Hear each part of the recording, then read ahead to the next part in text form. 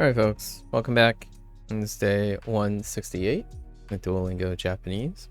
Once again, MAKU desu. Minasan konnichiwa. Yokoso.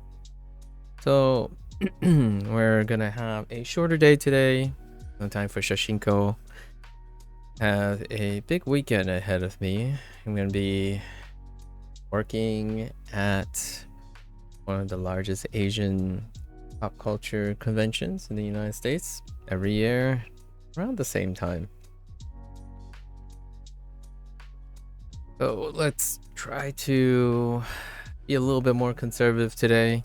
Last we just got to unit 37 and it seems that's all but confirmed that you kind of have this switch now where after unit 35, so starting last unit and going into this unit, it appears that they are more exposure towards kanji as opposed to introducing vocabulary and even grammar for that matter. Like, I think they stuck with the foundations, so pretty much all of the N5 and like a bit of the N4 grammar points are there at this point. Implicitly, of course, you would need to have a grammar reference to be familiar with it if you haven't already implicitly understand the patterns, right? So with the N5 and N4-ish stuff, the unit doesn't necessarily aggressively introduce new vocabulary. The only vocabulary that I actually remember is daidokoro. Yes, daidokoro, which we also have kichin, right? Kichin, the katakana kichin. So we'll see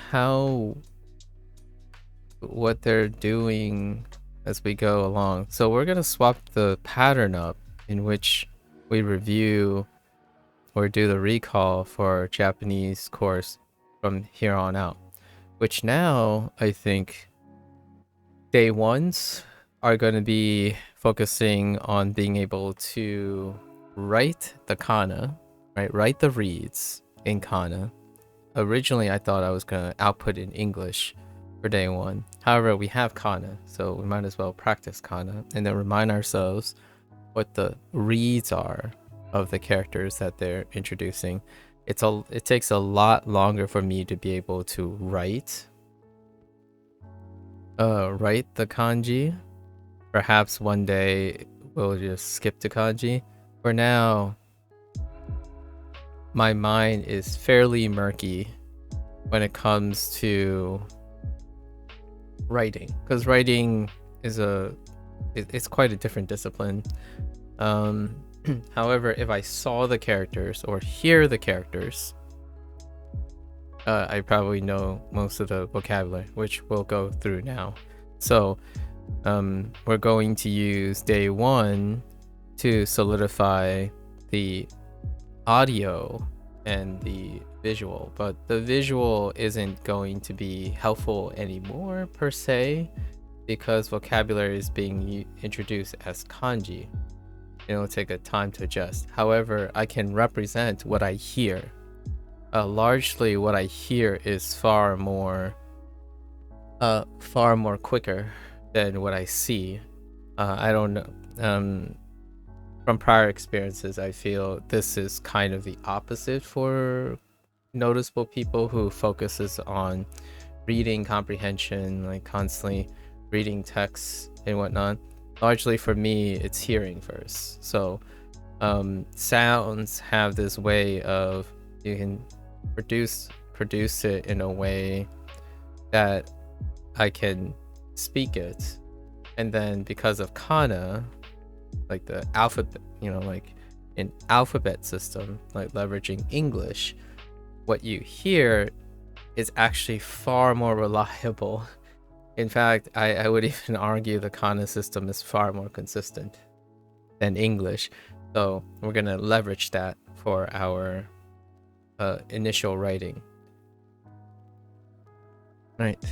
So that's going to be the swap up. Day ones are going to be in hiragana to represent the sound in writing. And I attempt to say the sound, output the sound. And then other than that, that will capture the read. And then in the next 2 days, well, in this case, we'll be returning 4 days later. So hopefully I still remember most of the stuff. I'll probably review as I am away for the next 4 days. But I won't be obviously here streaming. Okay, so let's try this. So this is day 1. Unit 37. And it seems like they're going through all the themes again. So once again, they started with talking about food. And then now they're talking about routine. I can imagine the next unit is going to be something about transit. As in like traveling around, like asking questions on how to get to places. That's usually the order that they go about it. And possibly greetings. Greetings and things will come after the transit thing. That's the order and they kind of stick to it. Alright, so talk about our day. These are... So I'm only going to primarily focus on if I pick up any grammar points, which there are no grammar points in this unit. I imagine this is going to be grammar, any like additional grammar stuff is going to take a back seat as they replace all of the hiragana. So most of the prompts are incredibly short now. In fact, there aren't any sentence prompts anymore as well. Like the compounded sentence prompts where it's like 3 or 4 sentences long, the chat and response things, there aren't any of those things anymore because it would be very difficult with the kanji. I know from Duolingo to make those prompts without encountering lots of hiragana again. That it's just the reads without the kanji. So it's very clear. It's pretty intentional now. I thought it might have been like the last unit was kind of a fluke or something. Maybe one of the units were underdeveloped or something like that. No, but it is very clear that they basically shrinked it down back to basics. So like section 1. And then now they're going over and aggressively replacing all of the reads now. The nice thing about that is it means that I can represent things without necessarily having to use English, right? Just nice. Something that I am kind of doing. So this is very similar to the Chinese section, which I might be moving away from English representation as well. Usually in the Chinese section, I would do the first day in English because it's new vocabulary. Everything's new about it. And then the second day would be pinyin and then Hanzi. This one, we're just going to skip the English because we do have a way, which is effectively pinyin, right? So let's go for it. Their vocabulary lists are also shorter because we're not getting new vocabulary. Again, the only new vocabulary we have is...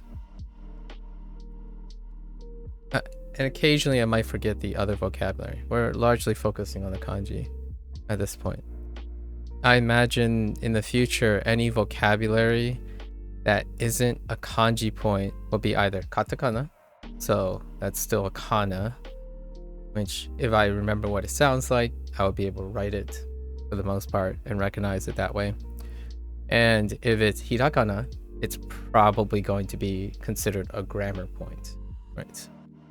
Unless with exceptions, like the ones that will still stay in hiragana, I'm probably going to presume if they continue to use it in hiragana that it's commonly in hiragana, like kirei, takusan, takusan, things things of that nature will stay katakana. I mean, hirakana. So that's kind of my mindset right now, moving forward.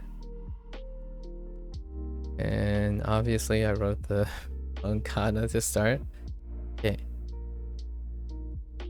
Okay.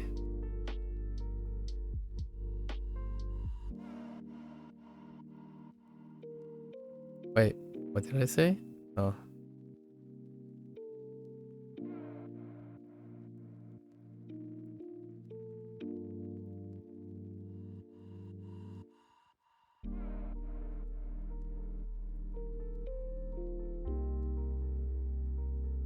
So, daidokuro, right? Daidokuro, or kitchen. Daidokuro.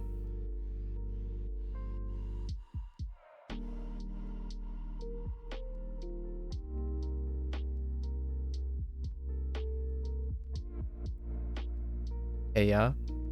Eya.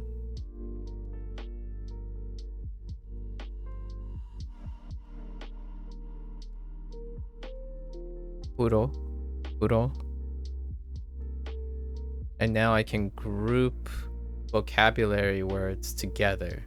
So now we're basically focusing on day one would be focusing on the read, the sound, representation in kana, and then trying to pair all the vocabulary up in categories so that they become associated by context. And this is easier because this is there's only a few new vocabulary. So I only need to shuffle the new vocabulary in with all my old vocabulary. And again, by this time, including Duolingo and everything else, I have like 2,600-ish vocabulary. And any of the 2,600 vocabulary words, any new ones can be shuffled into a collective that contextualizes where they are. So when I think of daidokuro, they also introduce heya, which is a room, and then furo, technically still associated with a room in a household, right? So that's kind of how I'm grouping them in my head. They're either going to be associated by the idea that they have the same reads, the same characters, and or the same context. Those are the three basic ones that we go through each time. Ideally, Duolingo has this way where they try to relate at least two of the three that I listed. Either they're associated by memory, or like by context, by the meaning, or they're associated by how they sound, or they have a character in common, which will become evident later on how I group them. It's not something that I do too often, like group them by the way they sound or the way they look, right? The way they read. Duolingo does this really well in the kanji section, and it's become a new thing that I bring in. I think Duo has kind of done it in a way that it's become a very practiced shortcut or a way to produce salient memory of these characters, and I really enjoy it. So it's become a natural part of my routine, even though for the most part I usually use complex stories, mnemonics, and meaning to associate complex things like imagery and things that are of more complex nature, like stories, character development, scientific principles. Most of them are connected by abstraction as opposed to literal reads, like a character being the same. And okay, we have something else, and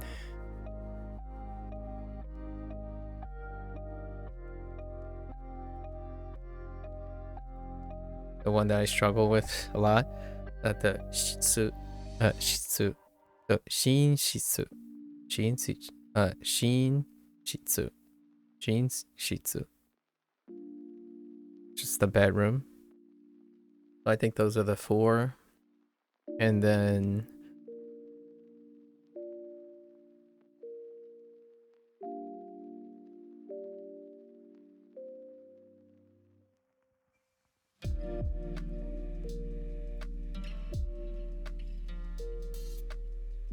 kaisha, or company / office. And I think I'm going to add a bonus word here for me to relate, because I really like it that they added.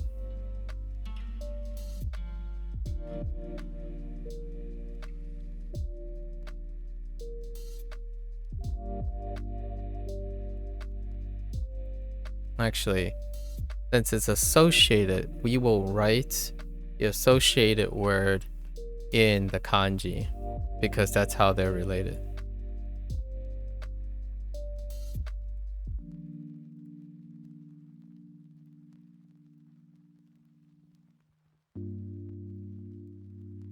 So they brought up kaike. Kaike is a recent kanji edition. So kaisha and kaike, but the kai is the same character. So that's how I'm going to group them in the future. So this is probably a great way to do that too, to distinguish between what is older and what is new. So kaike is old. And then what else we got?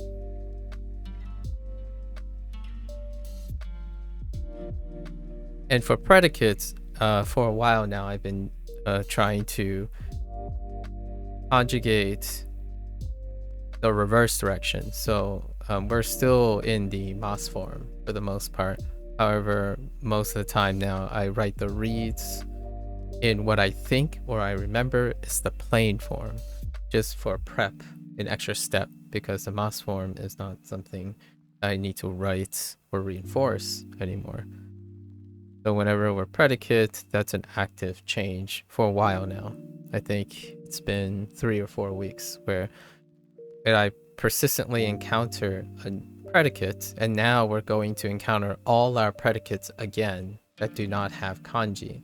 However, while that happens, it will naturally also give me the opportunity to think of the plain form in prep for the future, right? So that's also another conscious decision that I have been making. Every time I think of the plain form, I also think about all the tenses that I understand, and also all the special tenses that occur occasionally but hasn't been introduced as a formal group yet, like the present progressive or the past progressive, which is occasionally used for very specific phrases, common phrases.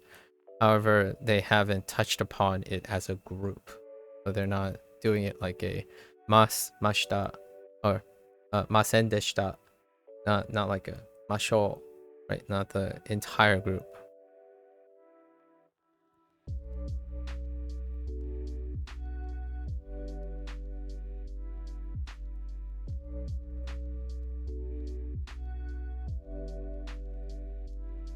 The reason why I mentioned this is because we had okiru.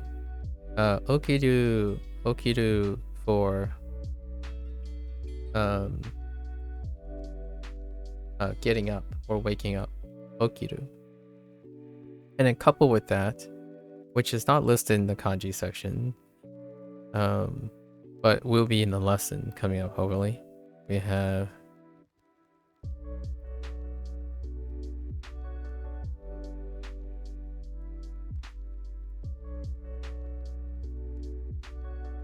neru. So okiru and neru. And there is this interesting thing where okiru,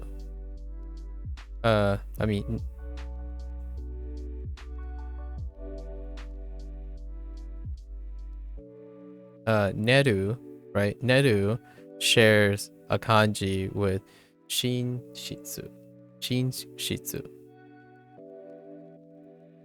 which is kind of nice. So Duolingo is still doing the thing where new vocabulary. Oh, actually, shin shitsu is a new vocabulary. Actually, there are 2 new vocabularies: dai dokoro and shin shitsu. So Shin Shitsu, they still do the thing where if you can overlap something, then it will be more salient, right? So they do continue to do the thing where if they can find a common theme that uses the character more than once, they're gonna do that too. Some people might feel like this is a little bit confusing. However, I personally think it's excellent to be able to constantly connect things. Like, some people might be like, oh yeah, but you're gonna get confused between like Neru and Shin, right? Or Ne and Shin. However, I think it's more like getting accustomed to something that you will naturally be accustomed to in Japanese. It's one of the practices in Japanese about the onyomi and kunyomi kind of thing. Okay. Let's see. Is there anything else? So we got the get up, sleep. Oh, time.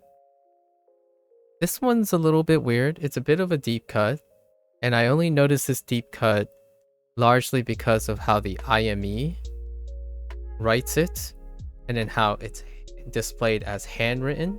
I'm concerned with handwriting as well, and also I'm learning Hanzi. So because I'm learning Hanzi and their handwriting and the IME shows and displays different characters, I know the character in both ways even well. So there's a disconnect with this, or there's a even deeper nuance right away. And we're talking about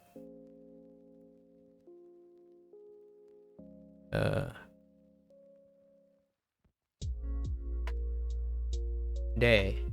So day is another way. It's a different zero from zero.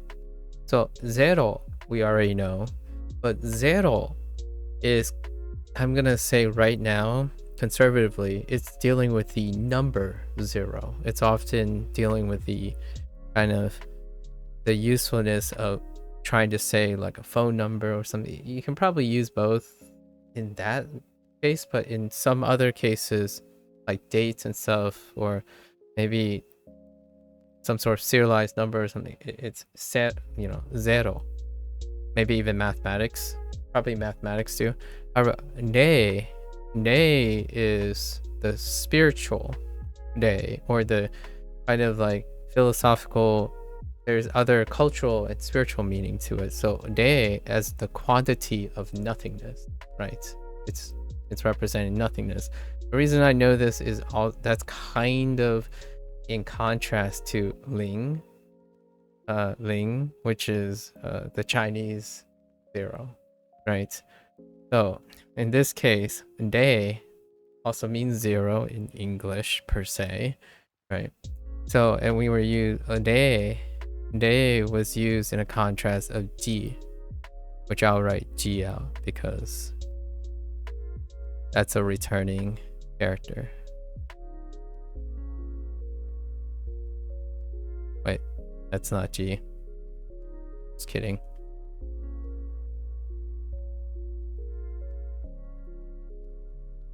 So Reiji.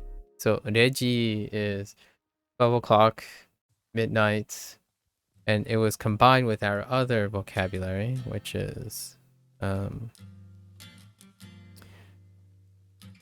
Gozen.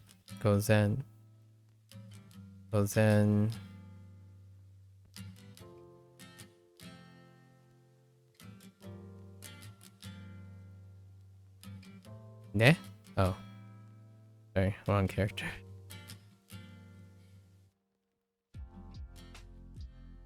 So Gozen. Gozen. Which Gozen is related to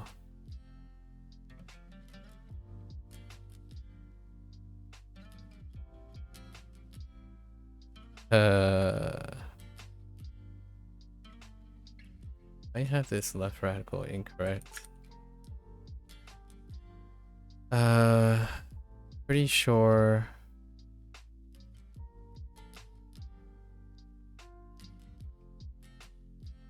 Pretty sure it's.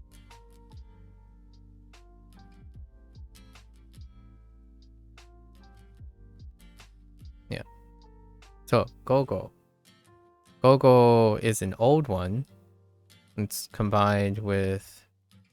Actually, this is the only read I know of use of this. So go and go from Ato, right? The Ato. And Gozen shares this one left, which right now for what I know is transferred from Chinese, which is the idea of noon, or the idea of a specific time of day when the sun as the highest. So Gozen is easy to remember because Zen is Mae. So Mae before the sun is at the highest point. So it would mean AM before noon, right? And then Ato means later. So later after the highest point in noon. So this would be afternoon or PM, right? Actually, it's more closer to like evening kind of phrasing. However, it would be afternoon. And I think that's all the vocabulary. Actually, that's about it. It's pretty modest now, since I'm not going to be concerned with all the repeating vocabulary.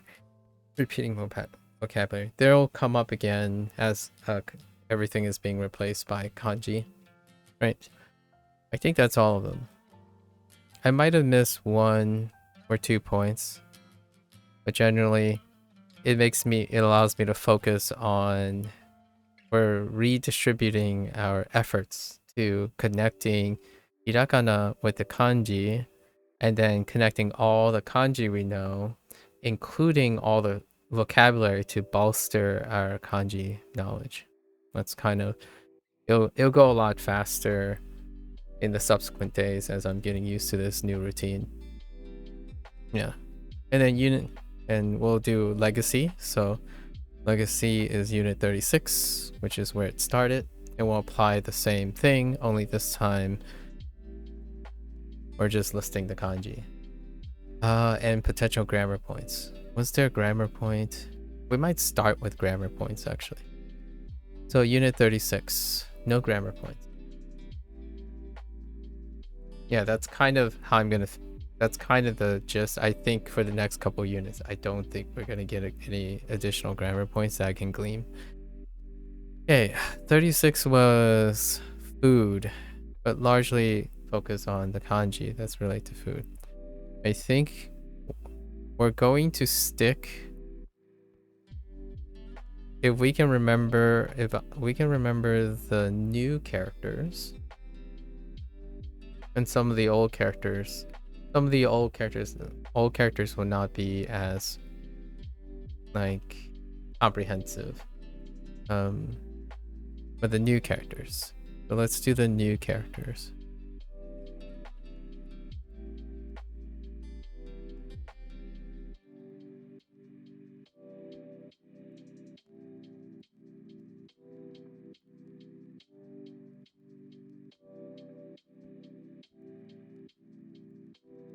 Oh boy.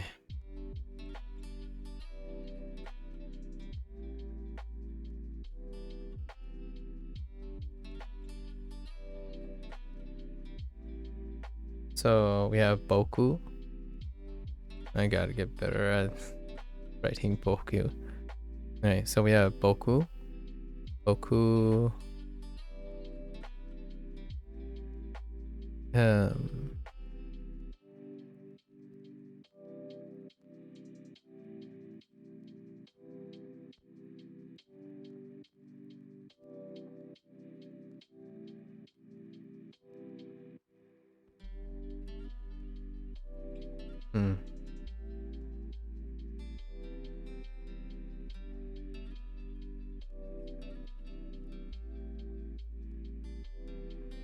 Oh, I forgot to mention day.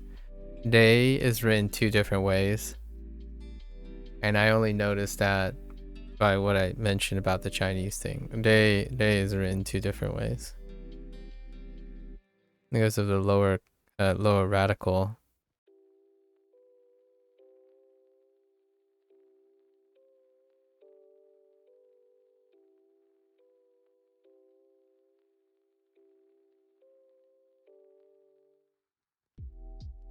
We have yasai.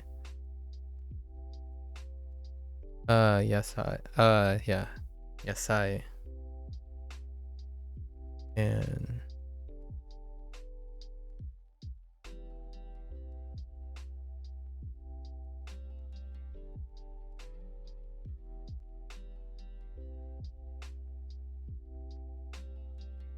oh wait. That's not it.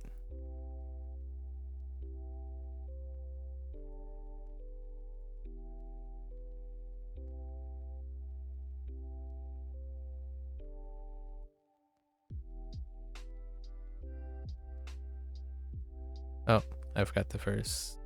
Sure. Oh my gosh, why did I write it so far away?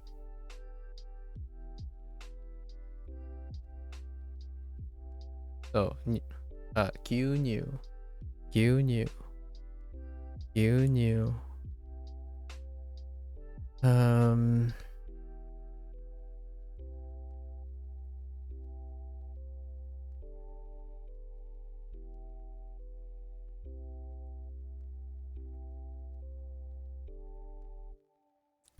Yonpun, yonpun, yonpun is new specifically. Just yonpun.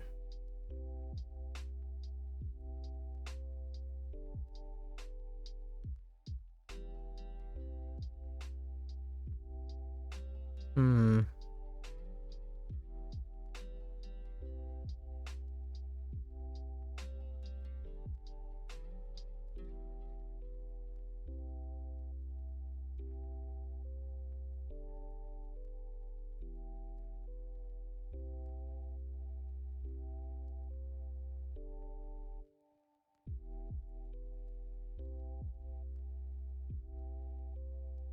Ego, ego.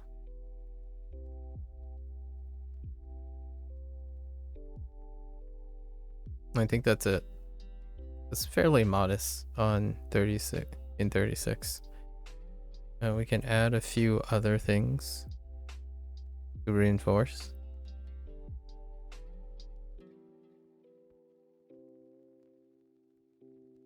Sakana.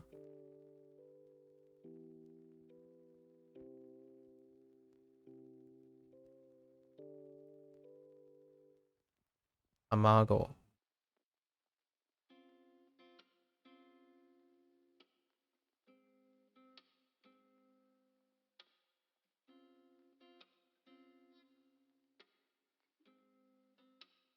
Ocha.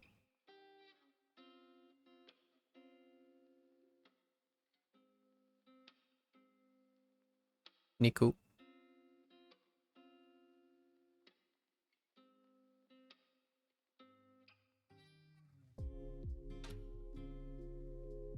Oops. We're gonna pretend I didn't mess up the stroke order there.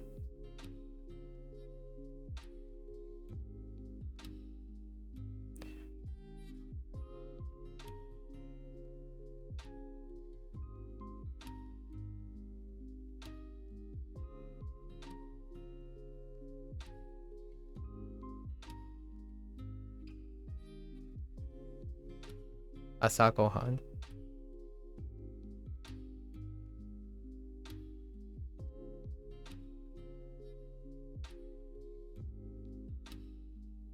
Hirugohan.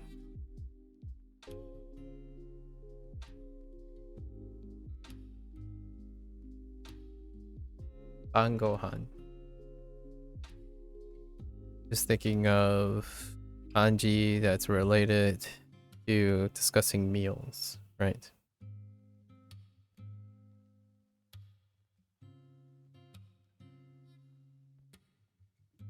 Is there anything else I can throw in there?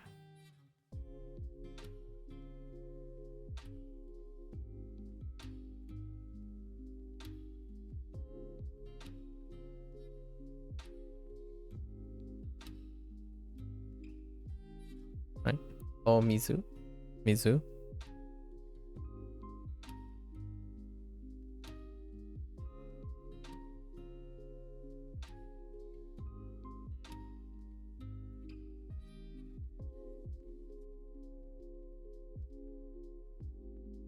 That's pretty much it, really.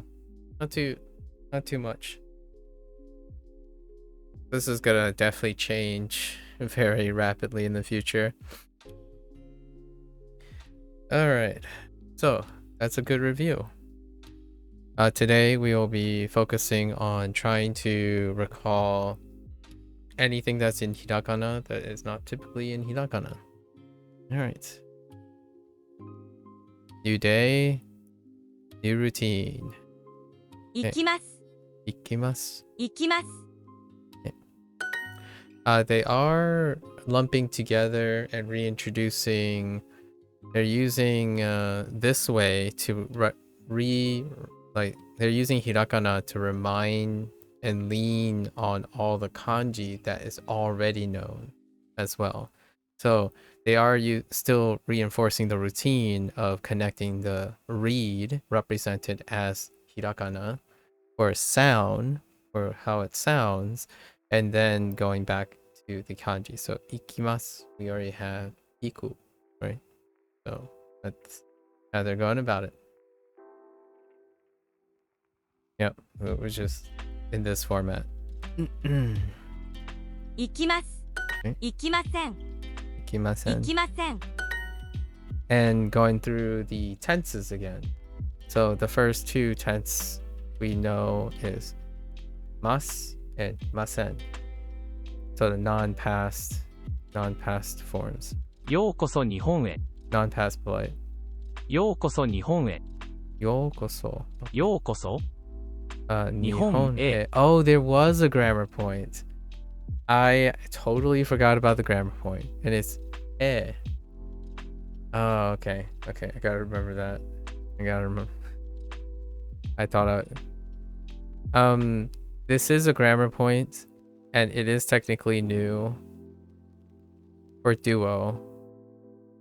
However, I already know this grammar point. I already know this grammar point because of interactions with other people and grammar search. But so yokoso Nihon e. Nihon e. ようこそ日本へ。 Which is actually a very... I've heard this phrase before.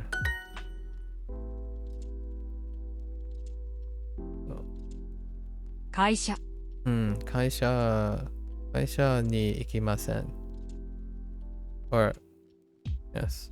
に行きません。 Oh, wait, I will not go. Wait. Ne? Oh. Wait. お Oh, no, just kidding. お Here's one thing. Wait, do I have this character? 進出。 I think I have this character 進出。 in the kanji section. I also have to pay attention in case kanji doesn't end up in the kanji section because they don't actually show up. Some of them, like okiru. Okiru will not show up. You have to pay attention in the lesson section. So here's another thing that Duolingo continues to do in these is to demonstrate implicitly contrasting particles. So this particle was introduced, right? And oftentimes the examples that they had is also examples where ni can possibly end up. And in my opinion, that's probably what they're gonna continue to do. Where if there are any newer use of particles, which I can still think of a couple that I already know, just because when the particles were first introduced, I kind of just read about a lot of their uses. And ni and e, or the he and ni particles can have some overlapping, slight like nuanced overlapping, and we have to keep that in mind because contextually there might not actually be. It could be either sometimes, but generally speaking, they're doing it in a way where you can only pick one. Rarely do both the choices come up. So, and you're supposed to like kind of associate them. So, just as a heads up. Although iku tends to be ni, anyways, in this case. So they're comparing and contrasting. They pair them out very often. Where like, oh hey, this is one way to say this, and then the very next example would be an alternative way to say it with something you already know. So we didn't know e, however, or the e particle, right? And immediately they would go back to something where it's a familiar use that may kind of express the same thing. Like, it's not exactly the same thing, but you would get away with it interpretively, in my opinion. And I think they do that on purpose. 午後10時に寝ます So gogo, 午後 there's gogo. Gogo juji. 10 Juji 時 neimas? Juji ni に neimas? 寝ます午後10時に寝ます And then you can see neimas, right? Ne. So neru, and then we'll see we already saw as a choice shin shitsu, which also uses the same character. 午後10時に寝ます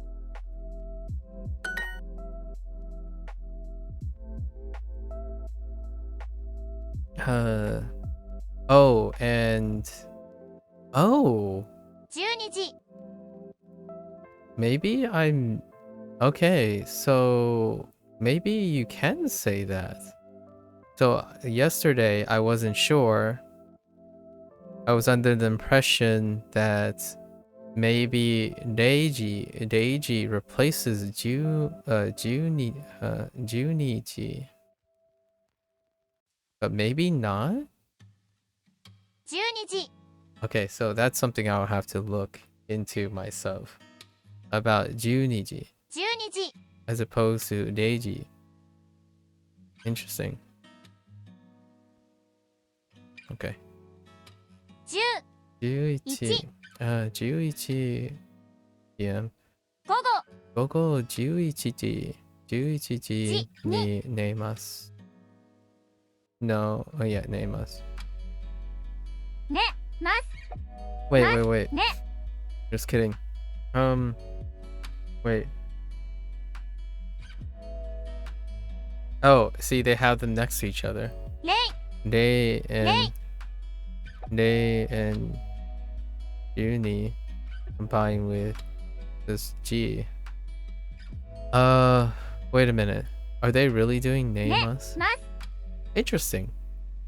So here, they decided to keep the hiragana. Maybe that's one way to tell you implicitly that the last kanji is this. So that might be something they'll keep on their back pocket, where they may go back and forth between the two. Pretty sure this is it.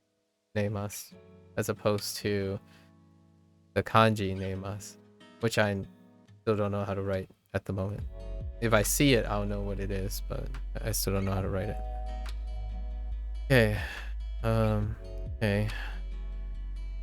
I guess. I don't see any other thing.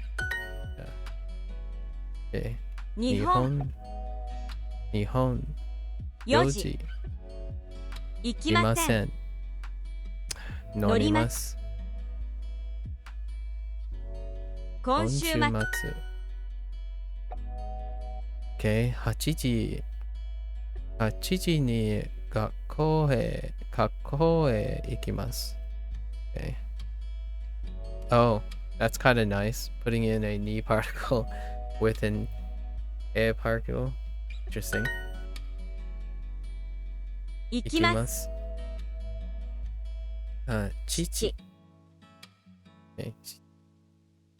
行きません 金曜日 Kinyobi. Interesting.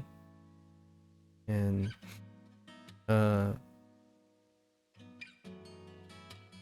Mu- 3月 oh. Yesterday I said Sangatsu in place of Mika, and today I was about to say Mika in place of Sangatsu. Sangatsu. 3月 土曜日は会社へ行きません。 Doyobi. Wait. Doyobi. Okay. 土曜日。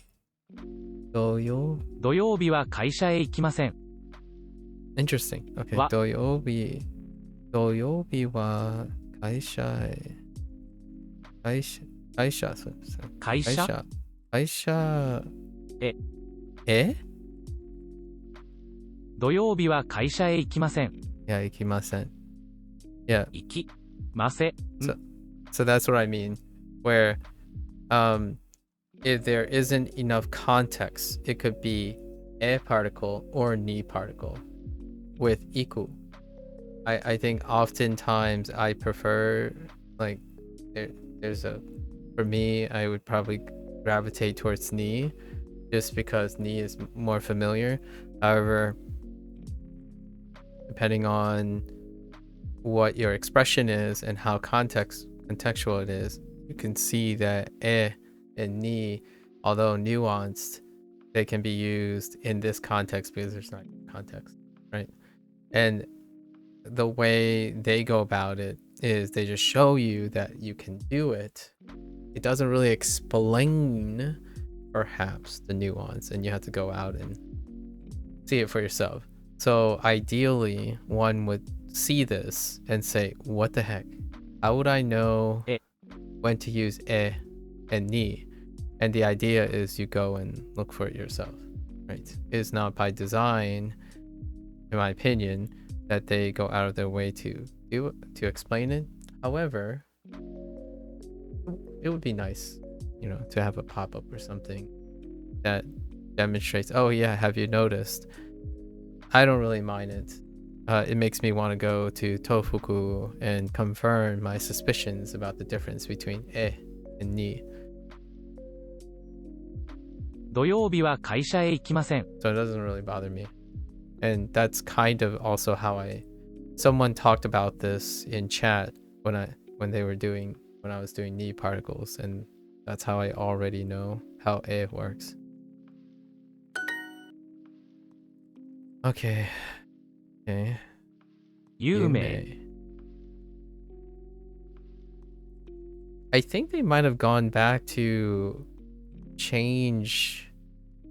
I swear some of the synthetic voices are different now. Like, what I mean is, I've heard these sounds so much now that when they change, I notice that they have changed as well. 有名 Yume. I think that might be something that I haven't heard. 有名 So the one thing I like about that is that perhaps they're not just the developers, while they're training their synthetic voices, they didn't stop training their synthetic voices. Is kind of a nice silver lining, really. 有名 Yeah, because I don't remember hearing this particular synthetic voice saying Yume this way. Perhaps it just have been a very long time, and that's probably why. Anyways. 会社 Aisha 牛乳 Gyunyu from last unit. And they're using the hiragana here. Right. So キュウリ cutie. テスト Testo.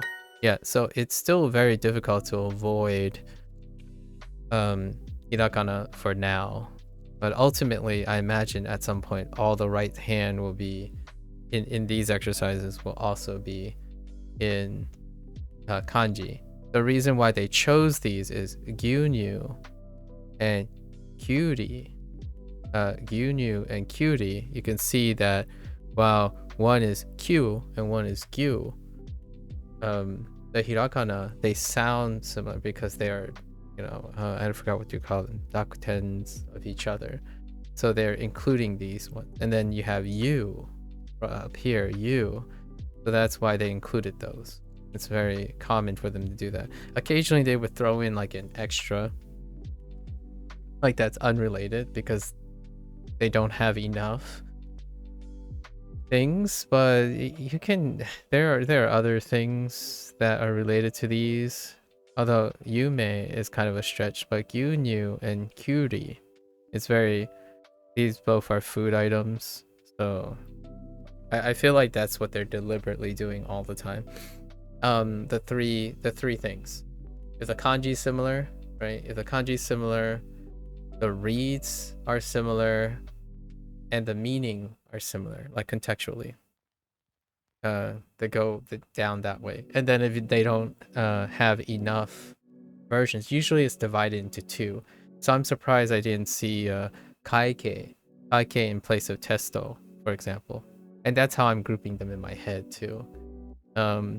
So occasionally they just throw whatever it's in there because there's not enough overlap, or maybe it's for ease or something like that. I don't know, not sure yet. Just me thinking about how they're designing their choices.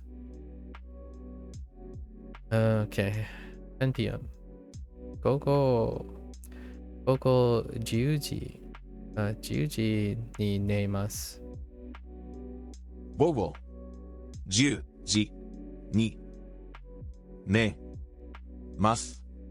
And also something new post Unit 35 is they have broken up all the predicates.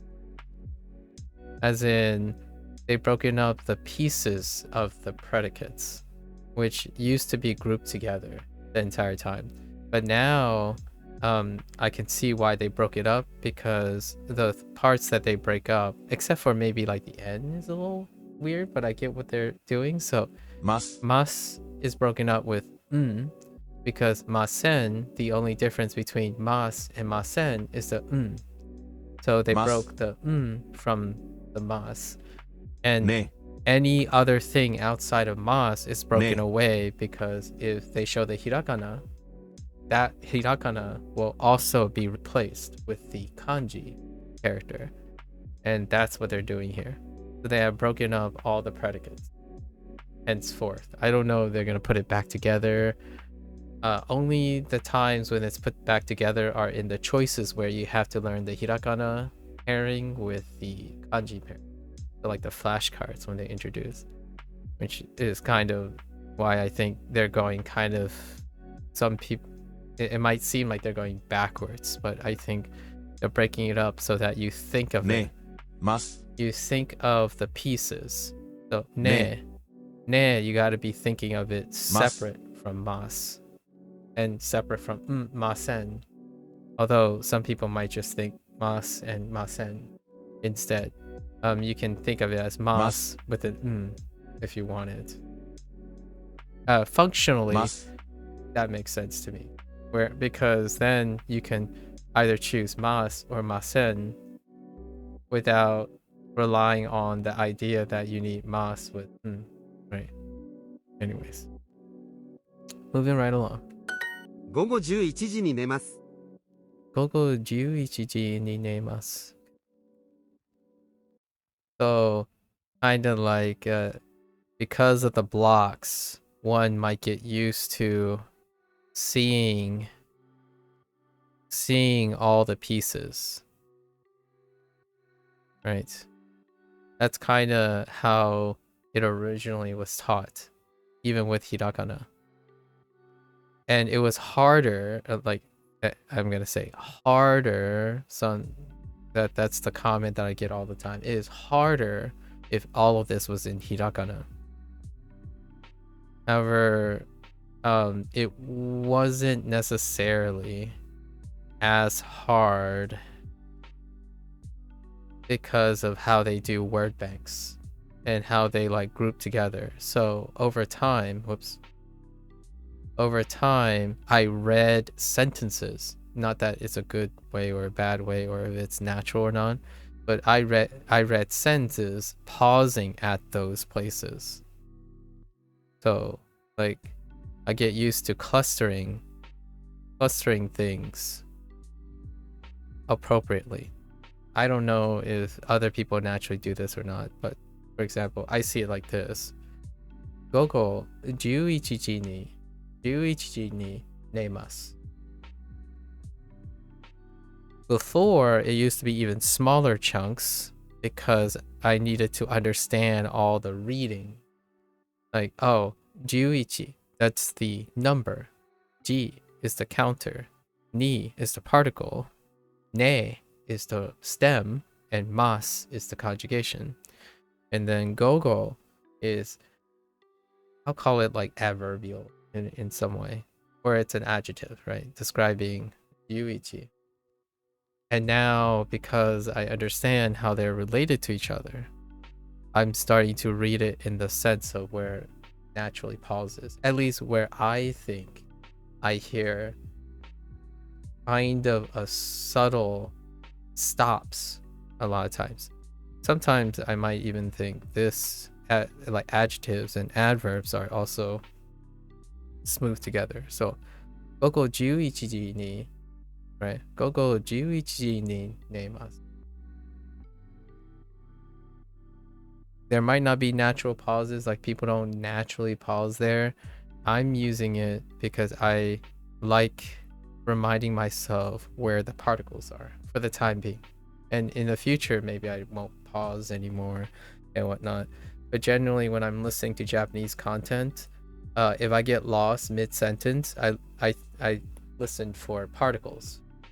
I listen for particles, then I could maybe grab a bit of the sentence and then retroactively think about, okay, the earlier part of the sentence must have been saying something about eating, like eating something. So maybe they said a food item into something, so there's context. And then if I grab an early particle, but I missed what happened after, right? I can use the context and the particle that I grabbed with the earlier particle to try to contextually know what came after the sentence. And that's how I'm reading texts as well. When people try to occasionally type in Japanese and whatnot, I take all the parts of the sentences that I can read and then guess on the rest of the sentences. And that's kind of how I'm processing Japanese right now. It's not anywhere close to how I process Chinese though. But I really like it because it leverages the benefits of the Japanese particle system. I think the Japanese particle system is incredibly wonderful in a way. Chinese and English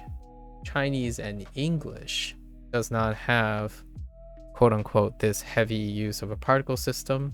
So almost all of their grammar and stuff is built into the words. So ironically, in my opinion, you would think a writing system that has literal particle system written, so the grammar is indicated in the sentence itself, would be, quote unquote, more explicit. It is more explicit and therefore perhaps easier to understand. However, this is where it's a deep cut here. Practice, right? Which one is your more practice system? Chinese is my more practice system because it's very much like English, and I'm also more familiar with Chinese, that you expect words to have built-in grammar. So it's the words that carry the grammar, right? in Japanese, it's kind of awesome or really cool that when you're reading and stuff, the particle system aids in the grammar usage, which is fantastic. It's extra information. However, it's still extra. So it's kind of like if you are a native Japanese speaker, you would probably find it less easy per se or comfortable reading a language without a particle system. Right? So whether it's easy or fast or slow, I think ultimately, in my opinion, it also comes down, it is very perspectively dependent on practice, or which one you're more practiced and normalized to.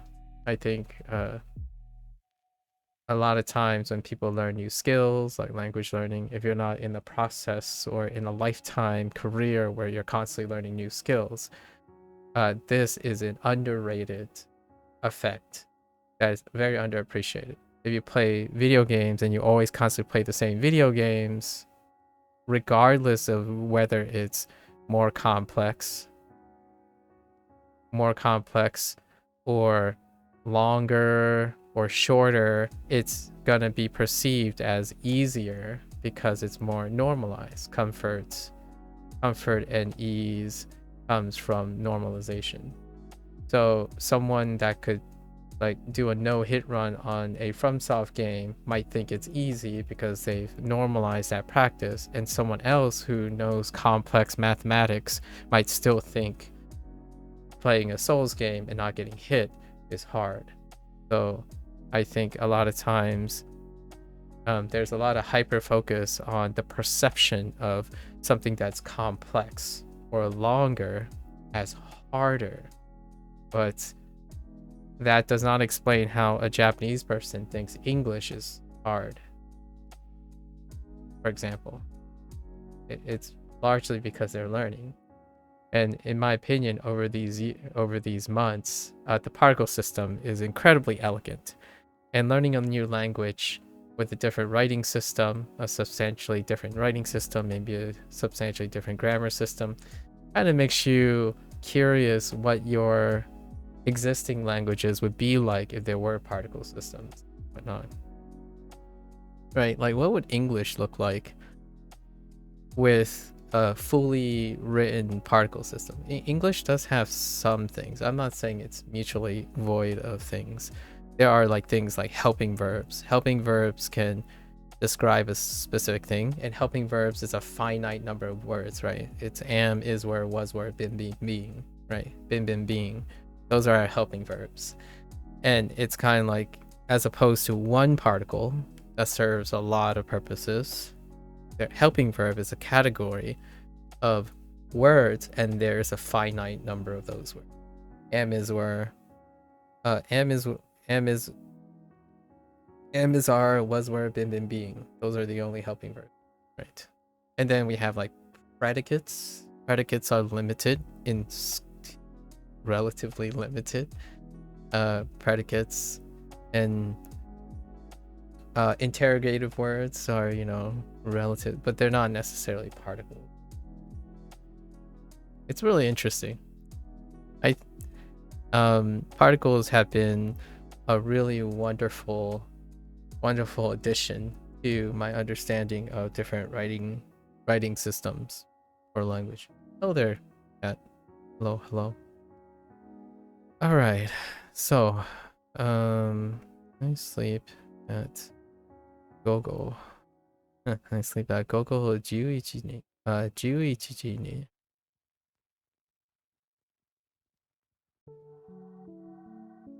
Oh, I go to sleep.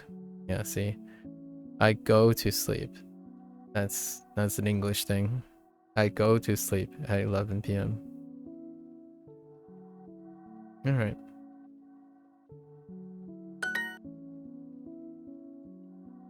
Okay. So Gogo 10時半頃寝ます。Goro, yeah, nemasu. Actually, you still need the ni particle here, huh? Yeah. Goro ni nemasu. 午後 Gogo 10 10時時半頃に寝ます。Review lesson? No, it's not review lesson anymore. Oh, wait, were you here last unit, Lotus? So I found out, I don't know if you skipped this or not, or you've already passed this, but I've been talking about this since last unit. So section 3, unit 35 is the last unit to focus on hiragana. So this is the last unit. So we are on section 3,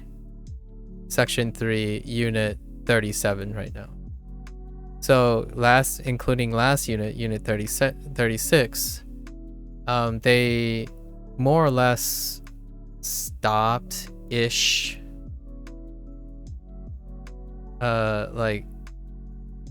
stop using hiragana reads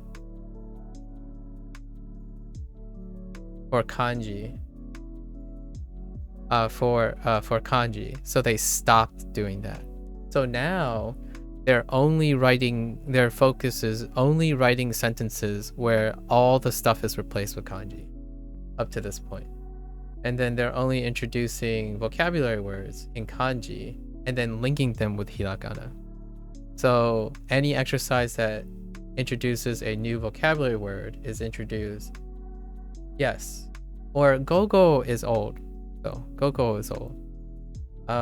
However, gogo is introduced because we have gozen. Gozen is the new one.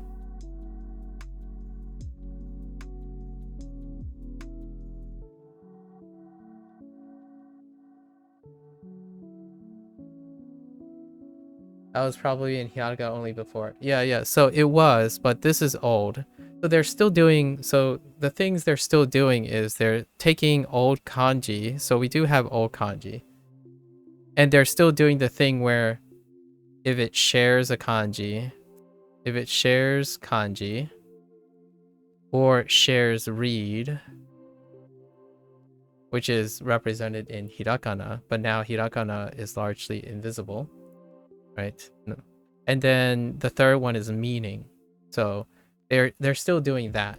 So they know of another word that either shares a kanji or share a read, right? Or share meaning. They're gonna pigeonhole it into the unit. So like antonyms work. So antonyms as well, like share meaning, compare, and contrast. So like they're still doing that, which is like if they introduce long, they're gonna try to say short somewhere.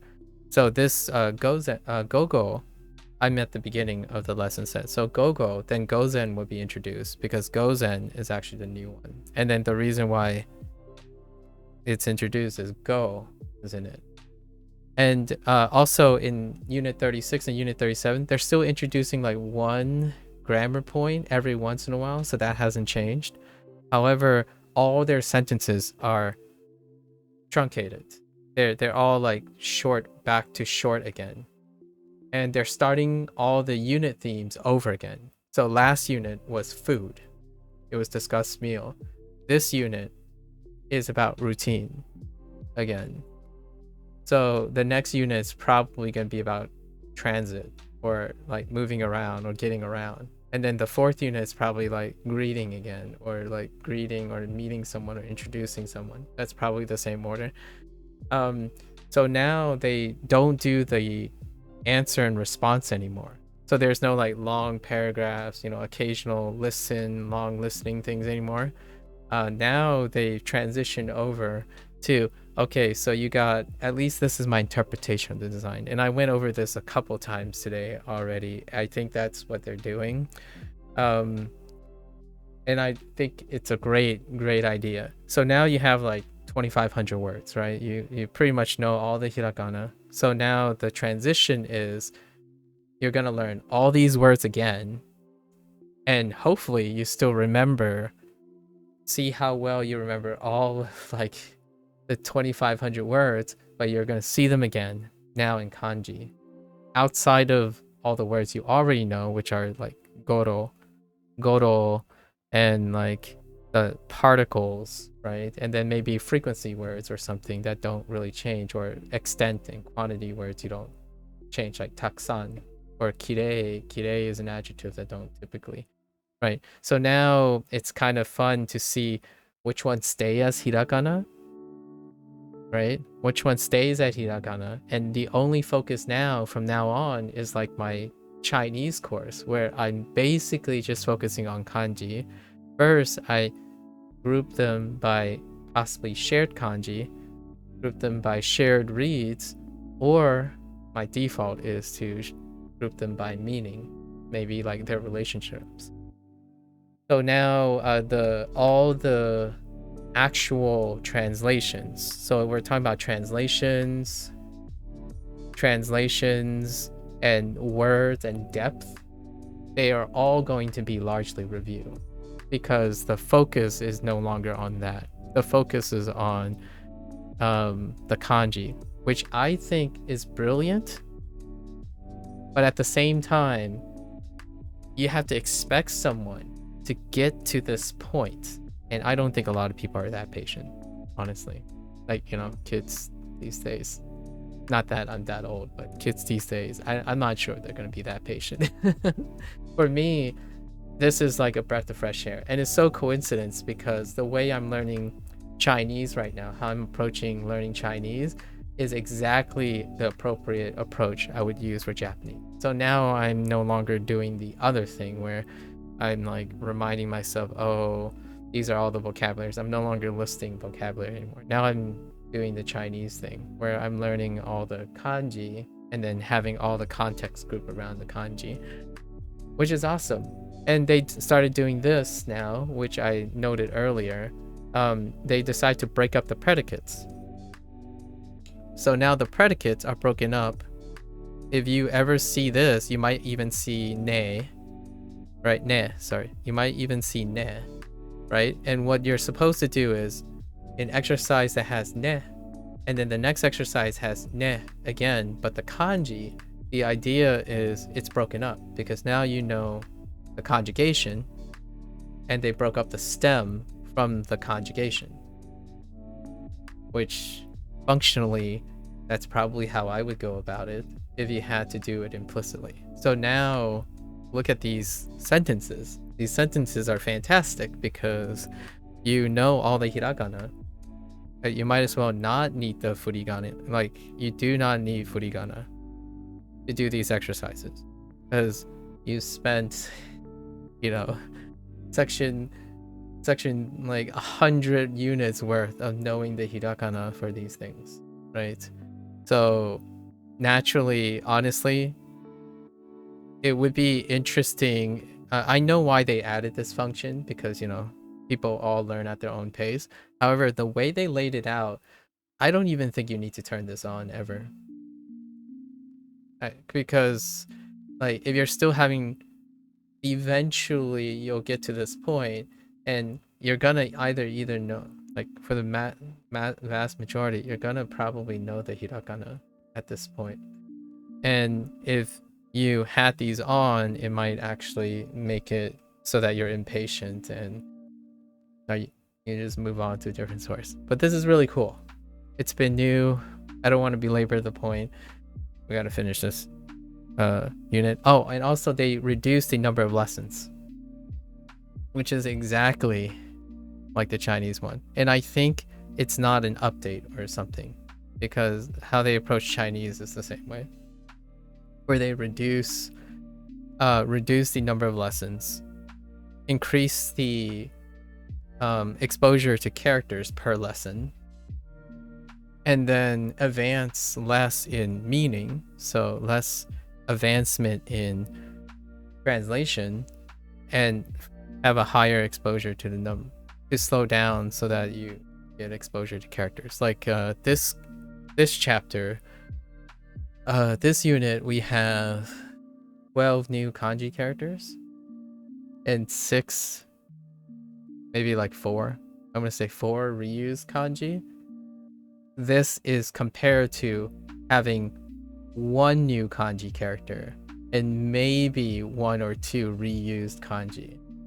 So it went from it went from 1, an average of like 2 to 3 total, to 15.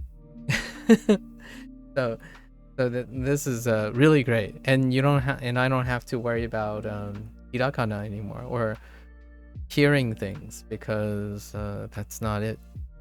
In the Chinese side of things, I have to double my time because I also have to know pinyin and hearing and all that stuff.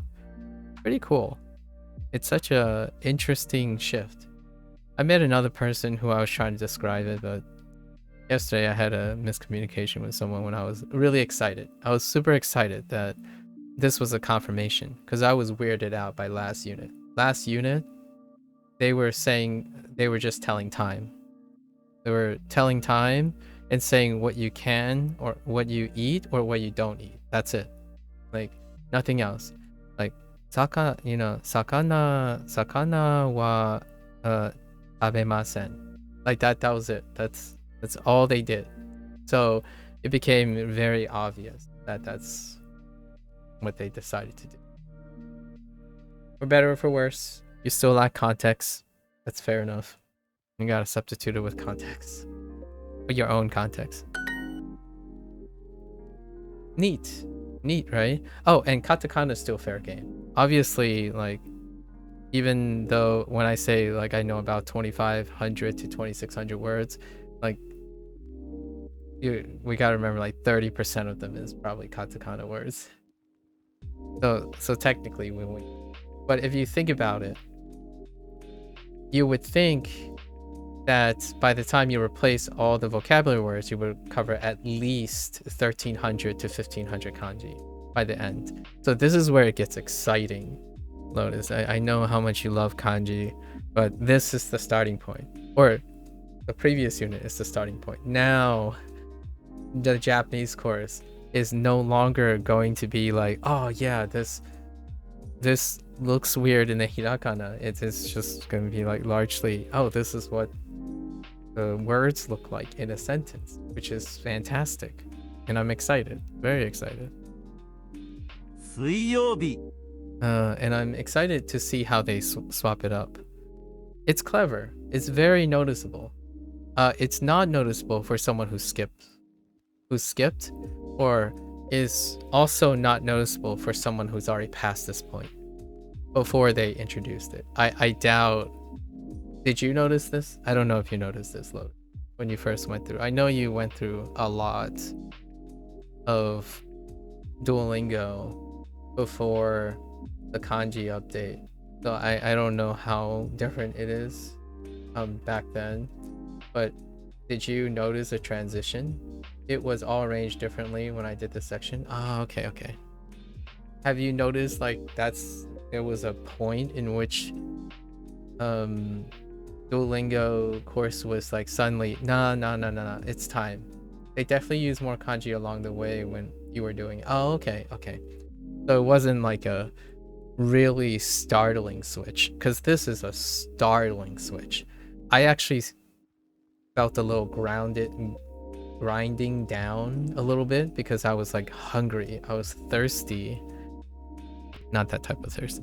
I wanted more kanji, right? And just about the time I was thinking, perhaps I should learn more kanji. And they did it, because it lined up with Shashinko, right? And I didn't plan this. I didn't know Duolingo was gonna do this. But now, just about the exact same time I'm trying to farm kanji from other sources, from Shashinko, this happens. So now I have double the volume in kanji. So now we're talking about it's taking into account the six-week period.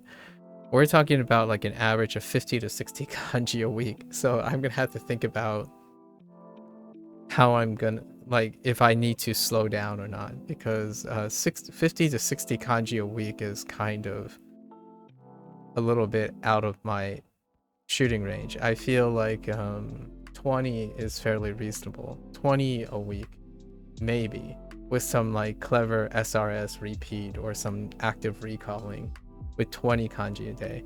But we'll see how it goes. Who knows? I might actually feel like, oh man, imagine 60 kanji a week. So if you have 30 days, right, in a month, that's way too much. No. That's way too much. It's just 60 a week. Sorry, 4. So 4, that would be 240 kanji. 240 kanji a month. N4 is 300 kanji. Right now, if I would give the number, I think it's about 230 right now. I'm about 230 in. N3 is 660. Okay. I see. I haven't checked about Chinese yet. However, in Chinese side of things, where I am, it covered all of A2, or I mean, it covered all of A1. So that would be about N5, where like it's the first rung. And it took actually reasonably about this similar time. So it's interesting how they're pacing it. It's obviously not a coincidence, right? Because Duolingo has this, we gotta check the pacing and oh yeah, I already double checked. If you go through all the N5 lists, with a few additional kanji here and there, I know all the kanji characters in N5, and I also know all the grammar points in N5. Actually, there's about 2 or 3 random N4s in there right now in terms of grammar, and then we have like random N2, N3, and N4 kanji here and there because contextually they only really worry about context, and Shashinko only worries about context. So there's like random kanji sprinkled everywhere. You could take the test in December. Listen, Lotus, we're not here to take tests. Actually, how much does it cost to take a test? I don't even know. Doesn't it cost a lot? Suiyobi. I guess I could take like a past test. I don't know if there's more past tests. Suiyobi. Suiyobi wa は restaurant. レストランに ni ikimasu. 行きまが Oops. が Sorry, ikimasu. I just clicked on something. Oh, and the grammar point for this chapter, Lotus, is the particle, or the he particle, which I already know about because of other people in chat. But that's the grammar point for this unit. And they're using ni に like this, and they're using 行き ikimasu ま just to demonstrate the difference between and ni, or where you can use and ni, although they Ni. overlap, and then you have to know the nuance yourself. It's $100? Oh, okay. Listen, Lotus. It's okay. I don't need $100 to tell me something I already know. unless there's a like another thing to do. I don't think that's necessary. It would be a fun flex though.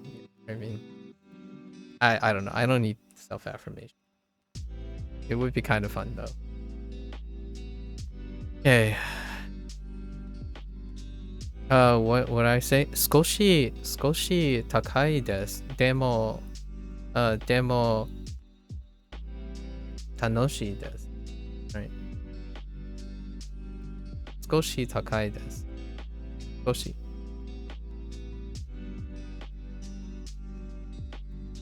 Or I guess you could go with like Edo instead. Let's go. Okay. Oh, I don't need the des. Now that I think about it, I double des, didn't I? So it's more like Skoshi takai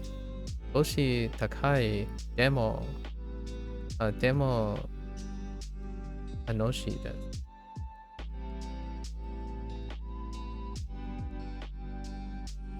I double dest. Double dest. That should be a thing. Okay. Alright.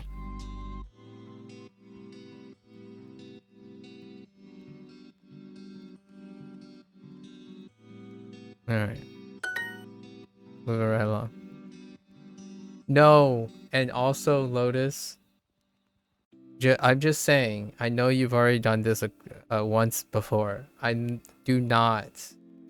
If that's a thing, if gifting in admissions tests or like a exam test, like if that's a thing, no, Lotus, no, do not. Okay, we've already talked about this. Do not do that. we're not doing that again. じ、じ、 I'm still prepping for that. I'm still prepping. Okay. Not for the exam, but the other thing. Okay. Oh, which by the way, レイ、 the I got day yesterday. How do you feel about day? Since you're a writer, we can talk about this. So, how do you feel about day? Do you like this? Or do you prefer this? Which one do you prefer? Personally, I'm a little biased towards this because it's Ling in Hanzi as well. But there is, I looked this up recently, yesterday. I looked up this yesterday and today and read about it a little bit. They both mean the same thing, and they are, for all intents and purposes, functionally interchangeable. There is a nuance of print and not like where it's used and whatnot. And then obviously I'm not talking about the grammar part or the nuanced grammar part between zero, like zero and de, but more about the radical swap down here. So in Duolingo, technically haven't learned that kanji yet. It's N2. Oh, you mean this one? Wait, this is an N2 thing? Can recognize with context but don't have preference? Oh, okay. Wait, which one's the N2? Is it this one? Interesting. So Duolingo uses the print for this. Oh, left is N2. So here's the thing, right? You see this character? Duolingo has decided to use this character to do this writing instead. Which got me thinking, because they use this in Chinese for the same thing. And what I mean is the same translation, not the same nuance. The Chinese one, this one, actually subtly also means something different than this one. And this one is not the same as, zero, right? And then also it's not the same as the other two zeros. I went down a little bit of a rabbit hole, but are you sure the right thing is even a thing? This? Yeah, in a sense it is.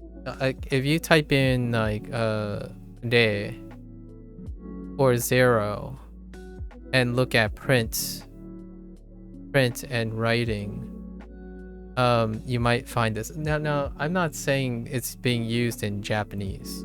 I'm not saying it's being used in Japanese. I'm saying like the relationship between these two. This is the Chinese zero. If you look up like day and zero, you'll probably find image examples of both of these. So that's what the confusion, well, that's what sparked this rabbit hole thing. I can probably demonstrate that. I was looking for it in the dictionary, is what I'm saying.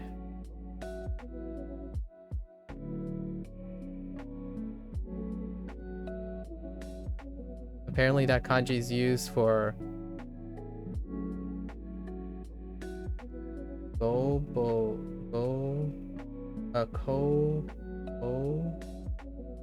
interesting, to spill. Okay. Interesting.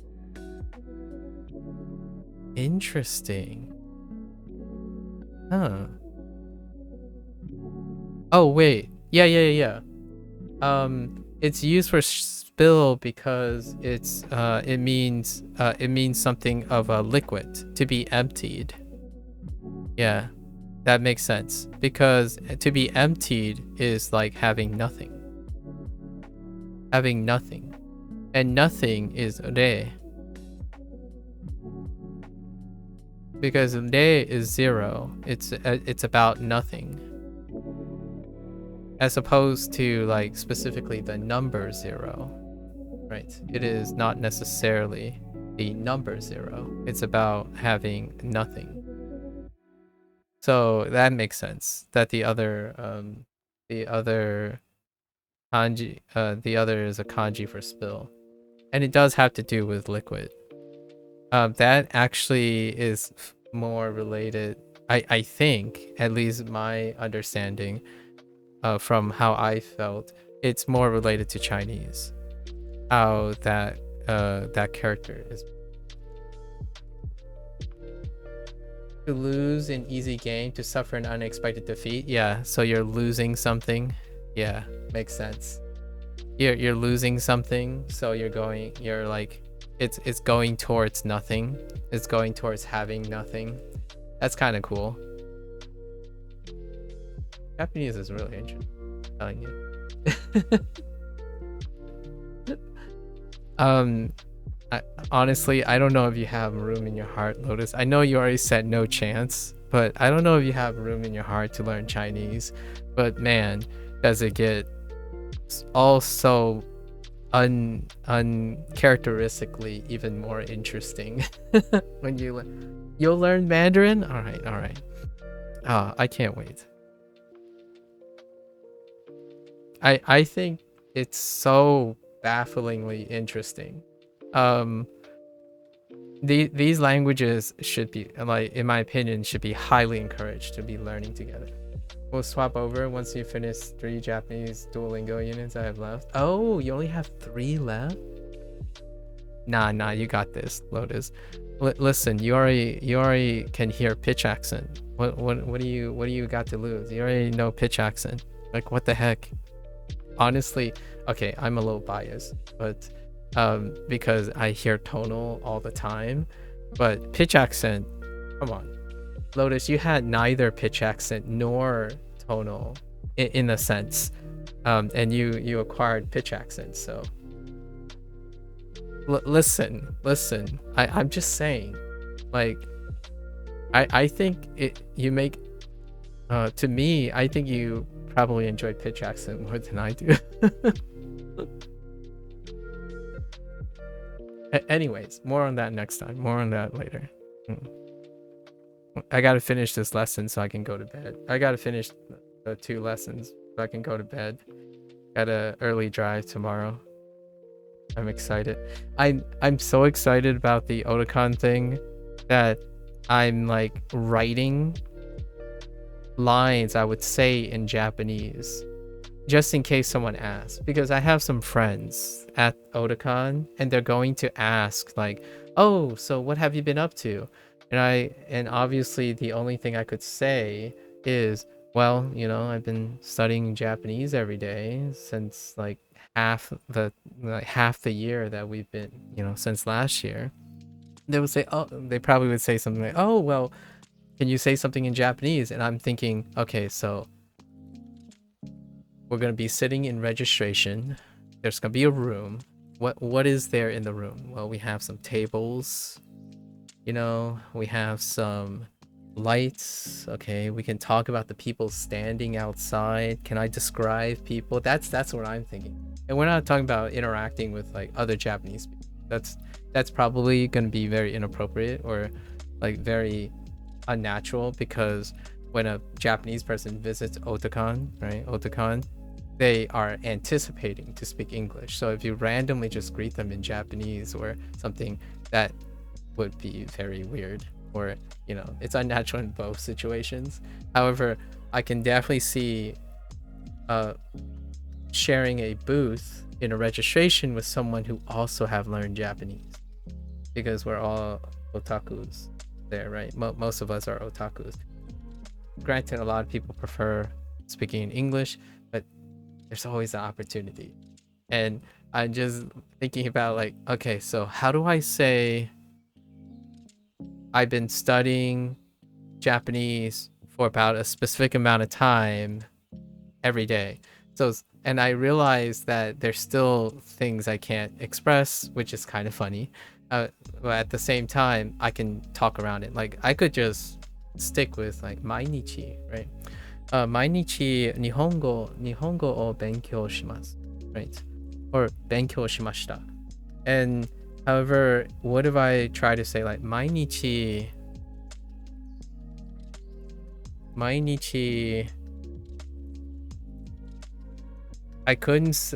I found out that I don't know how to say 7 hours yet. I can only go up to as much as the phonetics that reads that I have for ka, right? Because it goes off ka, like mikakan, right? Mikakan and whatnot. And I was thinking, okay, so I can put that together, and then I could use kakamashita or kakarimashita or something like that to say it takes a certain amount of time each day. That's kind of cool. Yeah, see, I don't know how to say the kan something kan goro de mainichi nihongo o benkyou shimasu. Yeah, so what is the first thing? So what is how do you say it? Nen? Ni? Nen? Yeah. Nenkan. What does nenkan mean? Nenkan han. So something out half an hour. Total around about something hours. Means years as a period of time. Oh. Okay. Nenkan han. So half a year. Nenkan han goro de mainichi nihongo o benkyou shimasu. Okay. Oh, okay. Same as Chikan. Oh, okay. Okay, what about so I also had Kakan, right? Kakan. So I was gonna say something like, I don't know. Since I can't go up to 7, I just go up to like 4. So I can only go, so I might have to look up that stuff. Like 4 is yo kakan, right? Yo kakan kakarimashita, right? For 4 hours. It takes about 4 hours. Or yo kakan gurai kakarimashita, right? It takes about 4 hours, but I was gonna deliberately go look for 8 hours or 6 hours because I haven't know how to count up to that though. Although, can I use wait just to double check, but I have kas, so I have suika, right? I mean suika suika hutsuka mika yoka, and is it itsuka kan? itsukakan, moikakan, and nanokakan. That doesn't sound very great, but like, so if I use that type of thing, maybe oh, you're really bad at these? Okay, all right, fair enough. Like, I know the kas, right? I know the days of the week, or like the days of the month, and they use the early days of the month attached to kan a lot of times. So I was thinking, oh, maybe it's that, but I have to look it up, right? Because I don't know if you can actually do it, if they ended up transferring and adding kan to the end. But for now, I only know like hutsukakan, mikakan, yokakan, and that's it. So it's not clear if that trend keeps going. So you take the days of the month and attach it to kan to get the hours.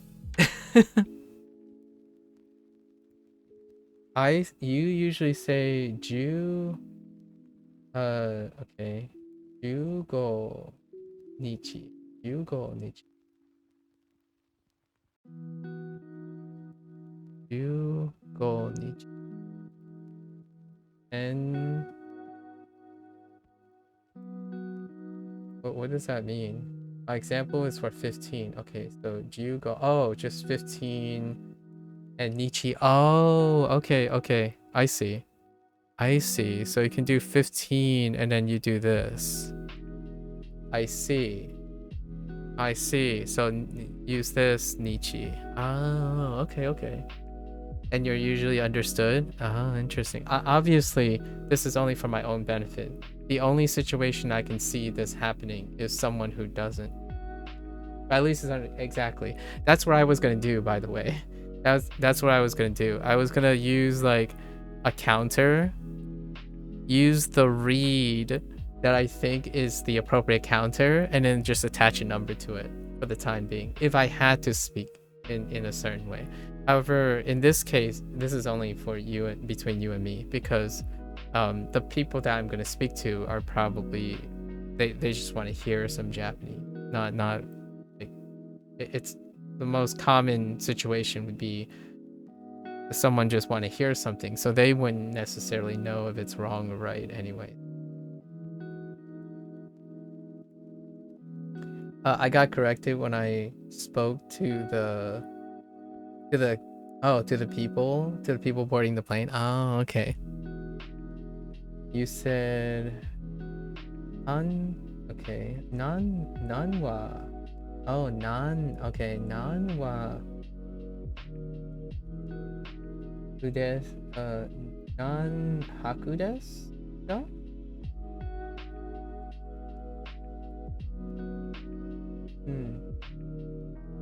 Nan wa kudesu? Nan haku desu ka? Oh, it's like a counter for nights. Okay, haku. But they were like nan. Oh, namba. No, nan baku. Oh, baku desu. So, was that like a euphonic change? Or is that paku? Oh, paku. So is it a euphonic change? Like paku turned into paku because it's placed next to nan.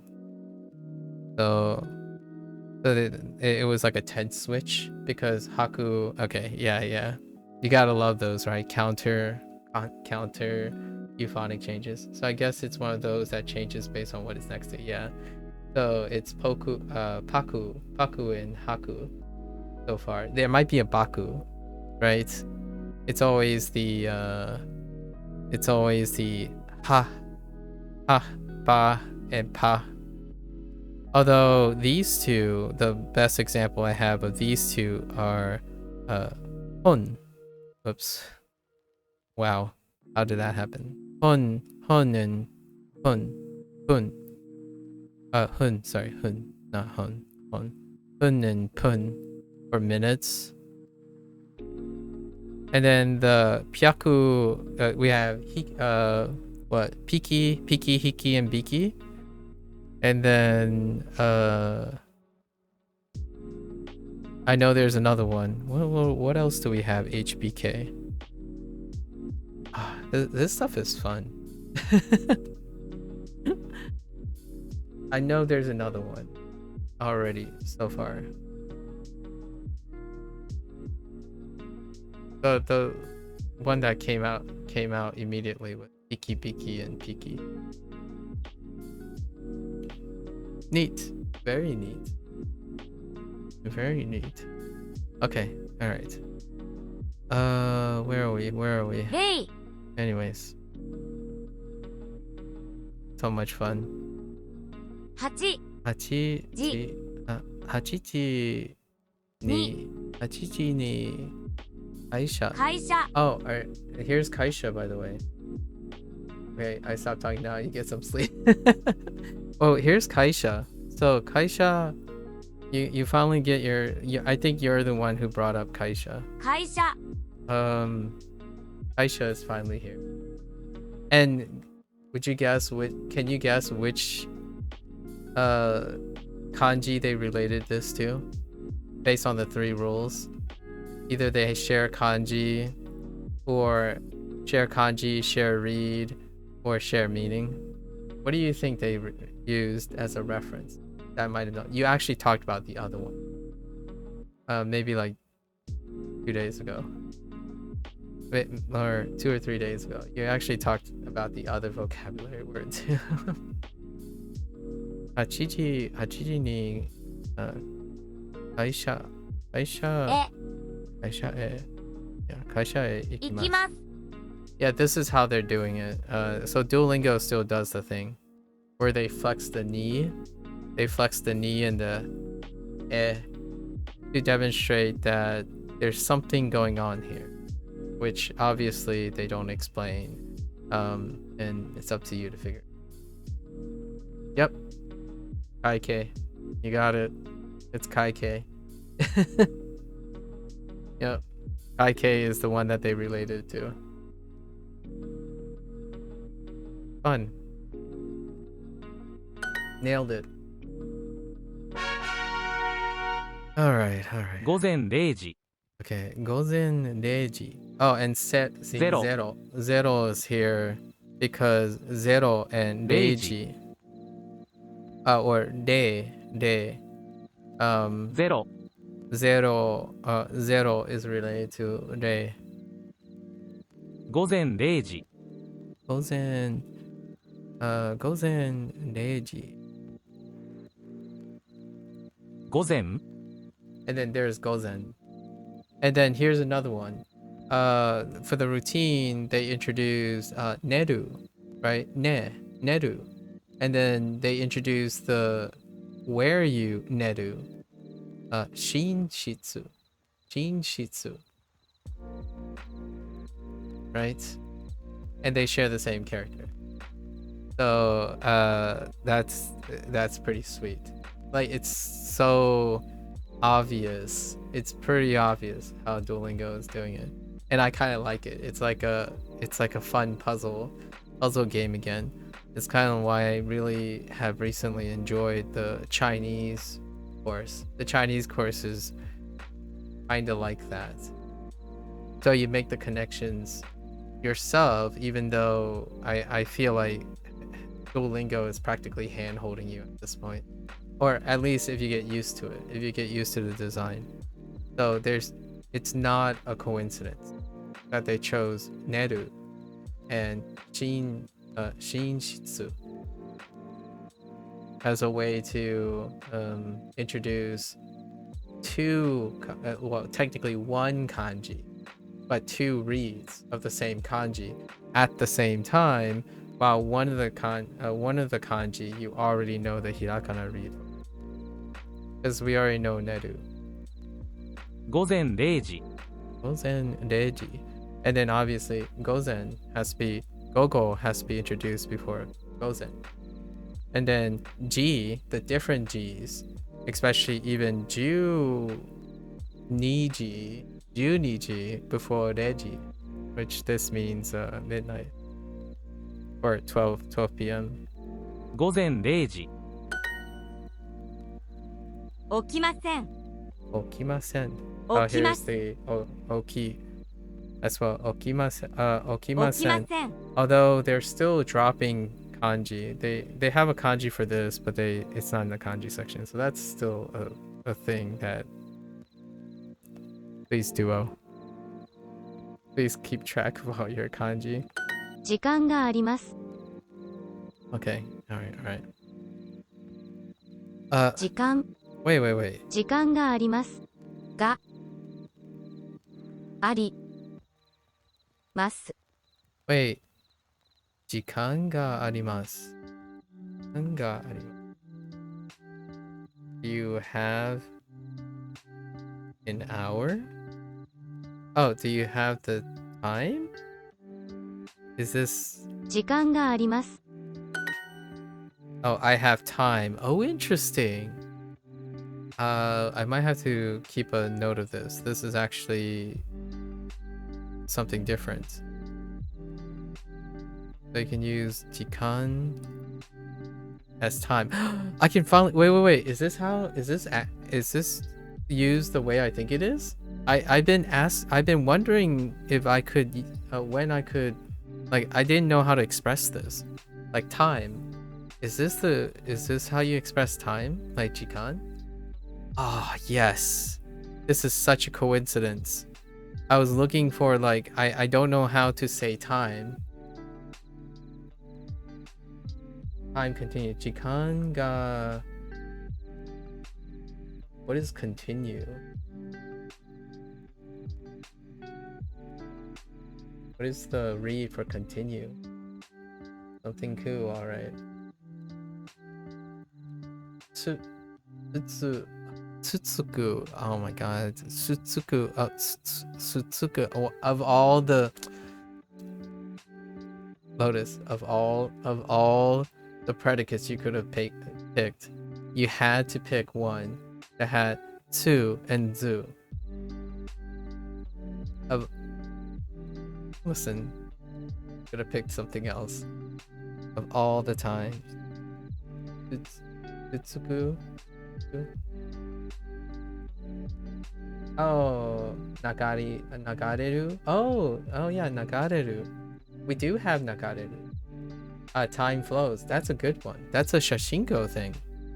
Yeah, I know nagareru. It was using it for the river. The river.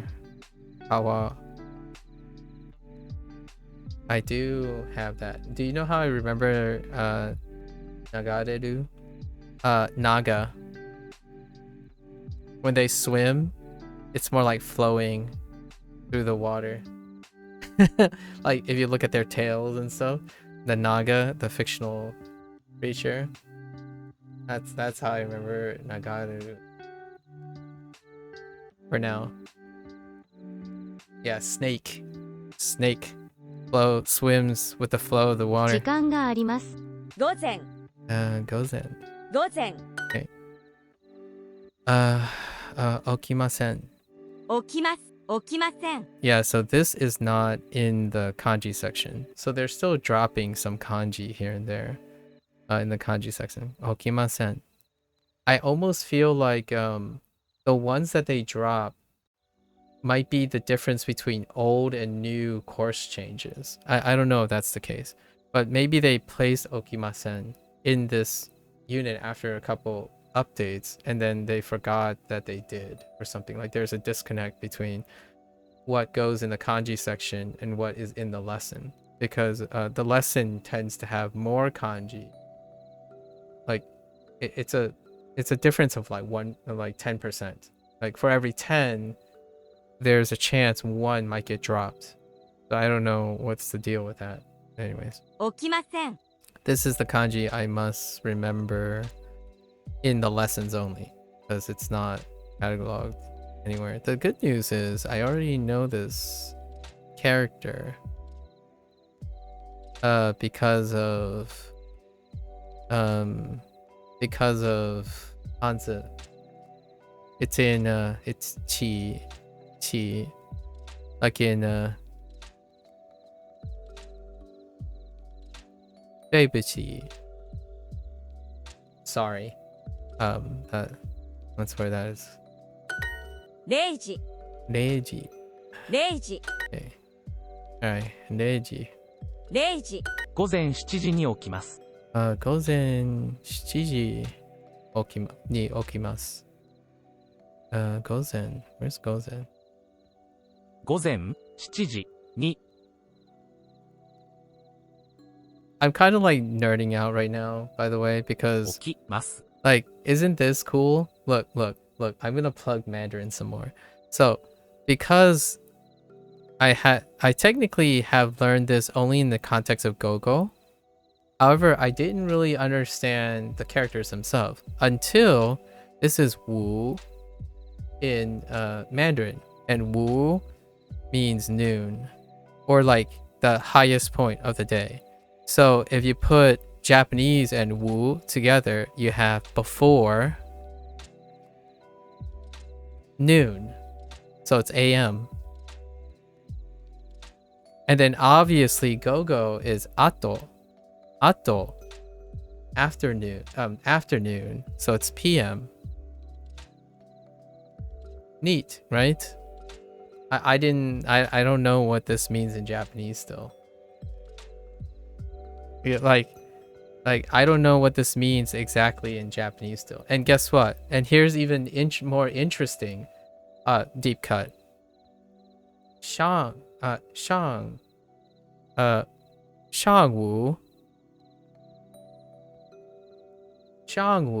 is morning. Now if you use Japanese, this would mean it's rising, right? So it's rising to the top point. So that's morning because the sun is rising to the afternoon. So if you do the reverse with your Japanese, you know this is the character for rise. And this is your character, whatever it is. In this case, you can use Chinese, Wu, right? So now if you use your Japanese, it's the sunrise to the noon point. So in Chinese, it's morning. And then guess what's afternoon?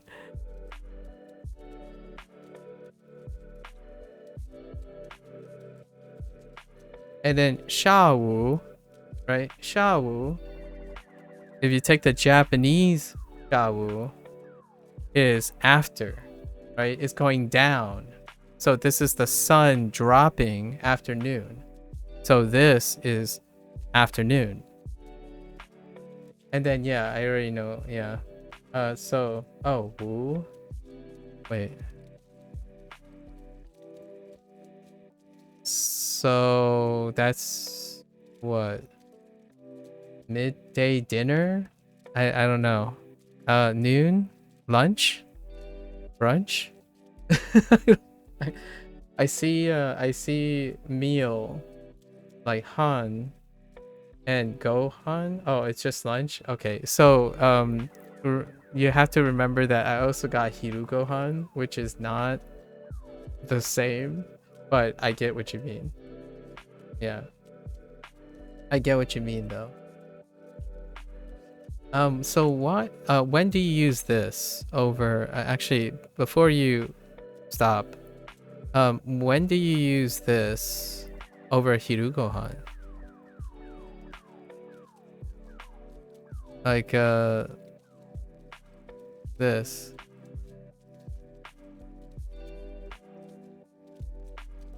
Basically never. Oh, you use Hiru Gohan almost always.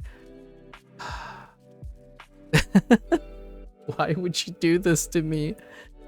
Why would you do this to me, Lotus? Why would you give me this all of a sudden? But here's what I mean though. I think your Mandarin lesson is going to like skyrocket. I honestly think you're probably gonna be reminded more of Japanese than anything when you're doing Mandarin. Like you can combine the two and it's weird. It's weirdly useful as well. Anyways. 午前7時に起きます。 What happened to Shashinko? I'm having a half day. Wait, Hugh. I'm having a half day. I need to go to bed early. I'll be away for the next 4 days. Gonna be away. So we need to finish our lesson, even though I'm yapping quite a lot right now. 午前7時に起きます。 Alright, we're gonna stop yapping now. Let's see. Gozen. 午前 Okay. 0時 Oops. 午前 Yeah. 今は午前0時です。今はgozen 0時です. Okay. It is.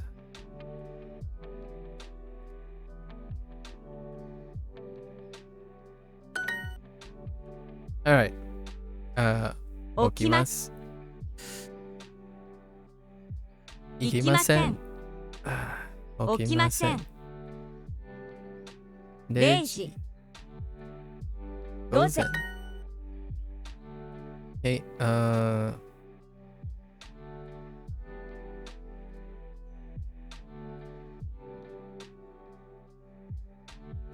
Interesting. あり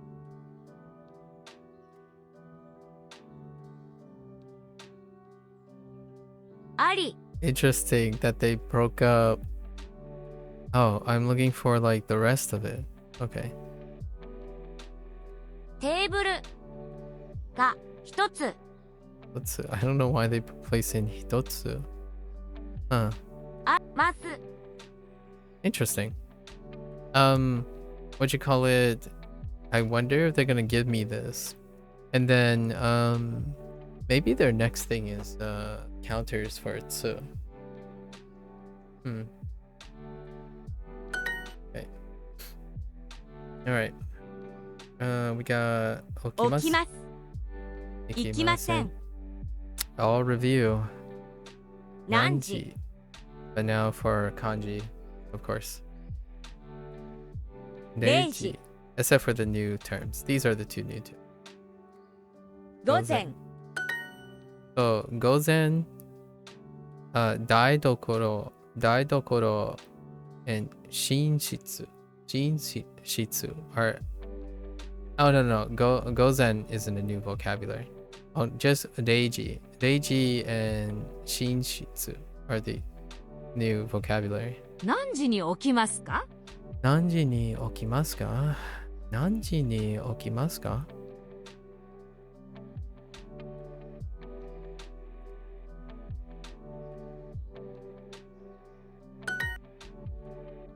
Okay.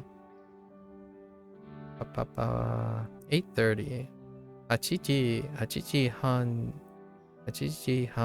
に8時半に起きます。起きます。 Wait. ね? Oh, in the morning. AM, sorry, AM. 午前8時半に起きます。8時半に。Okay. It's over there. Wait. Why is this here? あそこあそこにあります。にあります Are they preluding あります? Or am I assuming? Hold up. Or do I presume? No. I don't presume.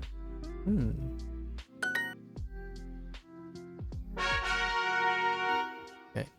部屋 Heya. 部屋 That's the 部屋 new です kanji. Heya desu. 部屋です。 There's heya. They won't teach you the kanji for arimasu. Okay. They won't. Okay. That's why I was kind of wondering. I'm like, are they gonna keep it that way? And my assumption now is if there's something that would likely get kanji, but they decide to use hiragana, they're probably gonna be unlikely. So my assumption is like, oh, maybe I'll go see it myself.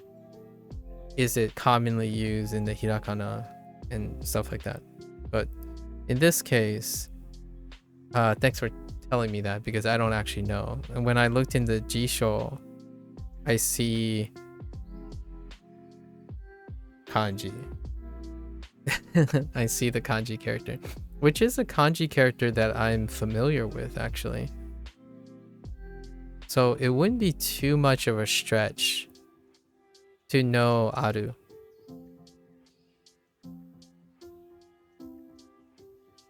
Yeah, it wouldn't be too much of a stretch to know Aru. Is it commonly used in kanji for Aru?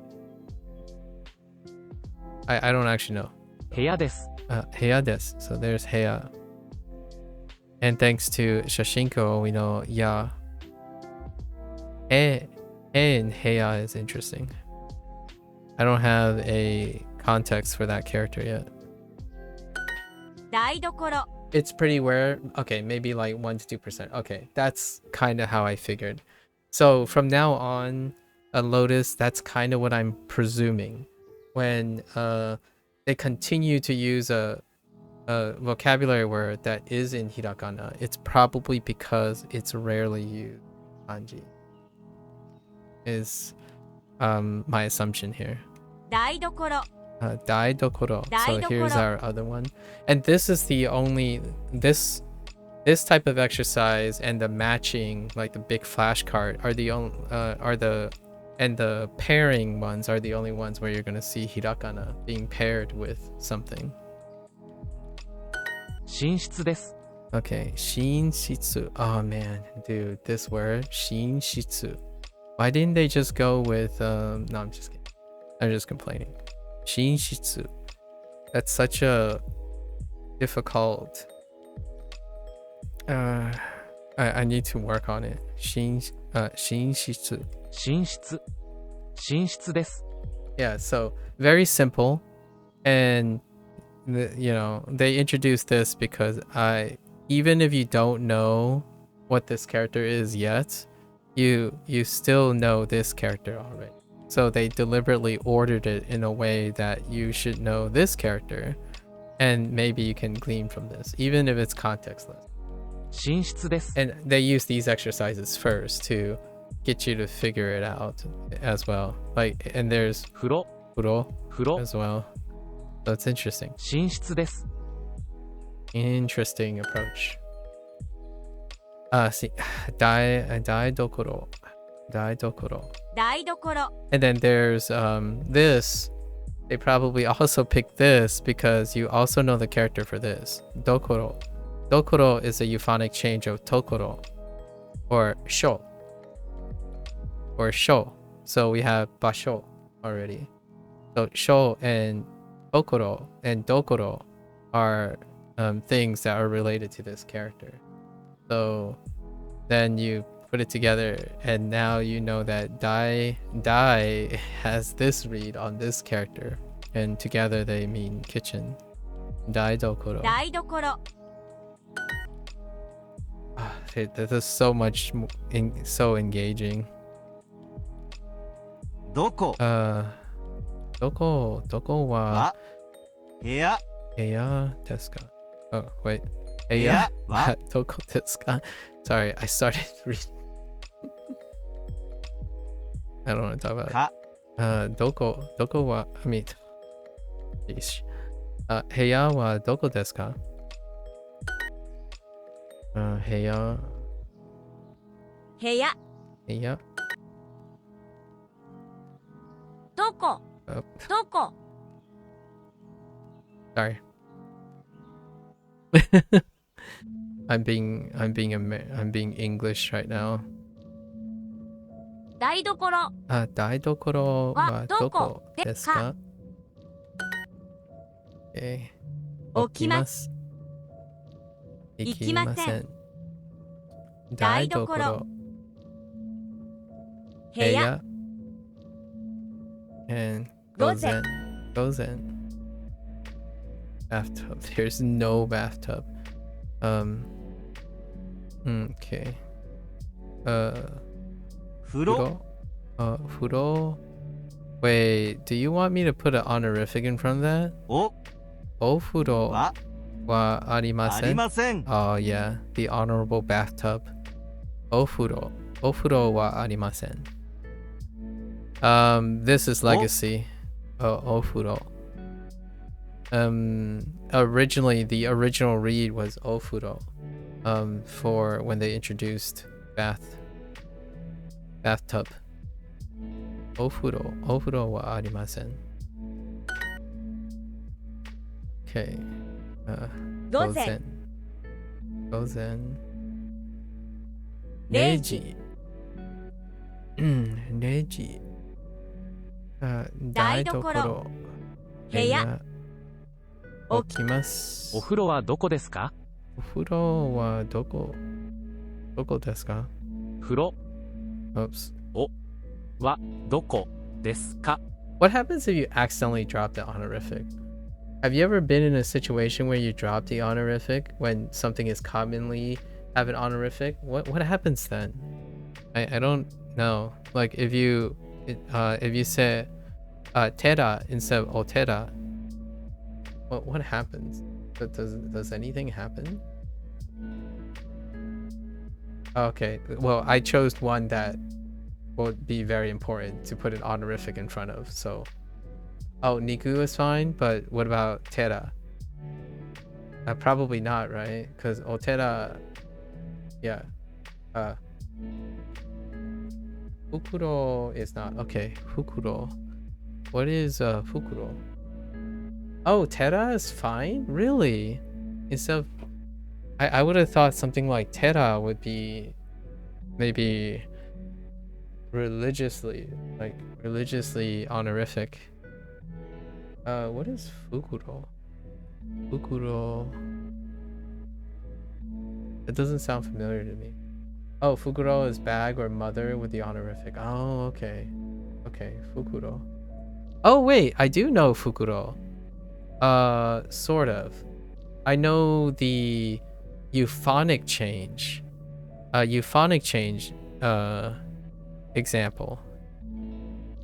So, Reji Bukuro. When it's placed next to Reji Bukuro. Sometimes adding the honorific changes the meaning of the word, so those cases are important. Oh, okay. And then you mentioned okaike already. Okaike. And when they're saying it, they're saying kaike without the o, and they're kind of referring it to something else, which they decided to say it's the cashier, but you told the story about okaike being in accounting, right? Or like a check or a bill or something, which is probably the same reason. Yeah. This one, I don't know what's the deal behind this though.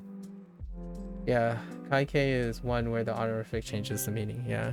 And then reji bukuro. Bukuro is a shopping bag, and reji causes a euphonic change in fukuro, which that's the closest. When you said bag, I immediately thought of bukuro, which is reji bukuro, shopping bag, like the cash register shopping bag. Interesting. お風呂はどこですか？ Huh. うちの台所は大きいです。 Oh, this one's interesting too, this phrasing. So, uchino, I'm not sure if you can tell me something about this too. Uchino daidokoro wa daisuki desu. So, this is saying our kitchen. But I kind of get it because uchi is our home. It's our domicile. Like, it's one's home. So, I can kind of see it. And then if you do it this way, maybe it's like a turn of phrase for the meaning. Have I played Ludo? No, I haven't. Death. I have not. Oh, sorry. Oki. I said daisuki. Sorry. Oki. Uchi no daidokoro wa oki desu. So this is saying our kitchen is big, which I kind of get it, but I don't know if that's how they use it. Have I played Uno? Yes, I have played Uno. What do you think about this? The uchi no daidokoro wa ookii desu. The using like uchi no, like our home's kitchen or one's home. Supernatural? Ah, okay. I like it. I really like this way because it further tells you about how that phrase uchi ni kairu, right? Uchi ni kairu. Oh, many women use uchi rather than watashi. Oh, okay. I'll keep that in mind. I like uchi because some also use atashi. Oh, I heard of the atashi one. The uchi one is kind of interesting because if you think about it, if they're using uchi as us, right, like women, you can also think of it as its relationship to the home, right, the maternal home, as in like, okay, well, you know, let's shelve the whole like patriarchy thing for a moment and whatnot, but oftentimes a nurturing home, typically you would think of women, right? And I kind of like that sentiment, and it's more of a warm feeling. Like when you come home, you kind of want to say hi to your mother, right? Like a warm embrace. So it's kind of neat that that little thing about many women use uchi to refer to watashi. Not me literally typing. It's very patriarchal coded, as they say. Let's shelve the whole. Yeah. Not me literally typing is very patriarchal coded. Yeah. But for me, growing up in a traditional Chinese household, it also comes with warm feelings as well. Like, I know there's a lot of cultural dissonance when it comes to what it means for women to be in charge of the household. Like they are the charge. It's in that traditional sense. When you come home, the house is actually in charge, you know, under the guidance of the women, right? And to me, that's like a warm feeling. Like my mother takes care of the house, and it's a nice one. Like the last thing you want to do is go to work with your father. Just saying. I'm just saying. There's pros and cons to a lot of things, but if you're thinking about patriarchal coding, when you go and, you know, join your father, it's like he's your boss, and it's actually not that much of a warm feeling. It's like a responsibility and dread and grind and whatnot. So there's flip sides of everything, but I kind of see as a warm feeling the whole uchi being used as watashi. That's very, very apt. Anyways, our kitchen is big, neat, very natural. Okay, so let's see. 会社 Aisha.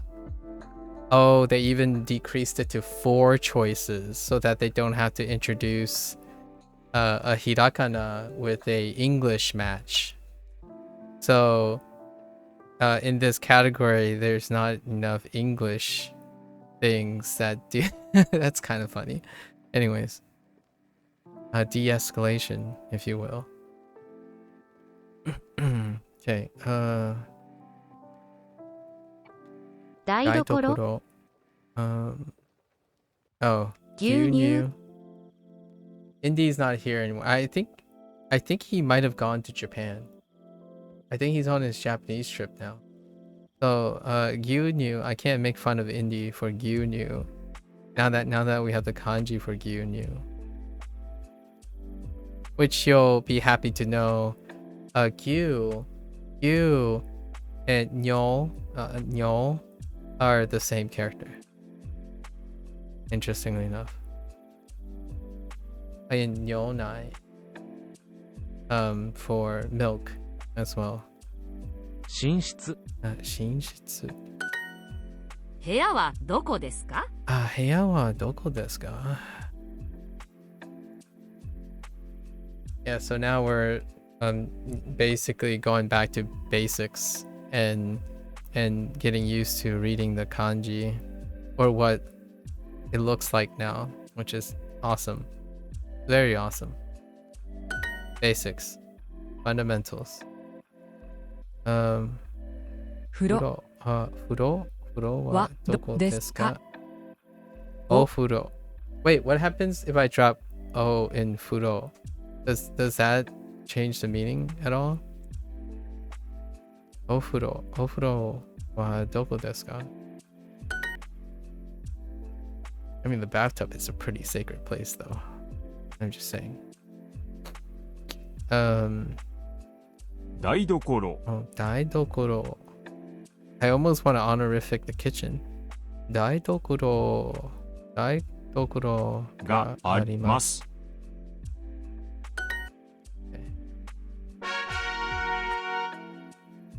Okay, alright. Let's 9時頃に学校へ行きます。9時頃に学校へ行きます。Furo is perfectly understandable. Oh, okay. Roger Dodger. 9時頃に学校へ行きます。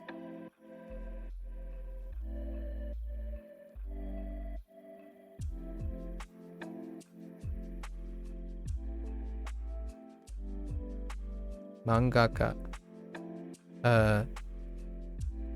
水泳。Wait. Yes? 毎日 and 土曜日. Wait. Did I just make that up? I did just make that up. What is it? Sui something. Sui. No, it is Suie. What am I doing? I just typed it in incorrectly. Okay. 私の部屋はこちらです。私の部屋は綺麗です。私の部屋はこちらです。こちら。こちら Okay, こちら. I mean, 綺麗 kind of works too here. And they kept 綺麗. I see. Yeah. You can even see that wait, kuko has a kanji, doesn't it? Oh, this has a 空 kanji. 港 Yeah, kuko definitely has Kuko. a kanji. Yeah. Okay. Yeah. So they are trying to minimize it though, because kirei is commonly in hirakana, so they don't need a Kirei. kanji for that. And kochira as well. Kochira. At least I think. I'm not sure. I don't think kochira is commonly represented. 私の部屋はこちらです。 What about kochira? エレベーターはありますか? Elevator. Arimasu. Yeah, now they're just using katakana for the time being.「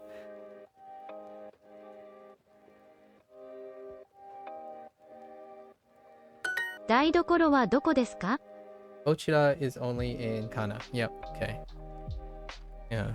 I always think of those things as in kana, and I always call them grammar points because whatever is in kana is more or less related to grammar, or it's like something unique to Japanese grammar, more or less. 台所はどこですか? I'm generalized quite a bit, of course. 台所はどこですか? 台所はどこですか? です。それか。 Yeah. Oh, bate. Baste. I know the kanji for baste. Te doesn't have, but there's also katakana there. Yeah, even all the choices are being represented largely now. 台所はどこですか? Okay. 9時頃に会社へ行きます。9時頃に会社へ行きます。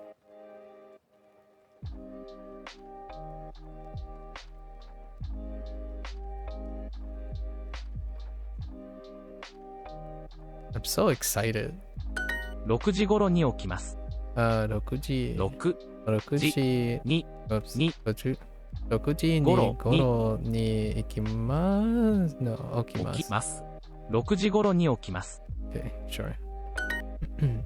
午後10時半頃に寝ます。 Okay. 午後10時半頃に寝ます。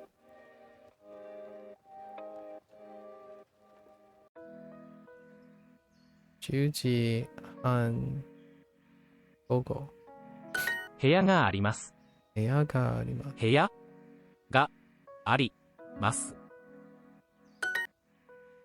It's kind of I consider this we finally reached like beginning intermediate. I feel like section 1 is first timer. Then section 2 and section 3 all the way up to unit 35. All the way up to unit 35 is like congratulations. You have completed N5. And now like welcome to the rest of your life with Japanese. And, that's kind of how I feel about it. It's like I'm pretty settled. If you supplement, right? If you go and look at the grammar for every implicit element by the time you get to section 3, completing section 3 unit 35, I'm pretty conservative about this, but N5 is pretty good. You're pretty good with N5. Other than that, the rest is like, oh yeah, welcome to the kanji part now. And that's I would love to ask the developer, is this I know it would be arbitrary. It's like, do you think this is where you planned it originally? I always wonder if my tinfoil hat deductions are on point or not, or how far off point they are. And I would love to hear the insight of the developer.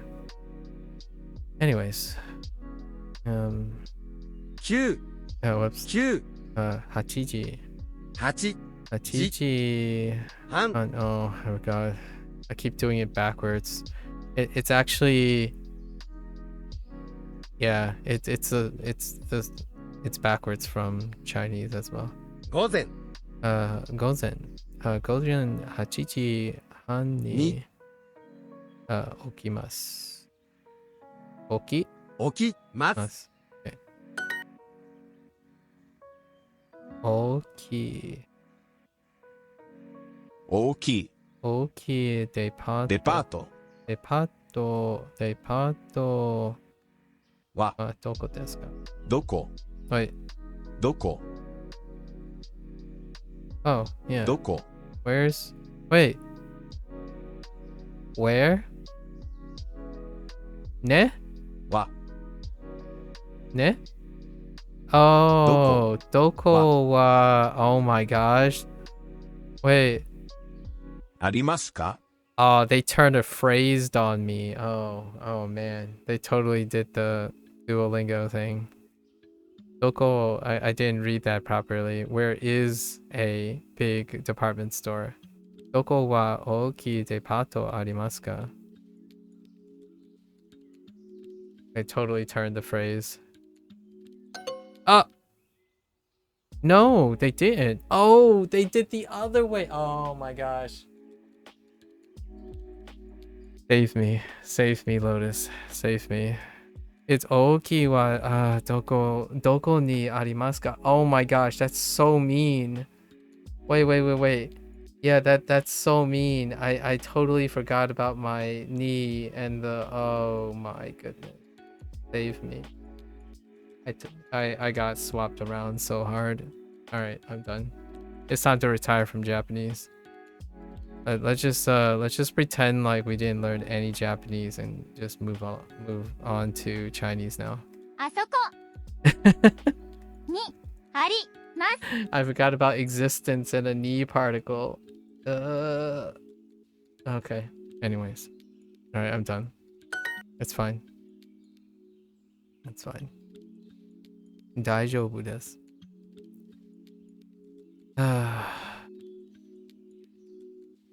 8時 8지.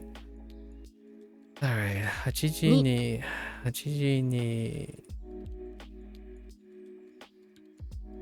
Okay, we're fine. 学校へ行きます。 Alright. Focus. Alright. Right. Makes sense. 大きい大きいデパートはどこにあありますか？はい。に Ni. Wa. Wait. Niwa. It's Niwa, right?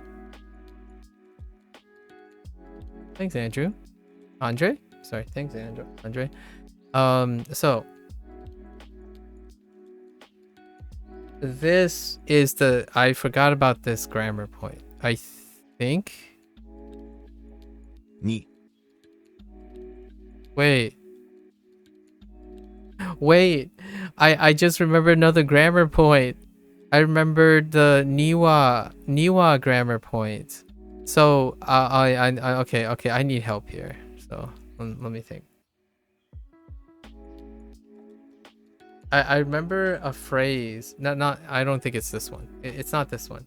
However, I remember a Niwa phrase, but I don't remember how it worked.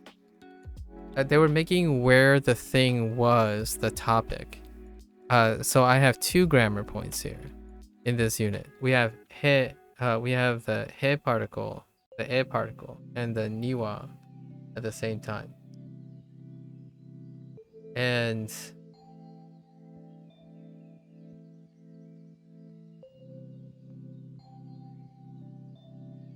wait, is this the prompt? Am I gonna get nailed again? No. Okay. How did Niwa work? Anyways, whatever. We're doing kanji. We're doing 15 minutes of kanji. Everyone hold their breath. We need to learn all these characters today, but I'll have 4 days secretly. 4 more days to learn these characters. 会計 Kaike and Kaisha. Alright, it's fine. What's up, Sub-Zero? How are you? 時間 Jikan.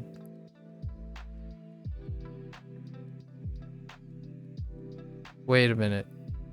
Why? Okay. 1日 Itachi. 会計 Kaike. 中山 会社 Kaisha. You can put wa after any other grammar marker? Oh, okay.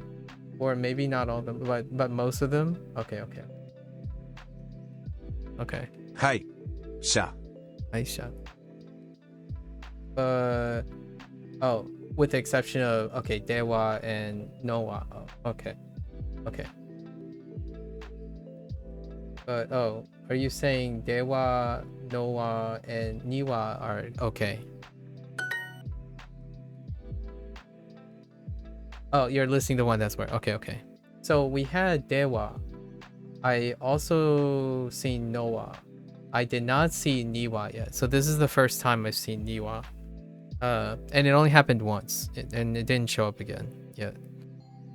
Kaisha. 会計 Okay. 会計会社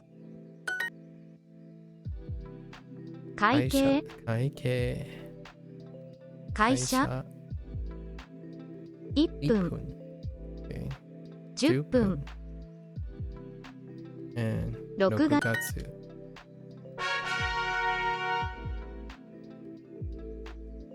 Okay. Day. Ne. 例 Ne.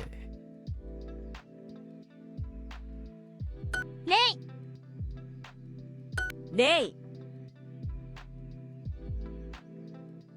例 Wait, Sub-Zero, I have a question for you. Although you didn't respond earlier, so I'm not sure if you're here yet. レイ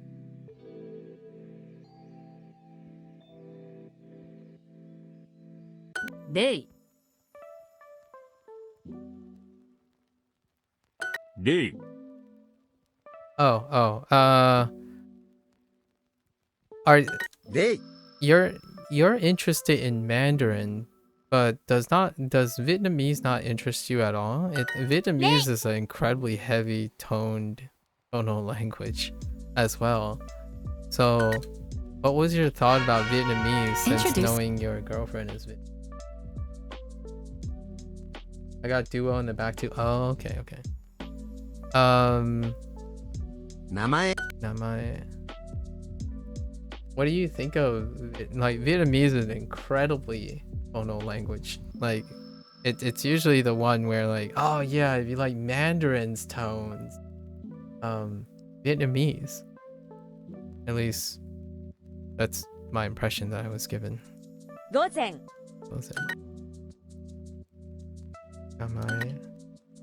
Sorry, the only reason I asked is because of that clip that I kind of like tagged you in the Discord.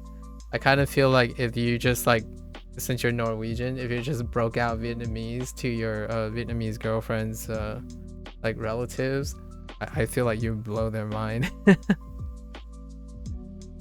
Sorry, I have this romantic impression of your girlfriend at the moment. It's like, what if you just suddenly broke out in Vietnamese? I don't even know if your extended family speaks Vietnamese primarily. 午後 Go. Okay, go.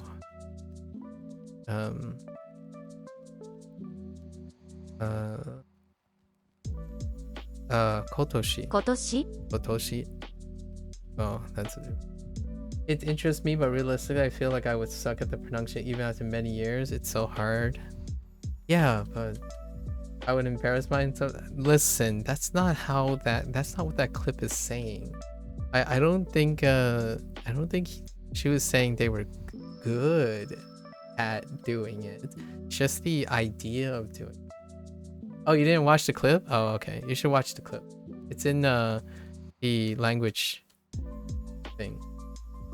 Watch the clip and you'll know what I mean. You'll know what I mean. I have a deep cut about it. 午前 Gozen.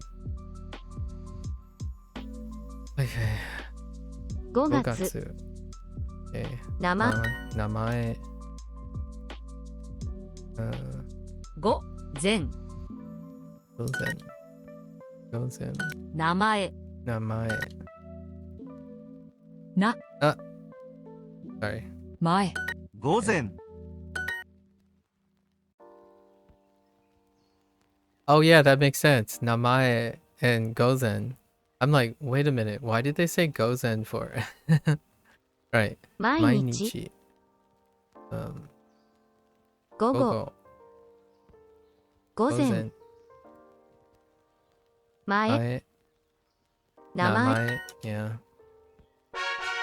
Fair enough. Overlap. Okay, Mae again. Gozen. ご Yes. Mae. 今 Ima. 山 Yama. What the heck? Yama? 名前 Namae. Gozen. Gozen. 前 I think I'd be more motivated to learn it if my girlfriend knew how to speak it herself. Oh yeah, that's fair. That's actually a fair point. So it would be kind of crazy if I knew more Japanese than her.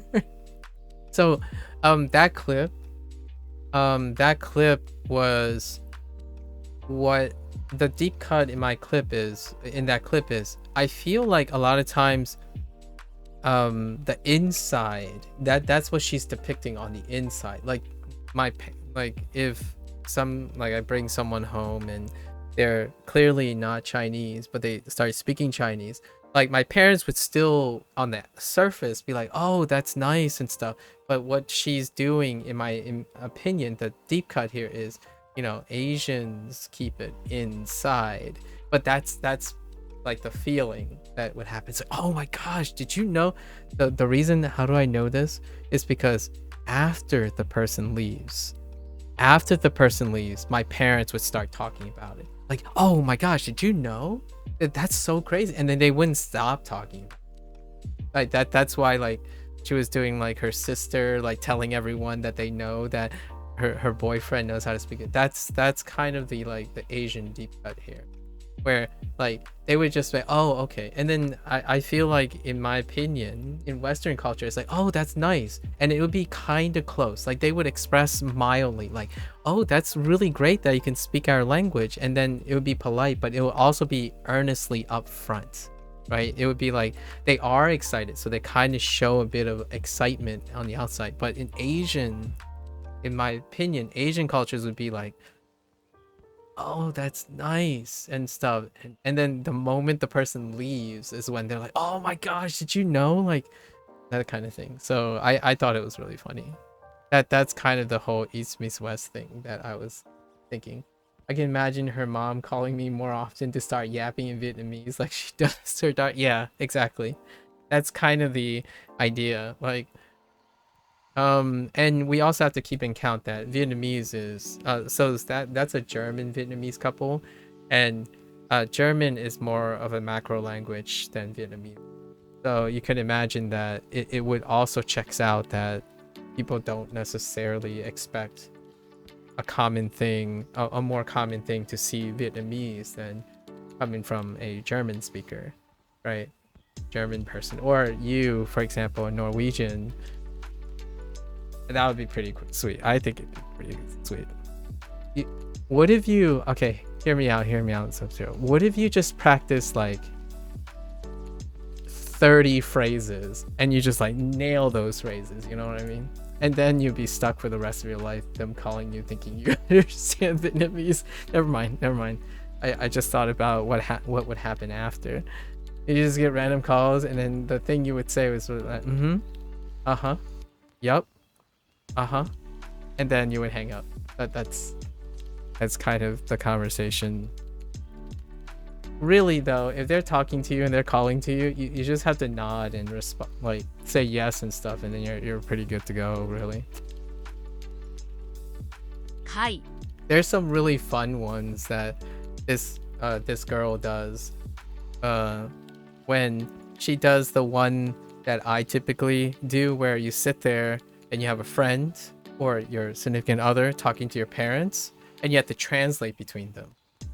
Like, you have to translate between them.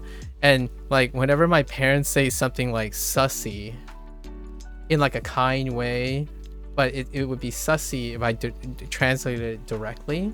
So it makes me smile. I'm like, yep, my parents definitely just said that person's fat, but they meant it in a like a wholesome way, like, oh, you're kind of big. But if you would have translated it directly, right, that would be like rude. So what happens as an interpreter is like, oh, my mother says that you're kind of bigger than average or something like that, you know, like it would be changed in a way that would reflect the nuances of the language. So what she said directly, if you weren't familiar with the nuances of the language, it could come off as, well, lost in translation. And then the reverse. So those clips are so funny. Like, and then she would get like an example where her boyfriend would say like, oh yeah, I'm very lucky that she like does something, and then the interpreter, her, would always make it so that it's in her favor, or like offset. Like the mother would say, yeah, I'm surprised my daughter even landed a you know, a very successful boyfriend like you. And then she would like translate and say, oh, my mother is saying how lucky you are to have such a to be married to such a, you know, clever, creative person or something. And I immediately think about those funny situations, like, you know, you could just as easily just interpret through a filter to both sides, because technically there were like Asian deep cuts on the side, because Asian parents tend to be very blunt, like, oh yeah, you know, I was like, this is how they express gratitude, like privilege and stuff. Like if my sister or I like get married or something, their first comment would be like, oh yeah, I was really worried that my children will die alone and sad. And then you know, your partner would be asking, what did your parents say? It's like, oh, you know, they're just happy that we found each other, and it's nice that they're happy for us. They weren't worried at all, right? But what they really said was like, man, I was really afraid my son was gonna die alone. That's basically what the expression would be. And I'm like, okay, well, you wouldn't want to. Typically, when you're interpreting, you wouldn't want to say literally what they said, but more the meaning that they said. They were expressing gratitude, but they literally said that's kind of the funny skits when it comes to like interpreting the different languages. The intents are very, very different. They're very direct. But yeah, honestly, I would love to learn it, but it would only be for the older generation. Yeah, that's what I figured. None of the people under 40 in our family speaks it, so it would be kind of random with this random white guy being. Yeah, that's fair enough. Yeah, that's what I meant by, oh, well, I can't make the presumption that Vietnamese is a dominant language among the younger, her generation of extended families. That's cool though. That's really cool. しゃ Oops. しゃ前 Gozen. Oops. Oh. I said Gozen and I realized there's already one selected. Okay. All right. We're gonna focus again. 前 I wasn't focused on that. I already had a kanji selected. Okay. It's fine. 前 We're fine. 午前 We're fine. Focus 本 on 名前 namae. 前川 Kawa. Interesting. How does that fit in? 午前 Gozen. All right. 海 Whoops. 午前 Gozen. Okay. Oh. All right. Okay. Go. 午後 Gozen. 午前 Okay.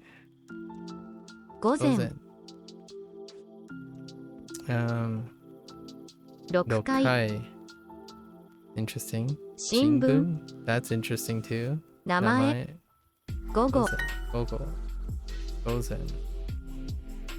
午前 Okay. Gozen. 午後 Ne?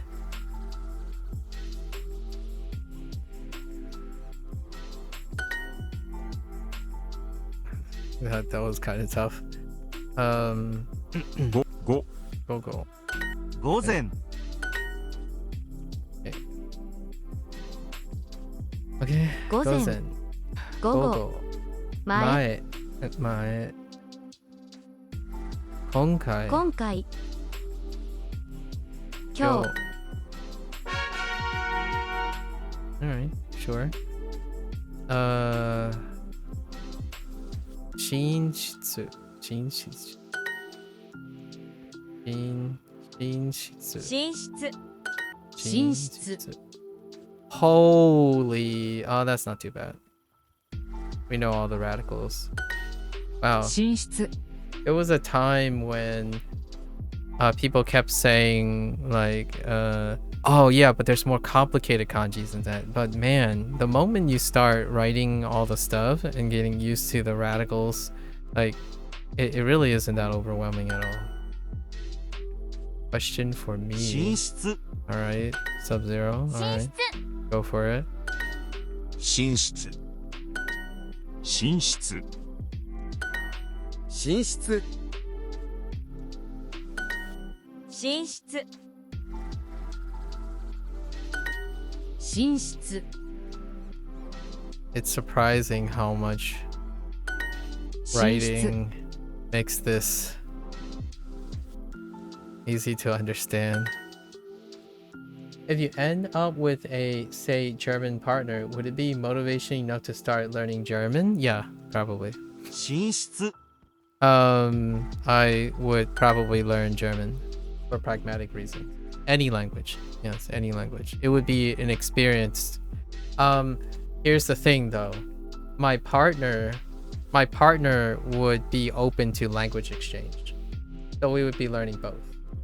Would I drop Japanese? No. I wouldn't drop it because we would be language exchanging. So like my partner would have characteristics that would be likely be able to exchange. So I wouldn't drop anything that I'm doing. They would not. We would normalize to each other, right? At least that would be the case if this hypothetical partner is a thing where they would engage in language exchange. So whatever language that I know, I would be sharing with them, and whatever language they know, they would be sharing with. So that would be the mutual, like kind of the mutual shared experience. We would find ways to make it part of both of our lives so that we can share these experiences together from now on, as opposed to sharing them apart. I would try my best to share most of my moments and my knowledge with them. And one of the ways to solidify a partnership, in my opinion, is to bring them into your life, and hopefully that they want to bring their life into yours, right? Like, so all the mysteries and mystique of our past lives would fuel the experiences of our new life together, right? That's the kind of the idea. So it would be very unlikely for me to enter a permanent life partnership with someone who's not willing to do it. As in someone who's don't feel that, or feel that our lives should be separated, if you know what I mean. So obviously it doesn't have to apply to everything. Largely though, things like language and interest and hobbies have to be a collective mutual experience. Otherwise, it can create a drift, right? As you get older and time passes, you may drift apart. So language is probably things that can separate someone. Obviously, a common language is sufficient most of the time, right? However, if you're a language learner and it takes up a lot of your time, you either choose to compromise, at least in my opinion. Although, with that said, you could have challenged me with a different question and say, would I drop what I'm doing to engage in what my partner's interested in? The answer is still yes. So I would drop Japanese right now and Chinese right now if my partner wants to do something else together. Because things shared together is stronger than things shared alone, right? So it doesn't really have to be another language. It just has to be something important to my partner, right? It like mutually important. Like I'm willing to drop anything in order to create something together, as opposed to creating something alone. Now, if my hypothetical partner is not interested in that, then I will continue doing my thing, right? That's probably how I would go about it. 進出 進出 Almost all of my interests. This is the first time I've ever done something in a while that is of my own interest. That isn't because I'm interested myself in something I observe. So, most of the time, all my skills are reflective of all the people that I've encountered. Right? My understanding of many things involves them being important. Oh no. Oh yeah. Being important to someone else. I have my interests of my own, but generally speaking, all those interests involves needing something to channel them into. That's I don't think this is something that's reflective of a lot of people, but my interest, the skills that I'm interested in, makes me more. It needs a outlet. It needs an outlet. So if I can get closer to my partner by using those skills to get closer to them, it doesn't matter what the skill is. I don't think it's a common situation where my favorite thing to do doesn't matter what the context is. And that can be a problem with relationships. I don't know if you ever, like, I make it sound like, oh, well, that means you can be in a partnership with anyone. No, now here's the drawback. It also means I don't have any precise interest or permanence or commitments or committal things. So if the partner has to understand that I drop things not because out of self-interest, but I drop things because of interest in others. So that can be a problem. That means that if a partner, like if my partner, my hypothetical partner, and I've encountered this issue already before, even between friends and whatnot, it's very difficult to know what I like and what I don't like, what I think and what I don't think, what I agree on and what I disagree on, because it changes very often. The one consistency that I have in my life is I'm generally interested in whatever is going on at the moment. So oftentimes, when I talk to people who want to become partners, they get to the point where they don't feel like they're contributing anything to the relationship because it feels like I'm always being the one that's contributing to the relationship because I don't ever ask or desire anything from the relationship.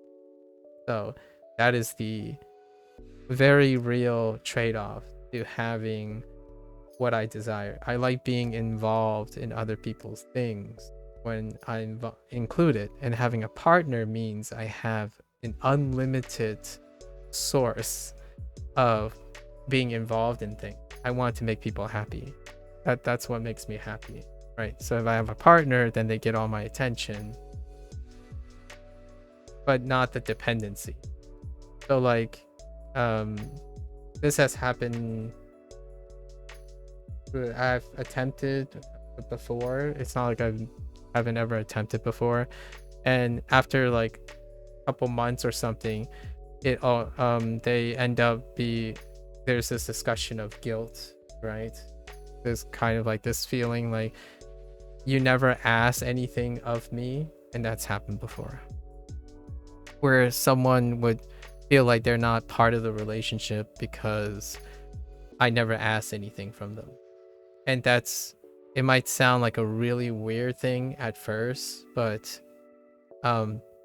being in a relationship where you're not contributing anything is just as terrible as being in a relationship where you're contributing everything and you don't want to. On the other hand, for me, I just want to be the contributor to the relationship. And that's kind of rough because in the United States, we live in a culture where partnerships are viewed as collectively equal, right? Not like Japan or China, where there's still a very largely patriarchal coded society. So my value system is that if I have a female partner, right, I do everything for the female partner. Like my female partner should be having the best time in the world. However, that best time is different now in the United States. It's one where they want to feel included in the sense of they want to do some of the lifting and the contribution, and that they can be selfish for their quote unquote. They can also be ambitious and career oriented and all that, and I like those things. The downside is that there's not enough room in a partnership. Often you have two people who are dependent on the other person being kind of selfish, if you know what I mean. So I haven't really found that yet. It's very difficult. It's very rare to find people who like prefer to be like asked to do things, because I like doing that. I have so many like privileges and comfort in my life, or many abilities in my life, that I prefer to spend most of my life making someone happy, as opposed to like that is what makes me happy, not being catered to. Now the irony here is oftentimes partnership um partnership involves equal exchange, right? So if I and commonality, I still believe in compatibility is a long game. You play the long game based on mutual understanding and compatibility. So if I met someone like me, if I met a partner like me, we will both be very unengaged because neither of us will ask each other for things. We are unlikely to ask each other for things. And because of that lack of asking, the relationship when mature into a slightly dependent state, as in where we would be motivated to share experiences together. Because I would ask something like, hey, you want to do something? It's like, no, I'm okay. And then they would ask back like, do you want to do something? It's like, no, I'm okay. Do you want to do something? And then it just keeps going back and forth. Right? So at some point you would have basically two people occupying the same space. They're healthy independently. And the one thing, there is a caveat to this that can work. If both of us are working towards the same thing in the same place, I could see myself becoming really strongly attached to someone because we have things that we both work intimately together on. And that's kind of what I typically call a professional relationship. I don't know if you've ever encountered that phrasing before, but two professionals can occupy a partnership and raise a family, and they are lumped together, and they are intimately involved together because they have a common goal, like a common duty, common thing. Be it like two scientists who really love science. Science is their second child, right? So those two intimately work together all the time because they are both scientists. That kind of thing. It's very difficult to describe in a sense because I think that's not a common thing. Yeah. I've talked about this. So it's not something that's uncomfortable. I've entered many times where it always feels like a one-sided relationship because I'm more of a pleaser, and that's where I get my kicks as opposed to asking for something.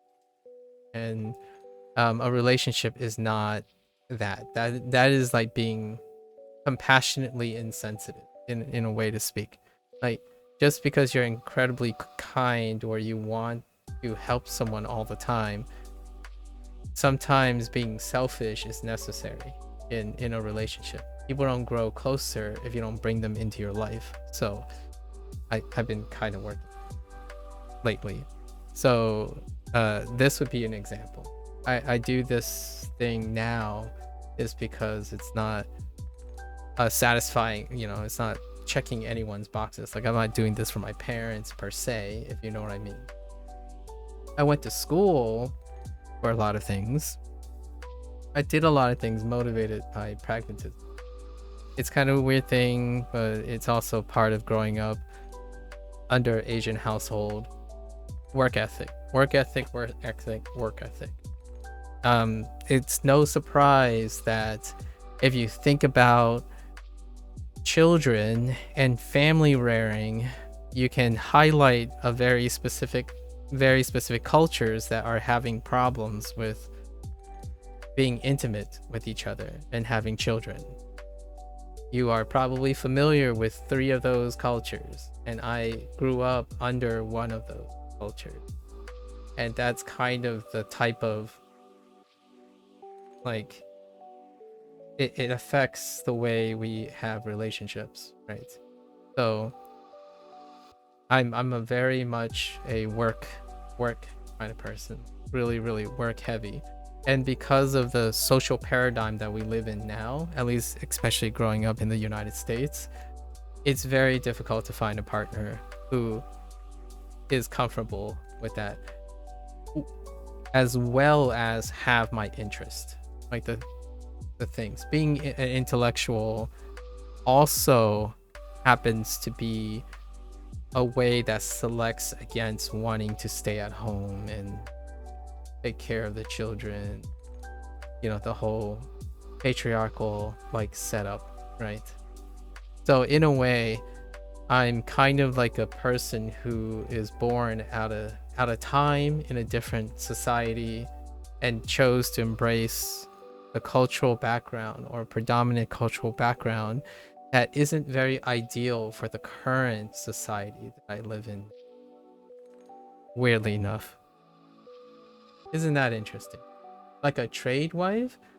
I don't know what that means. Like a skill wife? Like for me, it's like a traditional, right? Oh yeah, like a traditional wife. Yeah. A traditional wife that still has an intellectual capacity, right? It's very oxymoronic. You can't have like, it's difficult to do that. And I, for one, like for example, if I met a partner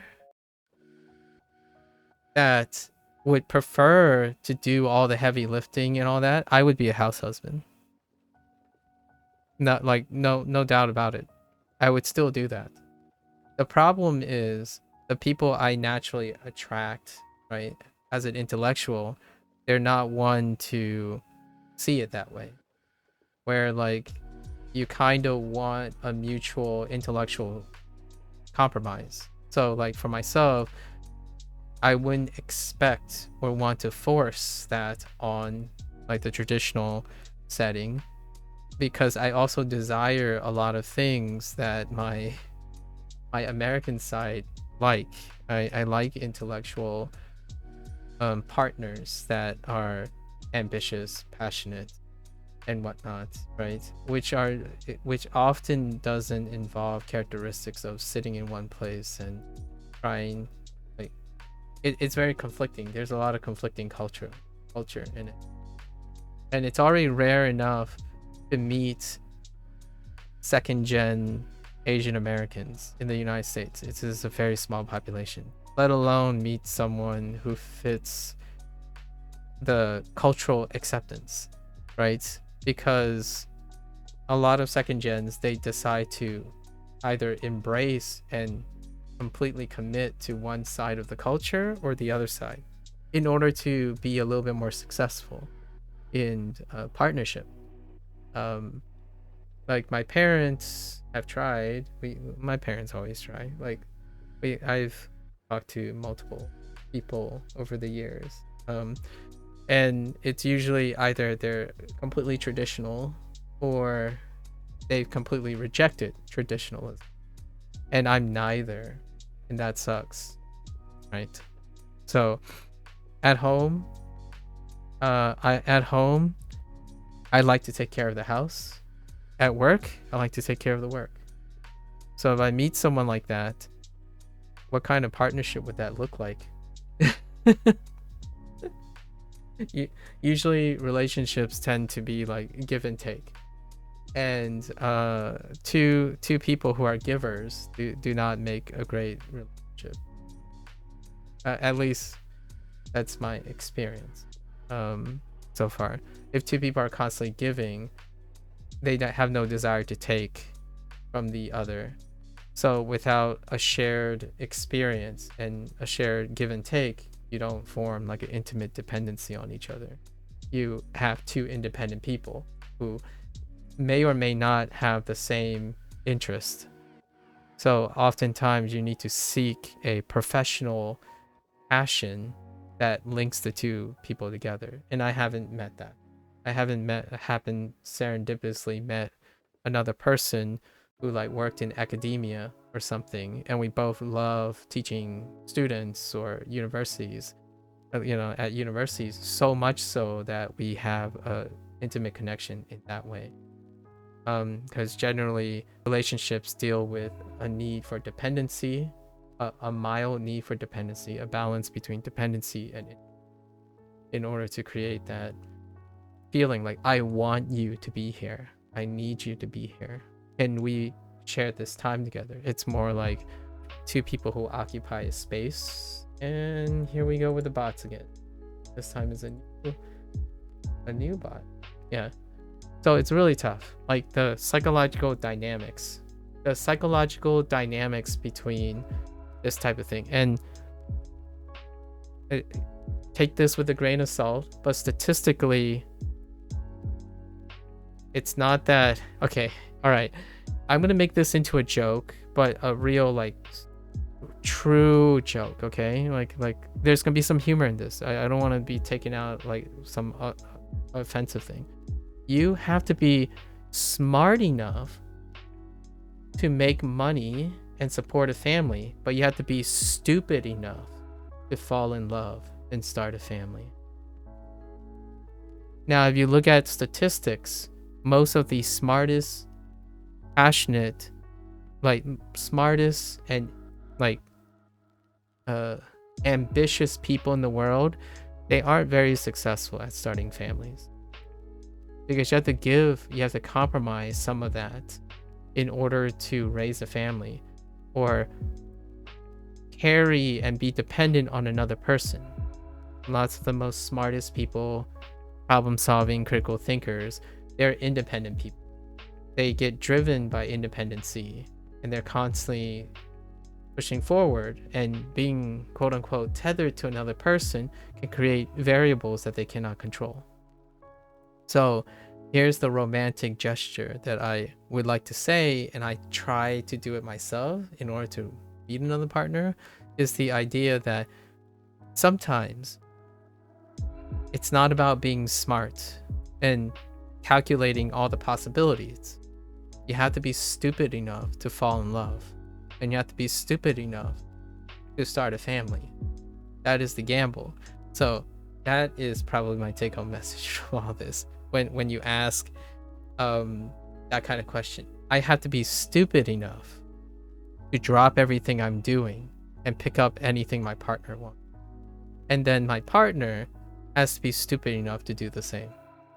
That's kind of like the most objectively romantic way I can place a successful relationship. So when I see couples, and I see like very intelligent couples who are stupidly doing things like throwing things and away and like changing the course of their life, that to me is the most romantic thing about being in a relationship with another person. Not staying independent while being independent. It is possible.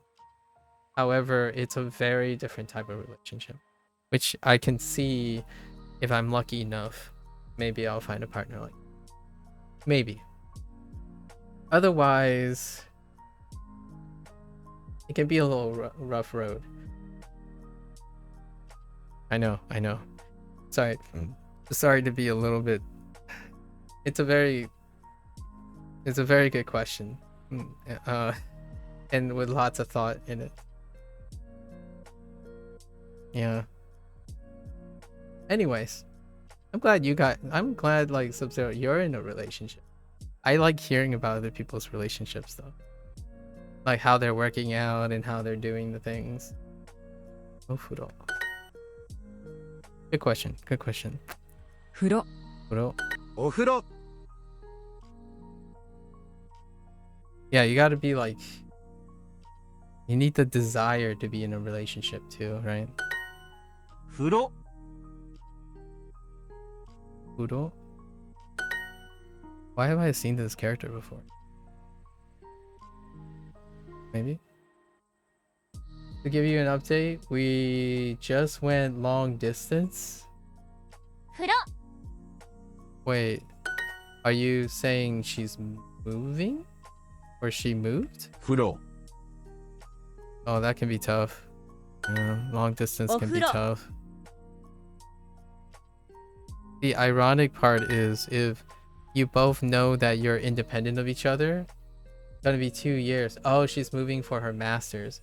Well, this is not professional advice. However, if you already know that both of you are quite independent, actually, long distance can be has a higher rate of success. So if you ever find, yeah, it's really hard if you created too many dependencies on each other.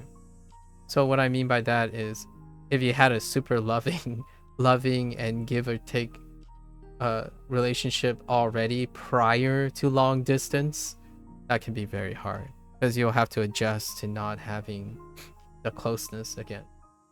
If you're a couple that is already used to being independent, like, oh, you know, your girlfriend has girls' nights out like 3 or 4 of the days of the week, and then you have your boys nights out, and you're still like kind of independent, and you have like lives that aren't too attached, then long distance can end up not as terrifying. However, if you are already lovey-dovey and really close and always like intimately connected with all your activities and even your lifestyle, that can be like a really strain, right? Because then everything you do will bring up the lack of the presence of that person. Yeah.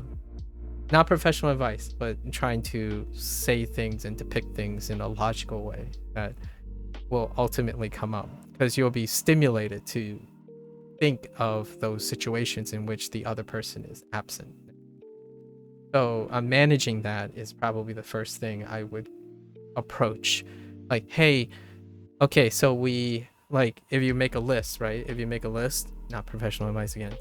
If you make a list, it's like, what are the activities that I do now commonly as a life activity, right? That recurs all the time, that I do in the presence of my partner. And then you try to find a clever way to still do them together,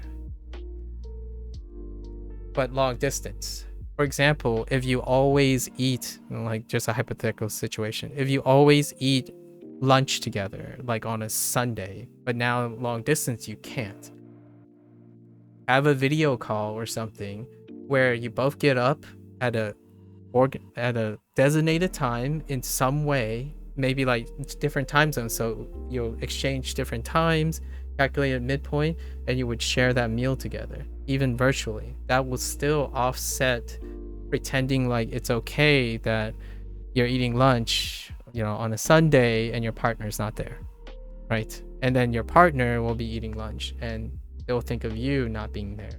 So that's how I would like logically go about doing that.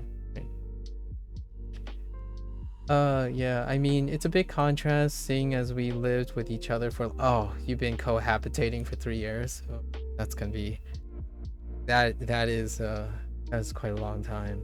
I personally am okay with being alone as long as we talk here and there. I see. Generally, I'm used to being independent. Okay, but I know she feels otherwise. Okay, yeah, so you'll have to negotiate. Sure. Yeah. I would probably, I know this sounds weird and we're not that close, right? Sub-Zero. However, if I had a partner like that, I would ask my partner to make a list of all the things my partner would miss once I'm not there. And I would tell my partner, at least in my opinion, I would tell my partner that let's find ways to make it so that we're still kind of there, right? Together, but long distance, if you know what I mean. Oh, sorry to hear that, Kat. Oh no, you're still, wait, are you still long distance after 2 years? Oh wow, 2 years and still long distance. Did you start long distance? Sorry if this is too personal, Kat. So either of you could just ask it too personal. I just really like in trying to help in some way, indirectly, or just like talk about these things, because obviously I don't have that experience. Well, how long do you guys got? You're kind of a little bit more dependent, so I kind of really dislike it. I see. 2 years is a while though. Sounds like y'all doing all right. Yeah, 2 years is great. Being able to do long distance. Oh, physical intimacy. Yeah, but 2 years. That's お風呂 very. Yeah, I can imagine. Kat. If you want to be physically intimate, that's basically お風呂 going to be an ever-present 風呂 issue. 風呂お風呂 Yeah, my thought is, wait, were you always long distance, Kat? Or did you guys start it 風 together? 呂 Yeah, my only thought in Overall. this is to do the thing where the one that is dependent or more dependent the one that's more independent would approach the one that's more dependent, and then compromise on all the things that the dependency is based on, and then find really, really clever ways to offset or like get something as creatively close to offset that. So find like creative ways to share meals together. Oh, you've always been long distance. I see. I think bridging a more intimate situation would be kind of interesting. Like sharing a FaceTime session in which you both do something, even though it's long distance, but you can intellectually and be in the same mind space together. Oftentimes, like playing video games together, making an arts and craft, mailing things back and forth to work on a project. There are a lot of cute ways that I've seen before where someone would make something, they would send the part to their partner, their long distance partner, and then their long distance partner would do something and then send it back to their and yeah, you might be thinking, oh, but about resources and stuff, but it's like you're trying to bridge the long distance so that you become slowly connected to each other, right? There's lots of great ways to mentally try to connect with each other, and if that becomes regular, then even a partner who's independent may start to be dependent. So you would start getting close, like, oh wait, the mail didn't come in this month. I was expecting the mail from my partner this month, like, for example, so mentally you would then start occupying similar space. Then the bridge would happen. Meanwhile, Sub-Zero has the opposite thing, where you would want to try to stop it from being too distant from each other. And no pressure though, Sub-Zero, you're the independent one.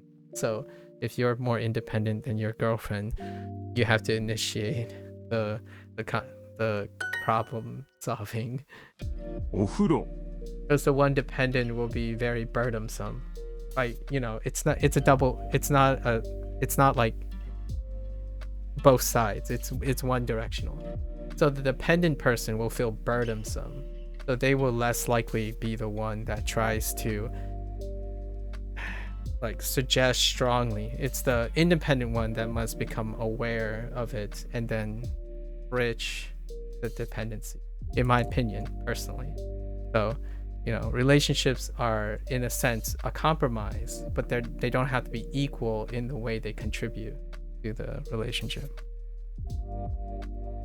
All this said, I don't have real world experience. I don't have actual experience. This is purely based on how I observe people's relationships. So it's not like a professional thing. I'm not like a marriage counselor or anything like that. Just something I think about a lot. I think about people interacting with each other a lot. So that's how I would go about that.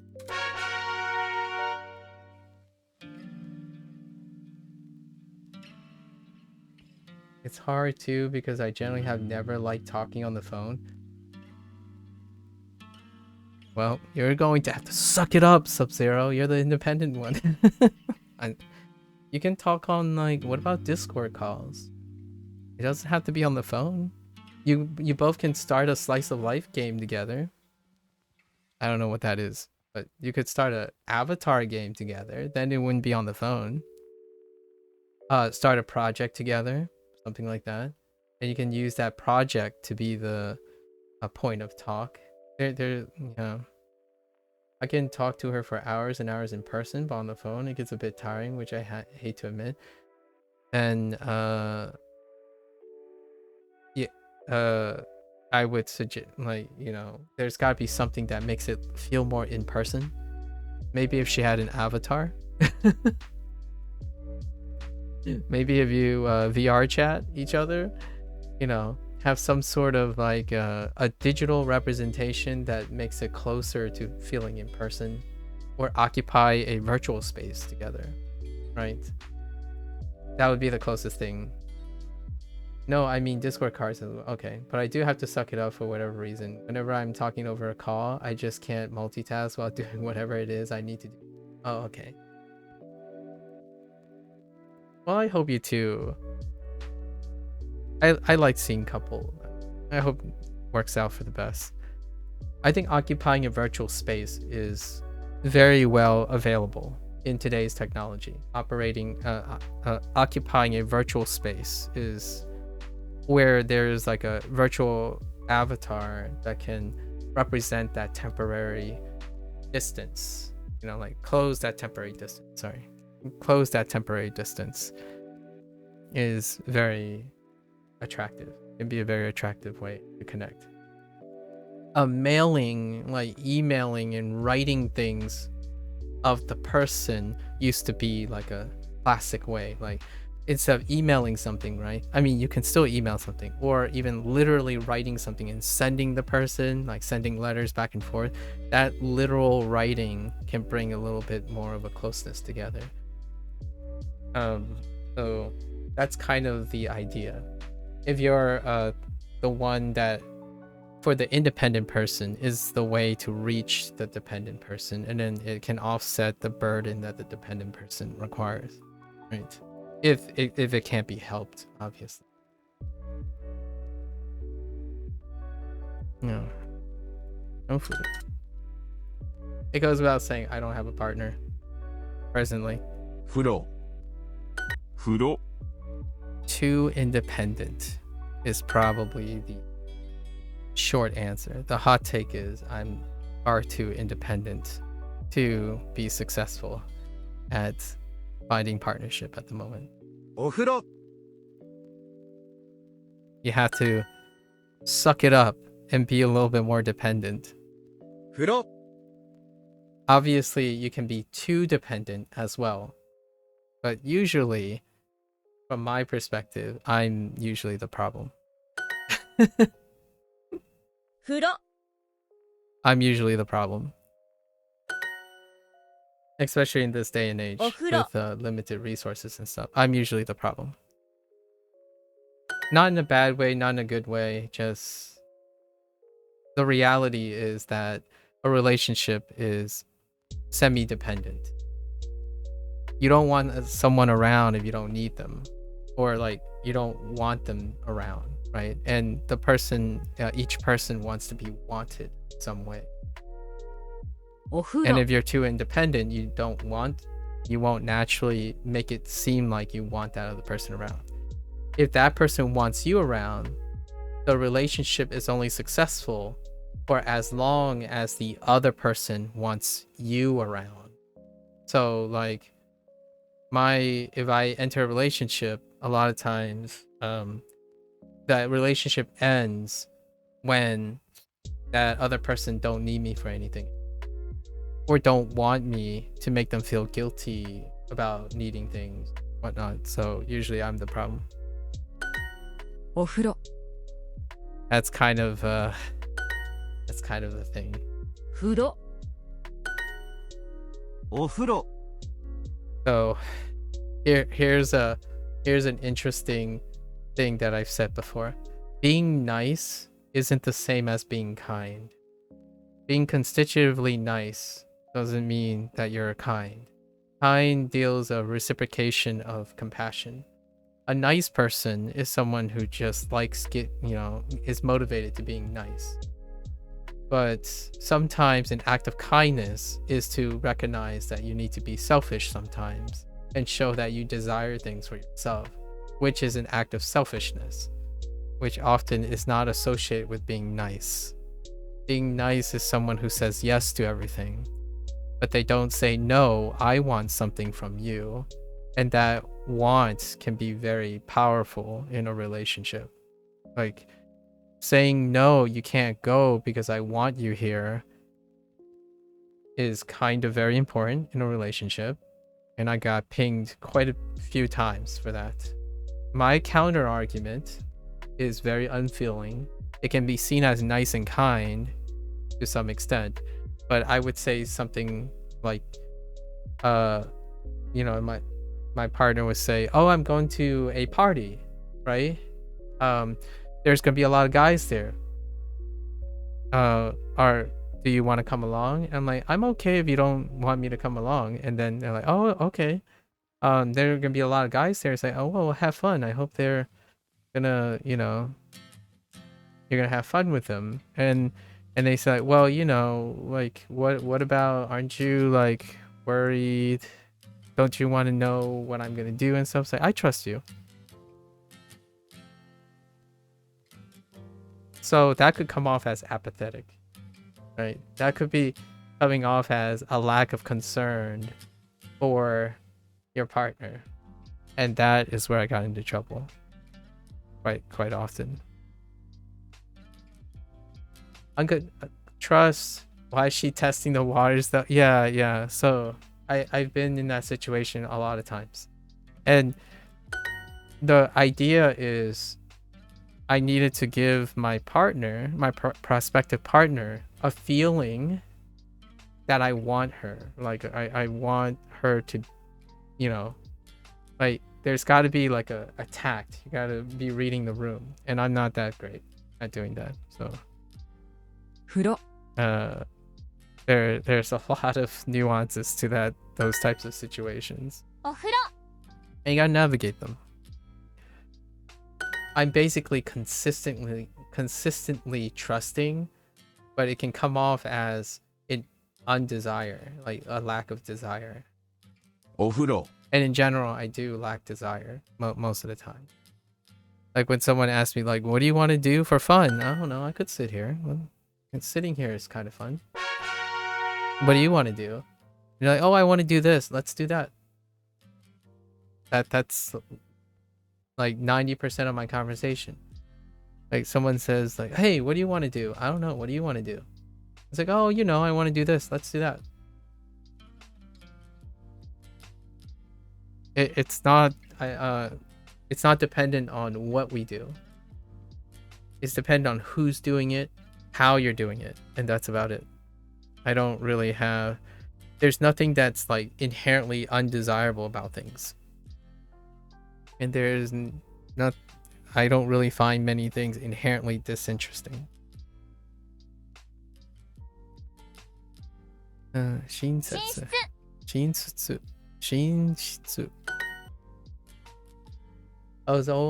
You were always the problem when dating prior to my relationship. I was too comfortable being in my own space that I didn't see a reason to meet up more than like once a week. Exactly. Agreed.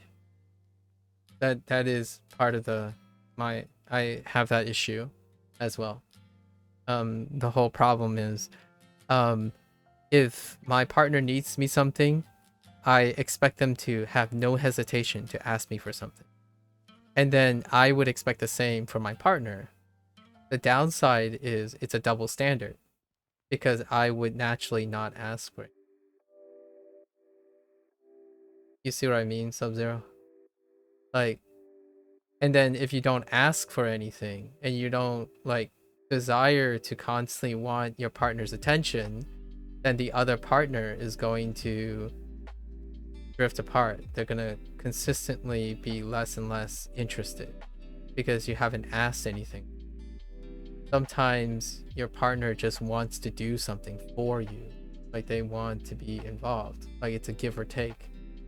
And I literally had the one that I talked to for quite some time tell me that, why don't you ever tell me that you want something? Like do you even like me? Like, do you even want to, that kind of thing. Like, she doesn't feel, they end up feeling like I'm the one that's always doing the favors. I'm doing all the traveling. I'm doing all the catering. It's like, because you asked for it. And that's kind of what I know how to do. And then the opposite is I don't know how to ask. And that's usually not, that's kind of the old rustic patriarchal society kind of thing, right? The person, I know this might be a little bit culturally unrelatable to a westernized culture and like more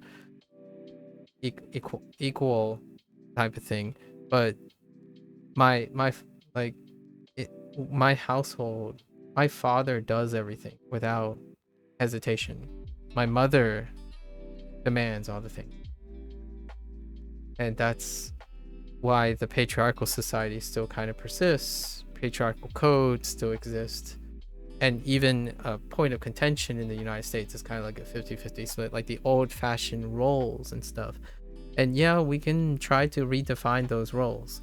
That doesn't mean that there aren't already people who grew up under those values. So I'm a bit of a mix of those values. I want the impossible. I'm used to being the impossible, which is neither the patriarchal or the equivalency type of relationship. And since it's not dogma yet, it's not socially normalized, it's realistic to anticipate to have a lot of problems with serendipitous relationships, as you're either going to hit someone who is dependent or someone who's incredibly independent or sufficiently independent that neither one will neither one will lead to a fruitful relationship with another independent person. It's very rare. It's very rare. It is possible. It is possible. I have two friends who've met loving and understanding wives, and they had to navigate that. And what they ended up doing is meeting in the middle. My friends learned that they have to ask for things, like want things, or even kind of push for things every once in a while, right? So they're meeting in the middle. When they hang around me, they're more or less very similar, where we're just agreeable people most of the time. So it's a thing. Let's make it more of a Zoomer related thing. Beta meeting another beta doesn't work out very, very well. That's probably the not even beta. It's more like a sigma, right? The whole idea of sigma meets sigma. You're just very comfortable in your own space, so naturally you can drift apart at any moment. Whatever interest takes you away will break up the relationship, because you're both independent, so you ebb and flow with whatever interests you. So relationships come and go, right? In fact, most of the relationships were less painful for me, obviously, because I'm the problem and I'm the independent person, and of course it's not so great for the one that's more dependent. So I haven't really tried that often because of that. You leave, what was that saying? You leave a trail of bodies as an independent person. You leave less if you're dependent. Although there's also pros and cons to being a dependent person, right? And they're very serious topics, like abusive relationships, neglect, one-sided exchange, opportunist, that type of thing are trade-offs on the other end. Yep, I see what you mean. I'm the same. I never ask for anything either. It's mostly because I've always found it a bit unnecessary, yes, to ask for stuff unless you really in need. Yep. I feel like I'm disrespectful for asking for basic stuff. Exactly. And those basic stuff, honestly, are probably one of the most memorable things about people's relationships, right? The gags, the little things, those are the little things. And I have failed largely to develop those things in any of my attempts. It's always about the big things, right? If my partner needed to help write a big project for a promotion, then I drop everything to help. Like, it's just like a really big thing are often the times when I'm incredibly involved in someone's life. And then small things fall by the wayside.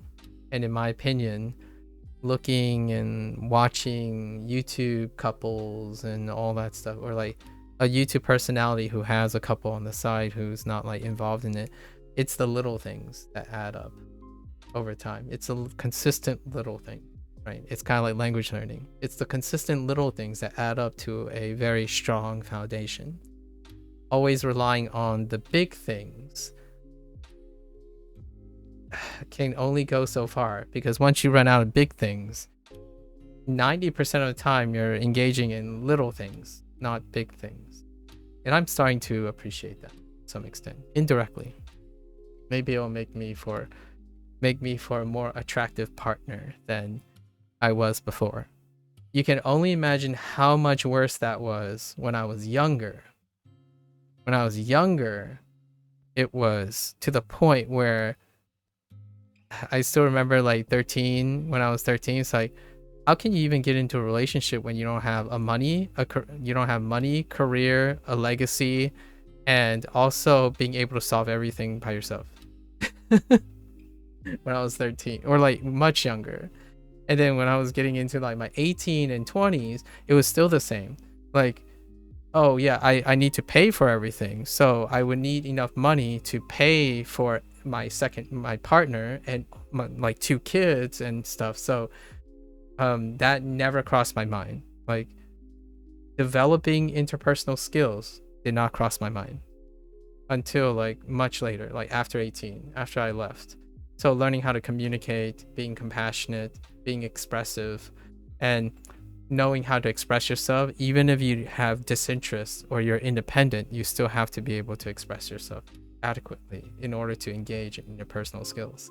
So all my emphasis on language learning and stuff, and then integrating interpersonal skills, that's not a commentary on just the people I observe now, like the digital age, the younger generation. It's coincidental that when I was younger, I was like that without the digital. I was a kid who objectively did everything, like good grades, good career, way ahead of his time. Even though he had like very low resources, he overcome the odds, that kind of thing. But that's sacrificing everything else, like, or like that's compromising on caring about anyone, or making friends along the way, or all that was optional, right? You were a lone wolf, you were a shark, you destroy your competition, you smile when you have to, you make business partners if you have to, you smile when you need to, that kind of thing. And then obviously meeting my best friends after I left the nest, that became more of a thing. And if you're thinking this sounds familiar, look at the Japanese work culture. Look at the Chinese work culture. Look at the Korean work culture. It's pleasantry, it's like formal politeness, work ethic. And then in the privacy of your own place, or maybe a designated liberal place, like designated small portion of your life, you might be engaged in interpersonal skills that involve fruitful relationships, right? And temporary fruitful relationships, or maybe relationship development that's so slow you never start a family. And what I described is the current interpersonal struggles at the moment that's facing China, Korea, and Japan. Right? Business, work ethic, financial security, and very detached, respectful, and loving. It's still respectful and loving, but not very intimate. Not statistically, vast majority, not very intimate relationship. Because it's about dependency, upholding roles. The nice thing, the silver lining here is, under a patriarchal society, there is still somewhat of a pressure to fulfill roles in which one must be dependent and one must be independent. So that kind of sort of, in a really weird way, bandages partnerships.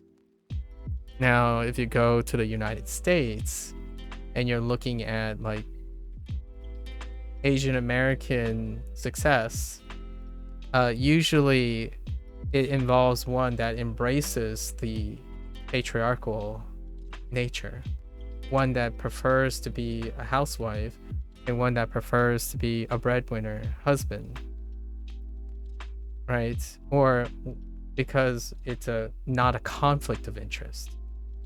It's a common interest. It's a collective interest. When you have two independent people, it's a conflict of interest. It will constantly be a conflict of interest. Who gets to be more independent?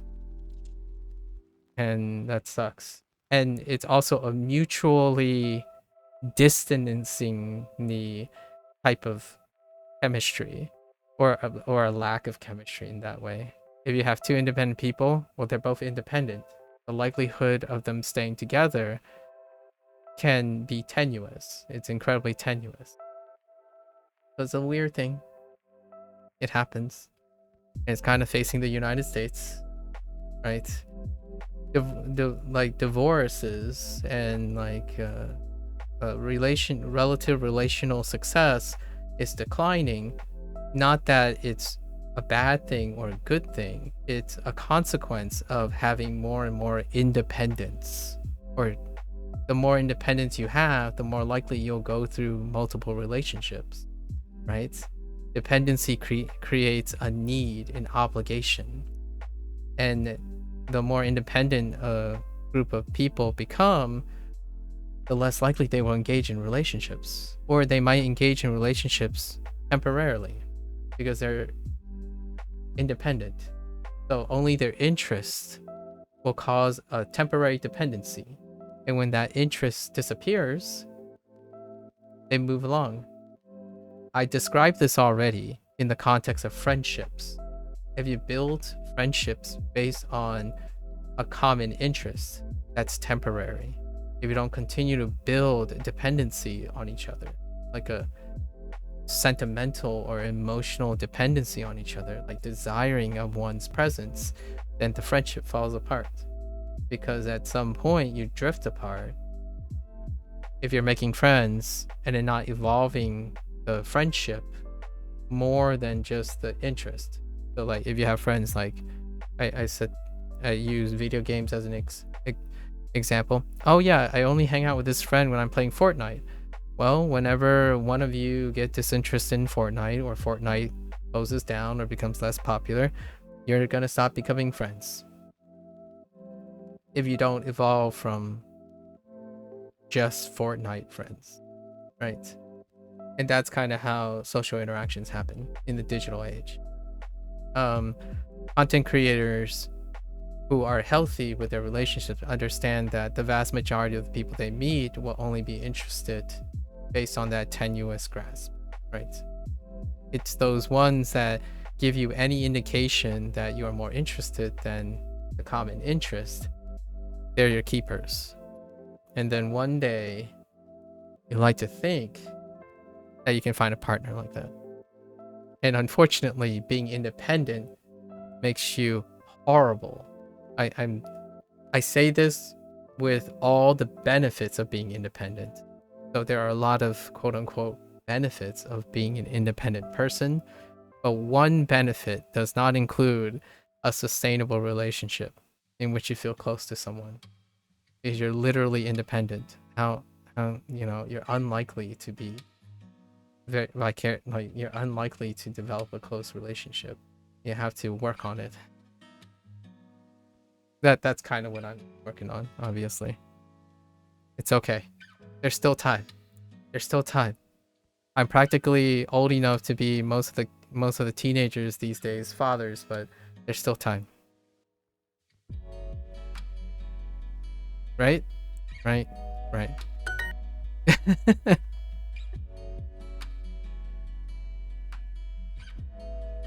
Shinshitsu. Shinshitsu. 寝室 Plenty of time.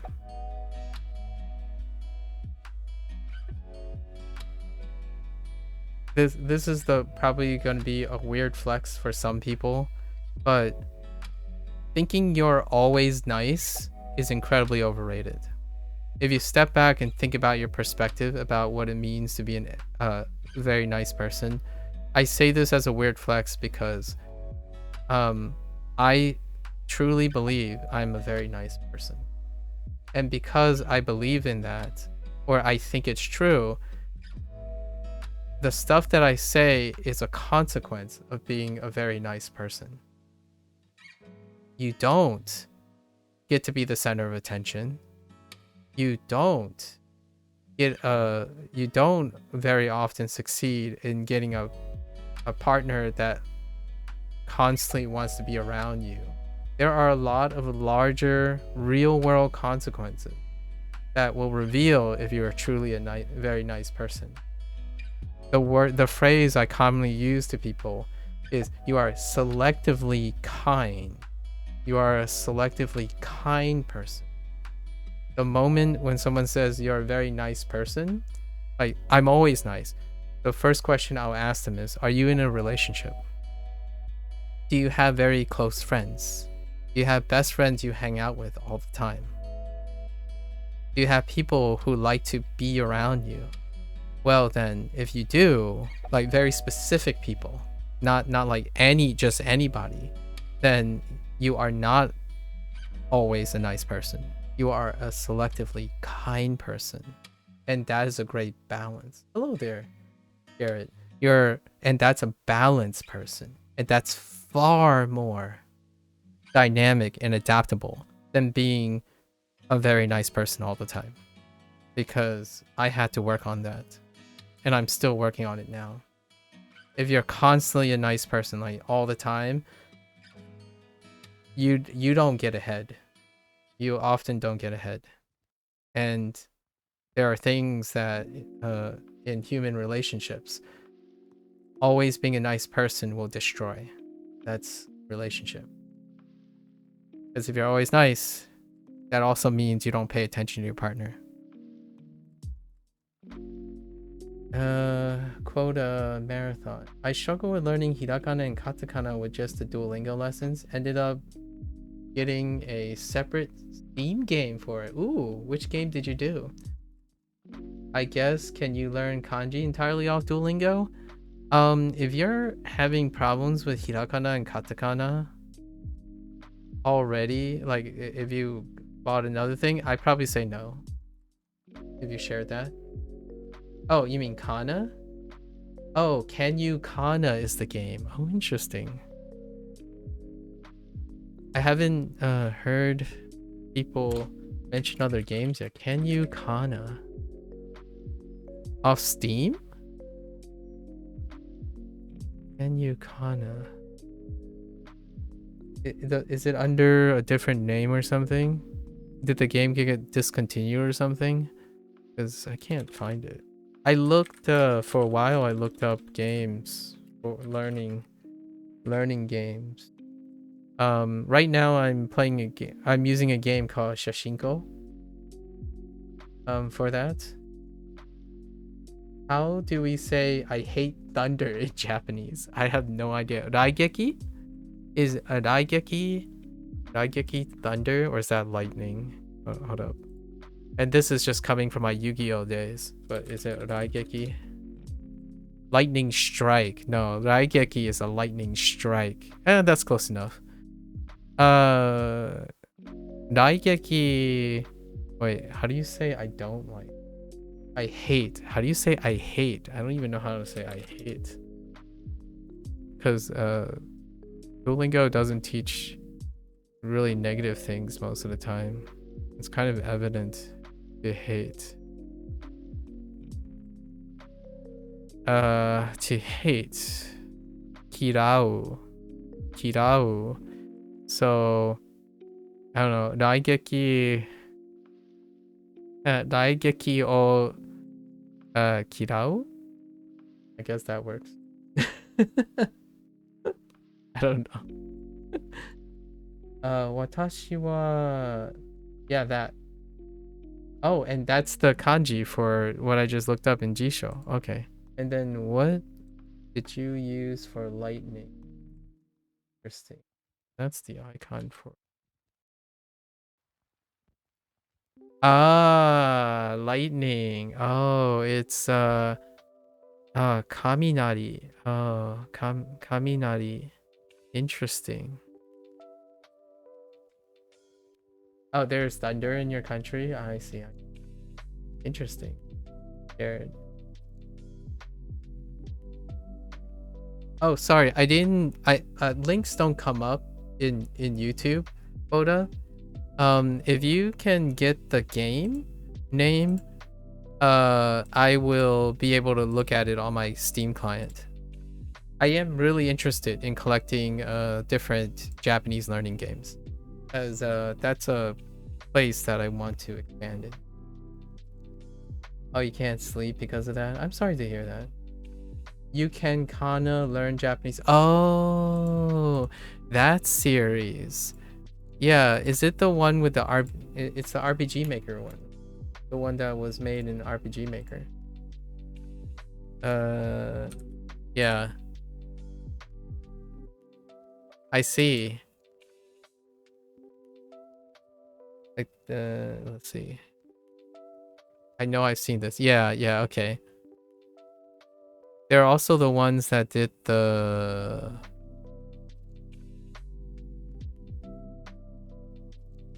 To Survive, right? Did they do the To Survive thing too? I'm not sure if it's the same one, same developer, but it's like that. Interesting. Well, I'm glad. Oh, here. Oh, you can... Oh, no, it's not. It's you can Kana this one. Oh, no, it's not. It's not. Sorry. You can Kana. I see it. I wonder why you can Kana didn't come up when I type. Oh, can you Kana? Yeah, I wonder why it didn't come up. I shouldn't think the word order mattered. I remember seeing this. Yeah. This is kind of nice. It's a kind of a very nice smallish game for it. I would love Can You Kanji version one day. Yeah, don't we all? For now, I don't know if you Quota, if you have like a money or like don't mind doing a subscription. I've heard that in terms of like if you want some sort of like kind of a gamification thing for kanji, that is like strictly like a SRS thing or like space repetition thing. I think most are fine with suggesting Wanikani by Tofuku. They have a trial. They have a trial period. I think you can trial this and see if it works for you. I don't... If Duo doesn't already work for Kana, then it's very logical to assume that it won't work for kanji either. However, I do have to say that the way they approach kanji is really different from the way they approach kana. However, that's still not going to be... There's a lot of things that are... there are a lot of asterisks. Like, it's a long period, it's slower, and it might not be to your pace. So, Wanikani is something that is almost more statistically likely to meet your pace, interest, and it's focused. It's very focused. Yeah, so I'm pretty sure WaniKani has a trial period, so you may want to try that out. Since you already mentioned that Duo does not work for you. The Kana section actually moved faster, and the way they did it was like voluntary and optional at your own pace by going to the Kana section. So if that doesn't work, the likelihood of Kanji working the way Duo does is not going to fly. It's going to take even longer, and it might be far too slow, and the way they do it is not that much different, sufficiently different. So WaniKani, Tofuku's product, WaniKani is probably something you might want to try. Hopefully that helps. And good luck. Good luck. Good luck with kanji and learning Japanese. I do play other video games though. So Shashinko is a fun little game to extract some kanji. I'm waiting on three other games. They're not out yet. Both of them are supposed to come out this year. One is called So to Speak. So it's often, most of these are gravitated towards someone who already has kana under their belt. Actually, a lot of these deal with that, but they do have something to help with kana. But since you already have kana, it's a good leaping point. So to Speak is coming out sometime this year. There's no TBA. It's TBA. And then there's something called Kanji Kitchen that the dev has went dark for a year now, so not sure if it's going to come out. And then there's a game that I beta tested called Wagotabi. Wagotabi is slated for 2025 though, and that's pending no delays. They do, if you happen to live in New Zealand or Belgium, that's a really shot in the dark. If you happen to live in New Zealand or Belgium, they do have a soft launch for this game in those regions, but it's mobile first. So it's going to be a while till they launch on the Steam platform. You'll find these listed in Steam. All three of these games are listed in Steam. So there's a chance you'll find me playing them in the future. Shashinko is already out. However, Shashinko is not a curriculum based. It's not a curriculum based game. So no curriculum. It still covers basics and gives you kanji and stuff, but it's not a curriculum based game. So if you're language learning per se, you want to keep in mind that some of these are not curriculum based. Kanji Kitchen is focused on kanji acquisition. So to Speak is curriculum based, and Wagotabi is also curriculum based. There's curriculum involved. Yeah, so you can keep an eye out for those in the future. The reason why I mentioned them is since you like Can You Kanji, right? You Can Kanji, that gamification, if that type of thing is, those titles in the future also tackle that same type of question, that same type of approach. So if that's very successful, maybe those will be successful in the future. Two of them already planned. So to Speak, I think, and Wagotabi are supposed to be ones that are geared towards zero to intermediate. Like what I mean is they're from zero games, so they're supposed to try to guide you into intermediate Japanese. That's their goal or their plan to do so. So if you follow the games and maybe you're taking your time and just wanting to enjoy and relax, they do have plans to cover all the way up to intermediate. Duolingo does actually cover up to beginner and intermediate. Like it gets close to middle of the road intermediate. However, it's a very long process. So, and you have to be engaged. There's a lot of things you have to do yourself. And if Kana doesn't work already, I think there are plenty of other products to engage. What is this? Doom? Interesting. Oh, combining those two. Okay. All right, Tuyo. All right. Uh-oh. 寝室 I told myself that I would do a shorter session today. Okay, I gotta book it. 寝室 We're booking now. 寝室寝室 I do have to sleep early no matter what today. And I do have to do 寝室 like packing and stuff for my weekend away. So we gotta 寝室 be diligent here. Whoops.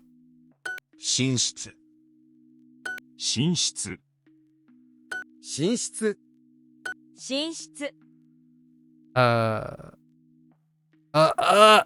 寝室 I'm not thinking clearly. Wait, hold. Okay. Alright. I gotta take an executive decision. I'm not gonna be able to complete this, so the only way I'm gonna do this is we're just gonna rehearse these now. Because I'm an hour and a half behind. Yeah, I'm like 2 hours behind now. I was planning to log off of stream right now, like 6 minutes ago, so I can do some like upkeep and whatnot. But we'll still spend 2 hours on Chinese, for now. Let's see. So let's try to remember this. So what are our contexts? We have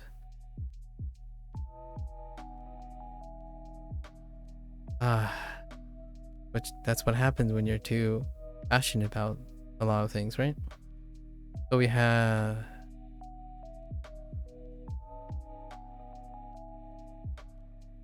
right, Kaisha. Kaisha is fine. We'll link it with, again, we're gonna link it with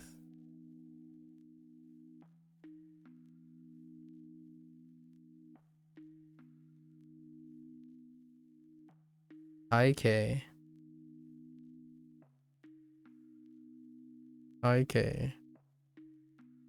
And then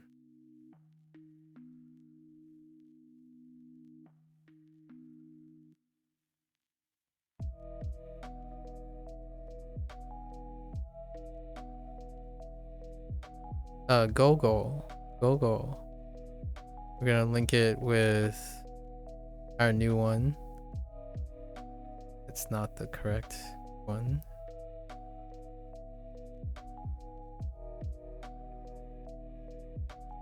So these ones, we're locked in. We're fine with these. We're gonna link with Gozen. Gozen. Stroke order is difficult even for Japanese people. Yeah. I've heard. Nowadays,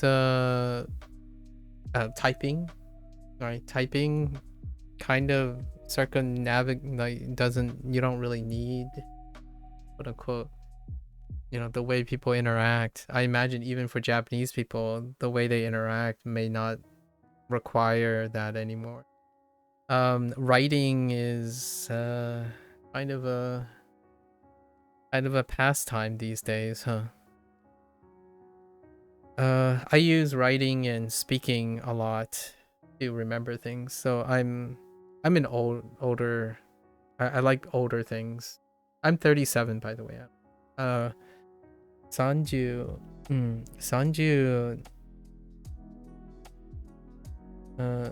37歳 7歳 7歳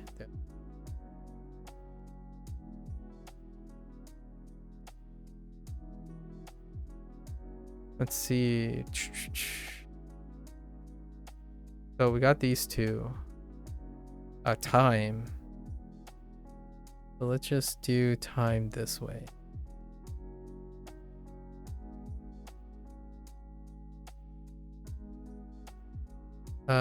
We'll take time and add it to G, right?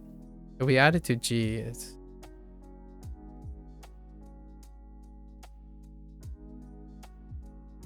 because you don't even have to hold a pen anymore. Yeah, exactly.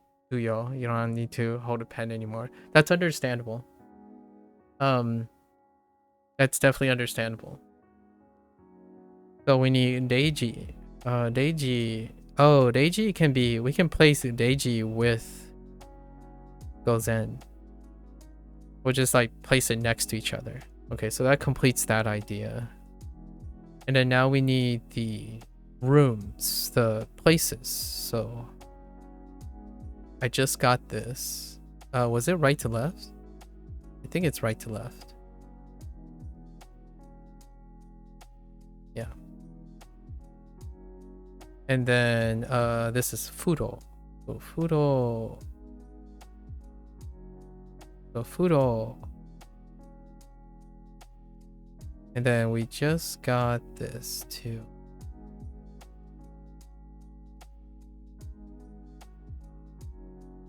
This is Neru and Shin Shitsu. Part of Shin Shitsu. So Neru Shin Shitsu. I didn't learn how to write Shin Shitsu, so it kind of looks like it's probably this. Yeah. Shin Shitsu. And then we have, what was this combined with? This was combined with, oh, this is Dai Dokoro. So, which is fine. Actually, why does this look a little bit? Yeah, the IME connects the two, but it's not. Yeah. The Dokoro I know is...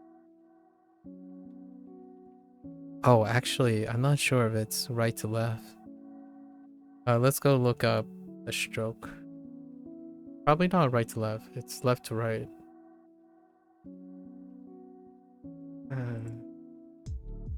Dai Dokoro.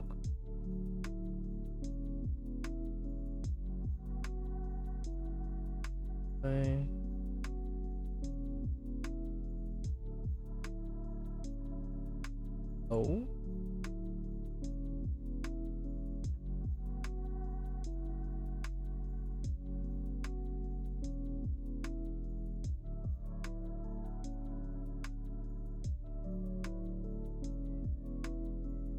Okay. Yeah, it's left to right. Okay. Left to right. So I don't need to go right to left.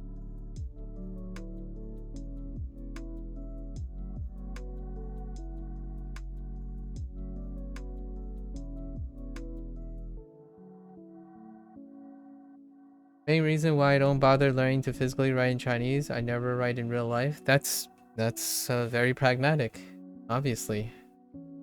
That is definitely very pragmatic. I write and draw all the time.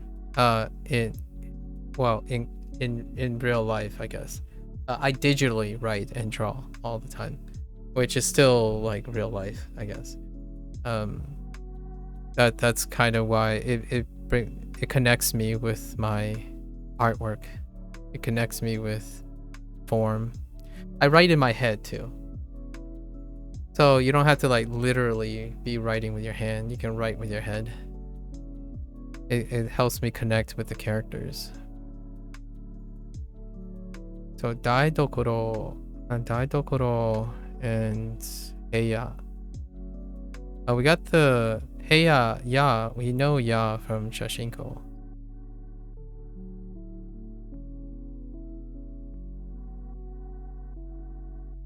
Oops.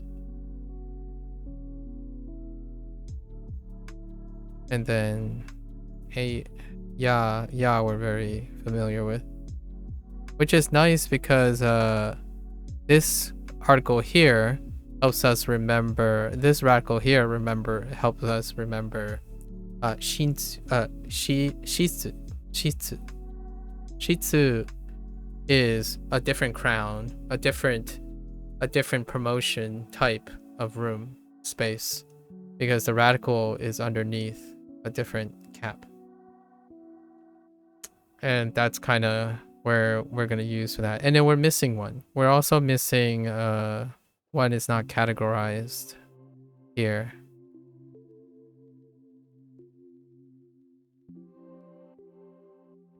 Is okiru. Okiru is not here, but this is companioned with neru. Neru. Whoops, that was awful.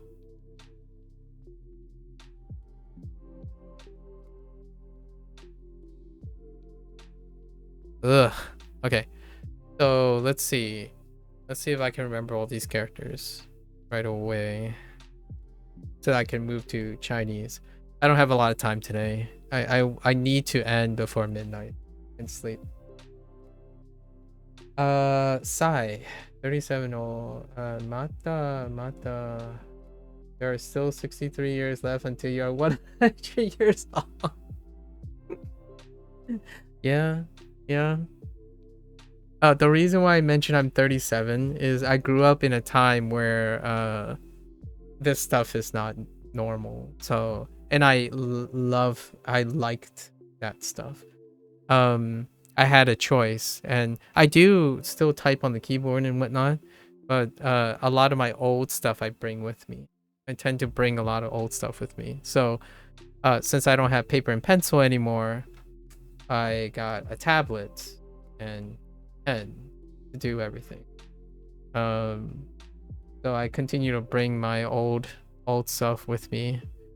So I like writing things. When I'm talking, I also write at the same time.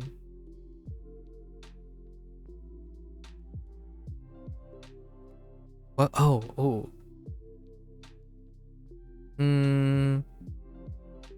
Oh, I want to express something. Hold up.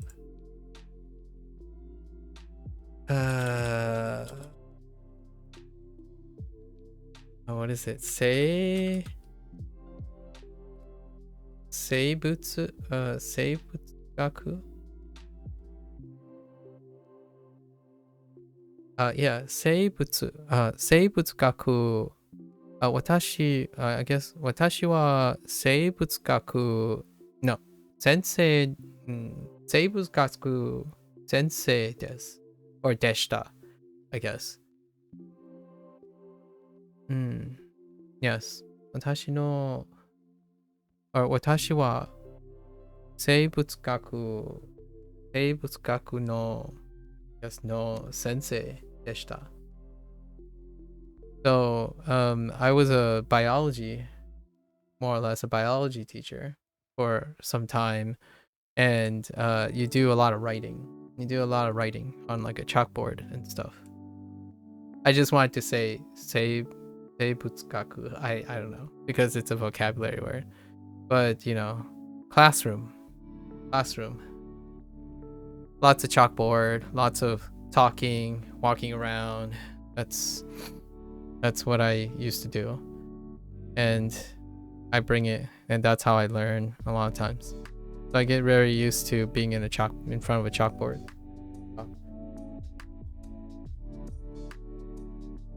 Name.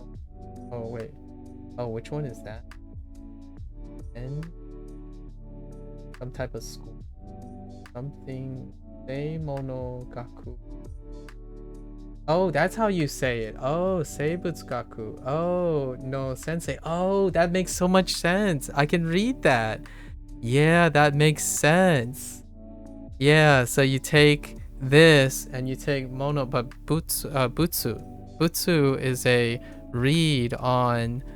Oh my gosh, I can finally understand that, because this is a read on this character, and then you added gaku. That makes so much sense with these three characters. And then no sensei. Yeah. Okay. Nice. That's so great when you can recognize radicals. Okay. Anyways, thank you. Yeah. Okay. Very neat. Yeah, very neat. You took the se from sensei, and then so it's still se in that, and then butsu is also mono in that character, so sei butsu, and then gaku is from like gakusei, like a student, so gak, so you get sei butsugaku. Nice, very nice. So much fun. Okay, so let's see if I can get these on the first round, right? And we're gonna call it a day. Okay.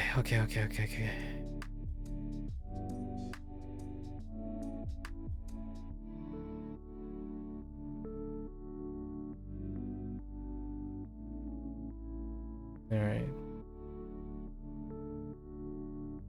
Okay.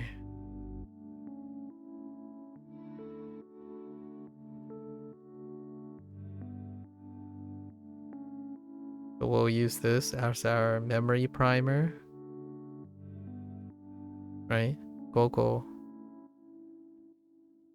And then we'll go into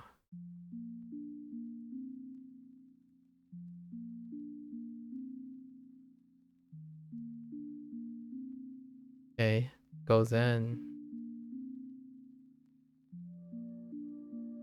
I'm avoiding the new characters. I haven't written a new character yet.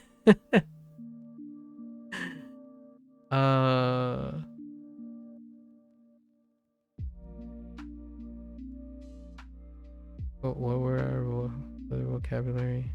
Okay, let's try.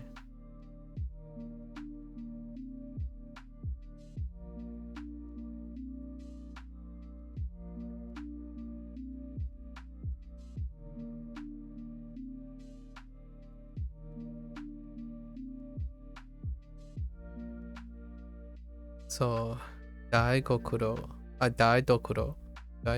Daidokuro.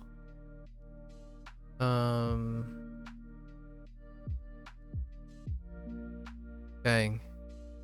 I just don't remember the character anymore. What if I written the right character? Does that help me with my recall?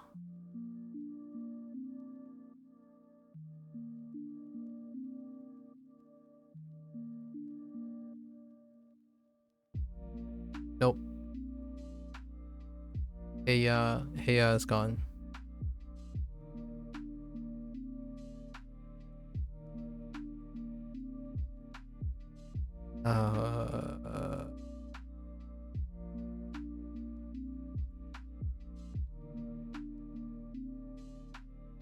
I lost the one side,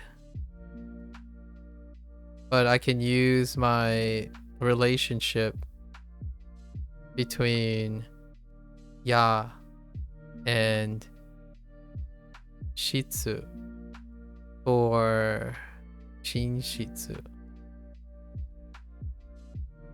Okay, I remember it now.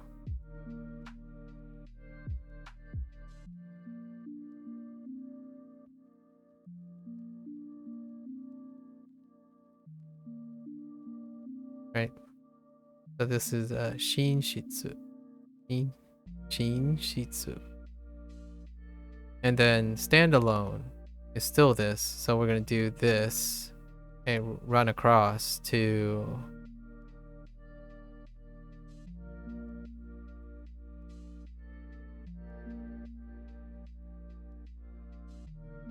oh gosh. That was terrible. Let's try it again.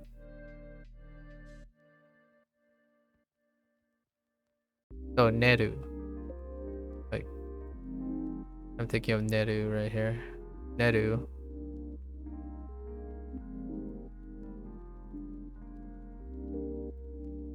So because we know Neru, we also know Okiru.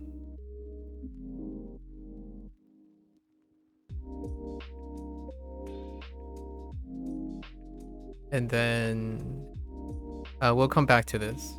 It might come to me.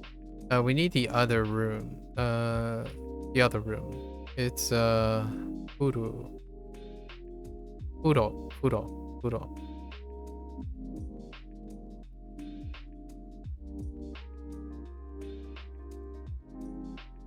So furo. Udo looks really weird. So because it looks different from the collective, it sticks out just based on difference. So we got those three. We still have time. Time. When we think of this, we are also thinking about time. Whoops, that's the wrong stroke. So we also have Reiji.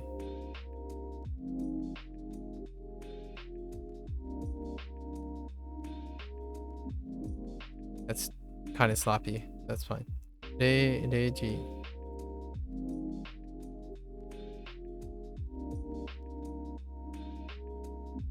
So Reiji. Definitely missing something.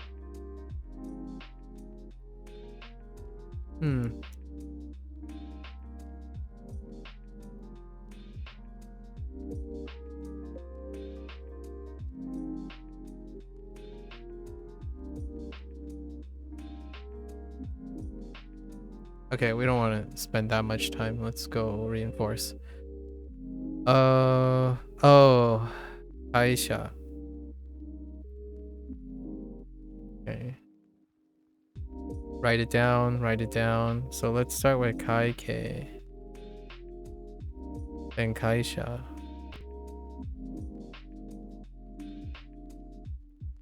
Of course, what we're talking about here is active recall. It's not like I don't know these characters. I want to be able to pull them up by myself without it. So it can be a little tough sometimes. I'm completely spaced on that's because it's so nondescript. Yeah. These radicals put together doesn't scream to me right now. So let's see. Heya. I'll do a mnemonic for this. What does that look like in a heya? A bookshelf? So we have a bookshelf. No, actually, kind of a window. Oh, I don't know what the right thing. How do I make a right thing? Let's see. Bookshelf, a seat.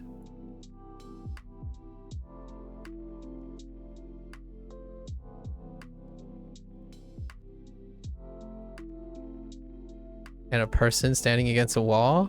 Nah, that's a little too esoteric. Oh, I got it. Okay, this isn't gonna work that well, but it'll be good enough. Okay, and then we have Kaisha. So one more time. I have to at least hit all of them.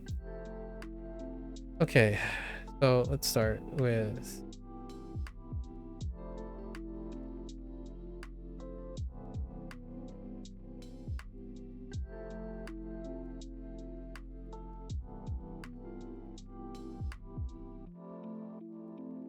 these are our pairs.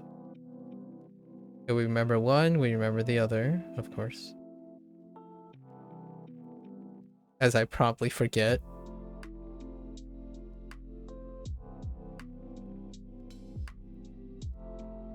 Momentarily.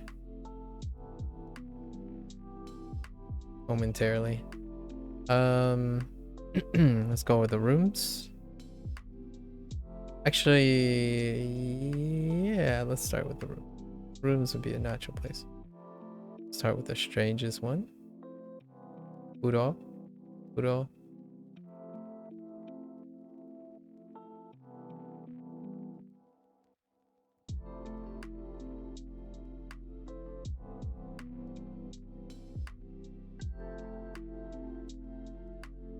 That's kind of not very nice looking. Uro.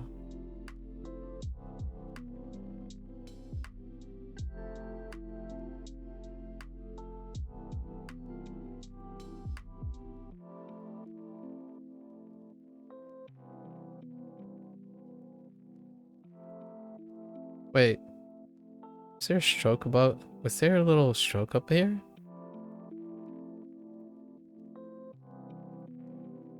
I guess we'll find out. Kind of feels like there might be one up there.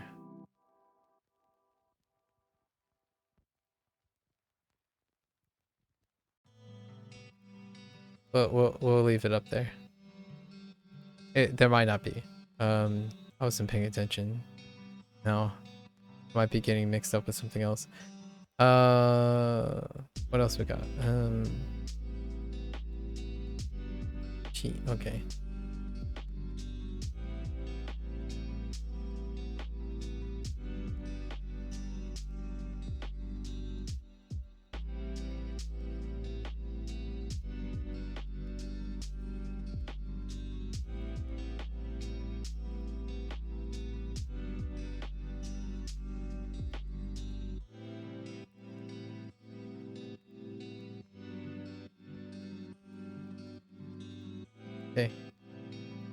And then we plus this to Neru.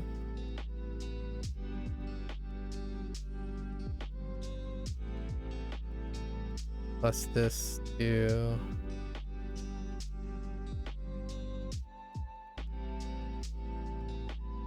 oh, wait, we don't need to plus that.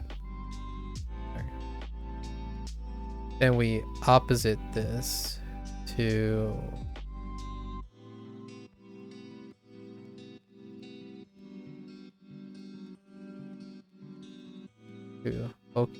Okiru.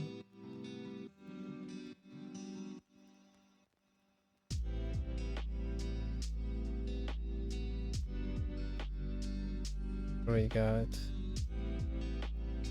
Okay.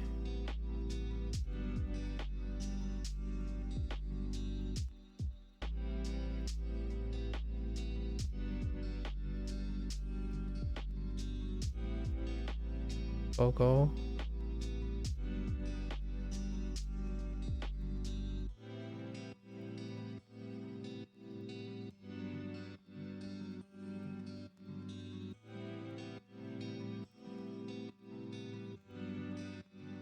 And then we can plus this over to Drat. Oh, right. Oh gosh. Okay.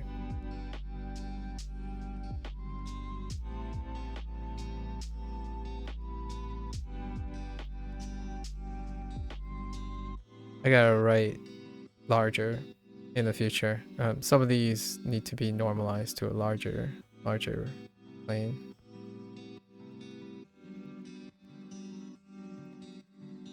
My pen is too thick. Be writing small. I think that's all of them. Furo, Eya,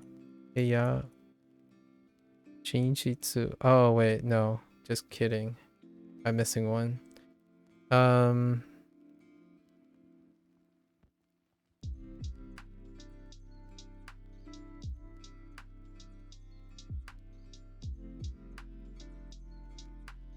Oh no! Why am I drawing a blank? Hold up. I'll get it.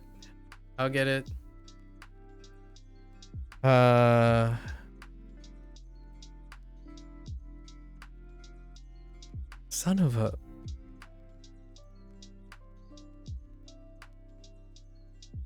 What if I write this out? Does that help? Oh yes, it does help. Yes. Dai dokoro. Okay, and that's all of them. The magic of writing, I suppose. If you write and then yeah, there's no stroke up there. I figured. Okay, I gotta remember that. That's an error. Yeah. But we're good. I think we're gonna end here for Japanese. Yep. Would be an N for Japanese. So we're responsible for this when I come back, though. When I come back in 4+ days. I'm gonna be away for 4 days. I will end up like doing maybe like one exercise. Maybe I'll take a look at this thing, but I'll also do one exercise to keep the streak going.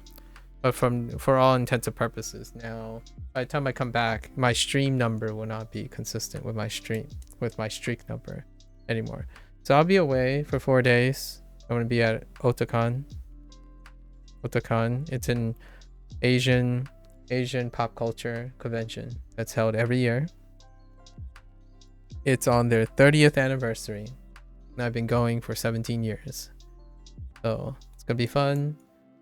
What I usually do there is I volunteer as a staff member. Now, one thing interesting about this is the entire convention outside of the legalities are entirely volunteers. So the people who run this is an entirely voluntary organization. So the vast majority of the people are volunteers. Like 99% of the people are volunteers. So it's Asian pop culture, largely centered around Japanese. It definitely started with like Japanese anime, right? Anime culture, pop culture, but has become far more than that. I saw that there was a K-pop person in there, so a few K-pop producers, some manhwa peeps and whatnot. So it's largely now became an Asian pop culture. So we go there. I sit in the registration for like approximately 45 hours, like roughly 8 hours each day. Try to I think it's 45 hours. I don't even know. That sounds unrealistically high, isn't it?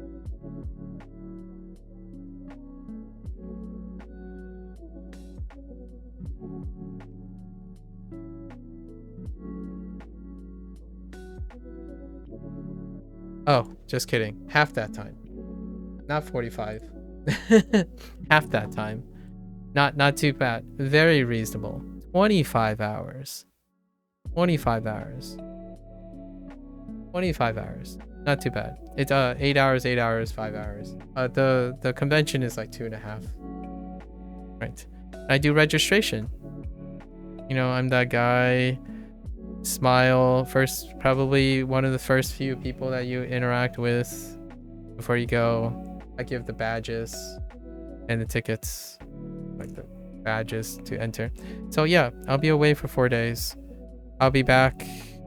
We'll resume this. I really like the way we're learning Japanese now. It's just completely flipped. Like, it's been a while, like, right? Section 1 had 10 units. It was like 45 units in section 2, right? Section 2, and then another 35 units. So we had like 85 units of a specific type of thing, and now we're kanji mode now. We're doing the kanji mode. And I like how implicit this is. So now we can plug things together, collect our onyomi, right? Onyomi and kunyomis. Oh, there's so much things now. It's super neat to put these together. And then now I can start collectively, I'm going to say conservatively, there's 1,600 words that we need kanji for. So we're going to start chipping away at that 1,600 words.